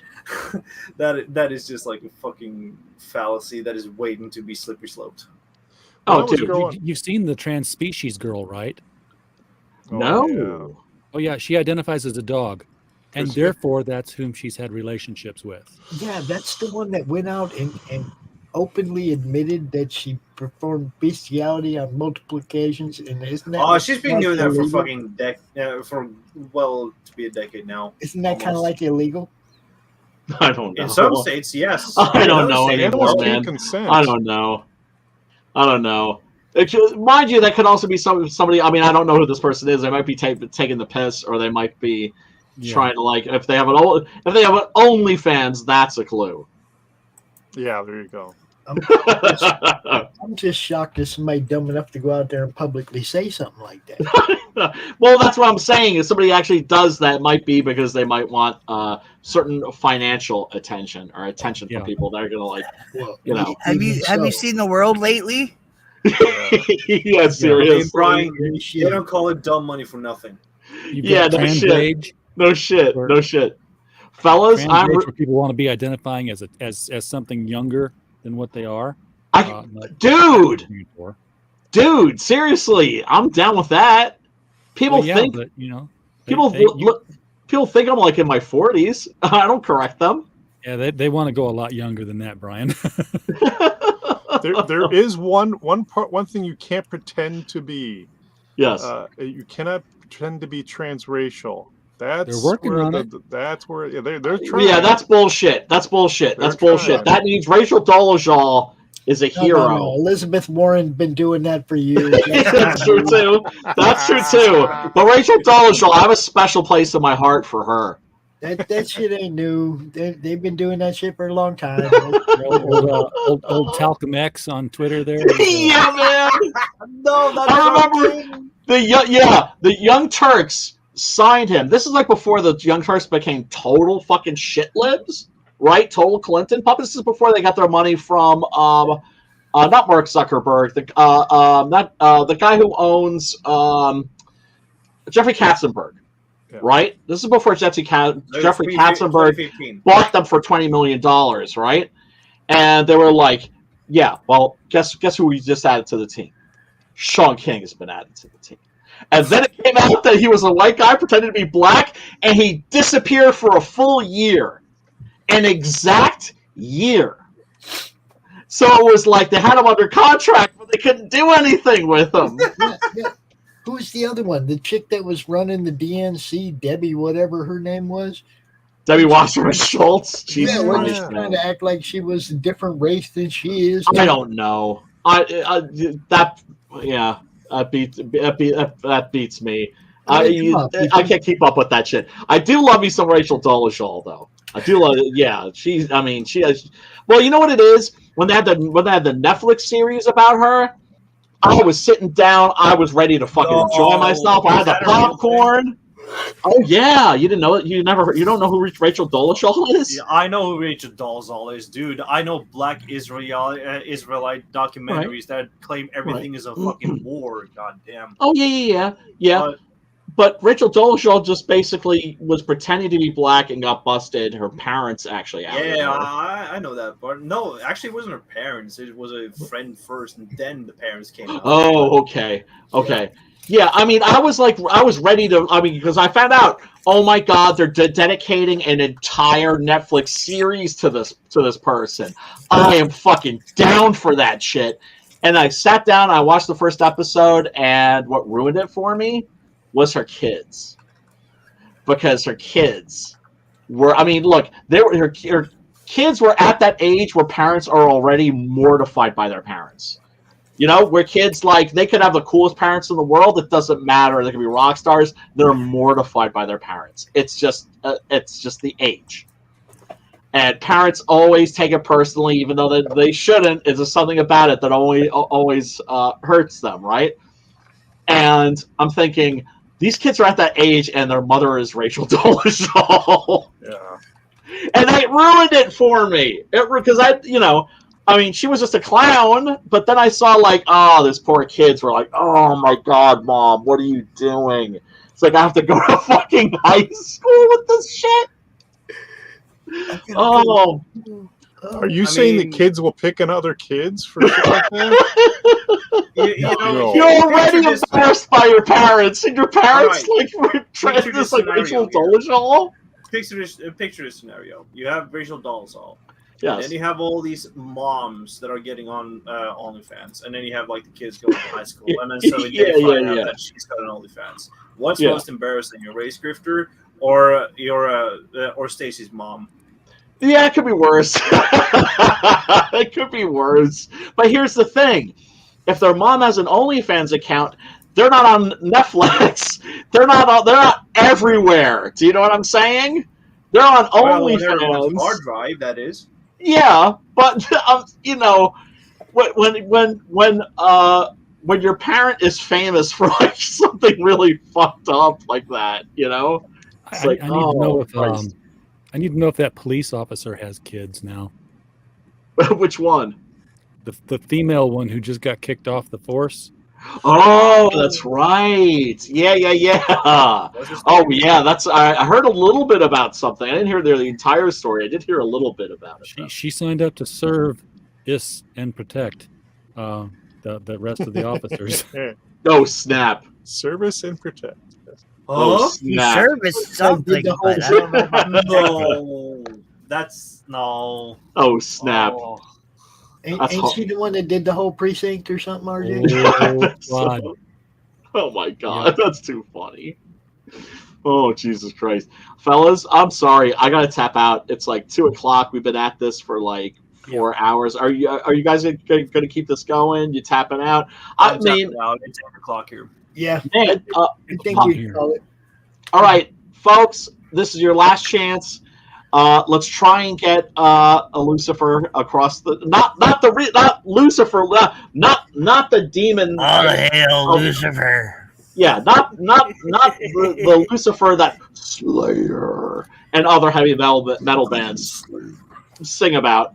We're talking about Lucifer Storm, the author and artist, and like I said, you can go to his website, luciferstorm.com, and you can download the entire first issue for free. Now, what does that tell me? That tells me that is a man that is very confident in the quality of his product. You know, I'm saying you can sniff the stuff, and there's probably no baby laxative in it. There's 2 hours left. It's good stuff. Hey, it ain't for everybody, but geez, do us all a favor. Click that little Facebook or Twitter thing, whichever it is that you use. Click it, send this thing out to everybody. 2 hours left, man. Look, but even if he doesn't get all the way there, Lucifer is the kind of guy that's still going to send these books out. So let's get him as close as we can if we can't get him all the way there. Right. Exactly. And remember, this is your chance to like give a worthy man a massive morning erection when he gets up in a few hours. Yeah, it'd be cool if he woke up and he was over $2,000. Yeah, man. Absolutely. All right, everybody. I got to peace out. I will much love to everybody. I will talk to you soon. See y'all later. I'm out too. Jay, you want to tell everybody where they can find you real quick? Criticalblast.com. Yeah, I want to devout too. You can't find me anywhere except for Newgrounds, funnily enough. And if you want to look up my finished product, you can type in bone meal at your search engine or on the newgrounds.com, and you can find the most experimental, most existential, absurdist comedy that is a Kinder Prize. I'm failing at this sales pitch. It's a Kinder Surprise for each script that you're gonna consume. So take it by piece, eat it, have fun, and yeah, that's about it. And I'll be probably here come 2 years or so. So yeah, I'll be seeing you all. Bye bye, Andy. You can find me on Twitter at Andy Draws Art. That's pretty much it. Cool. Thanks for coming out. I'm boring. Appreciate you, bro. Oh, Dirty Fatty, where do you hang out, bro? Old Dirty Fatty number with the number 1, Old Dirty Fatty 1 at what do you call Twitter. And next thing I'm going to be doing is I'm going to be entering that Embrace contest, art contest. Nothing else other than that, because no one's come through with all these things like, I want you working for me. Hey, could you do this? No one's come through. So I'm just on hold. Hey, I have that. I have people all the time. Pops, you know anybody that needs any work? And then when we post something into Madness where somebody's actually asking for work, it's like crickets. Yeah, exactly. I mean, we try, bro. We try. RJ. I'm at Critical Blast everywhere. There you go. Makes it simple. I want to thank you guys for coming, hanging out. Anybody who backed, this project, we appreciate you, man. And hopefully we'll be able to share the experience of our opinions of what we thought of the book after we've all read it. After we've all read all 4 issues and we've read the whole storyline, then we can all get together and talk about it. That'll be cool. It's been real. And not Gayopsy, thank you. That's not what we try to do here, bro. Go back and game Demon Hunter. Even so, if you miss out on this, luciferstorm.com, just hit him up. He'll hook you up. Count on it. And with that, we're going to get out of here because it's like after 2 o'clock in the freaking morning. You know what I mean? RJ, thanks. Andy, thanks. Y'all have a good night, man. Good night.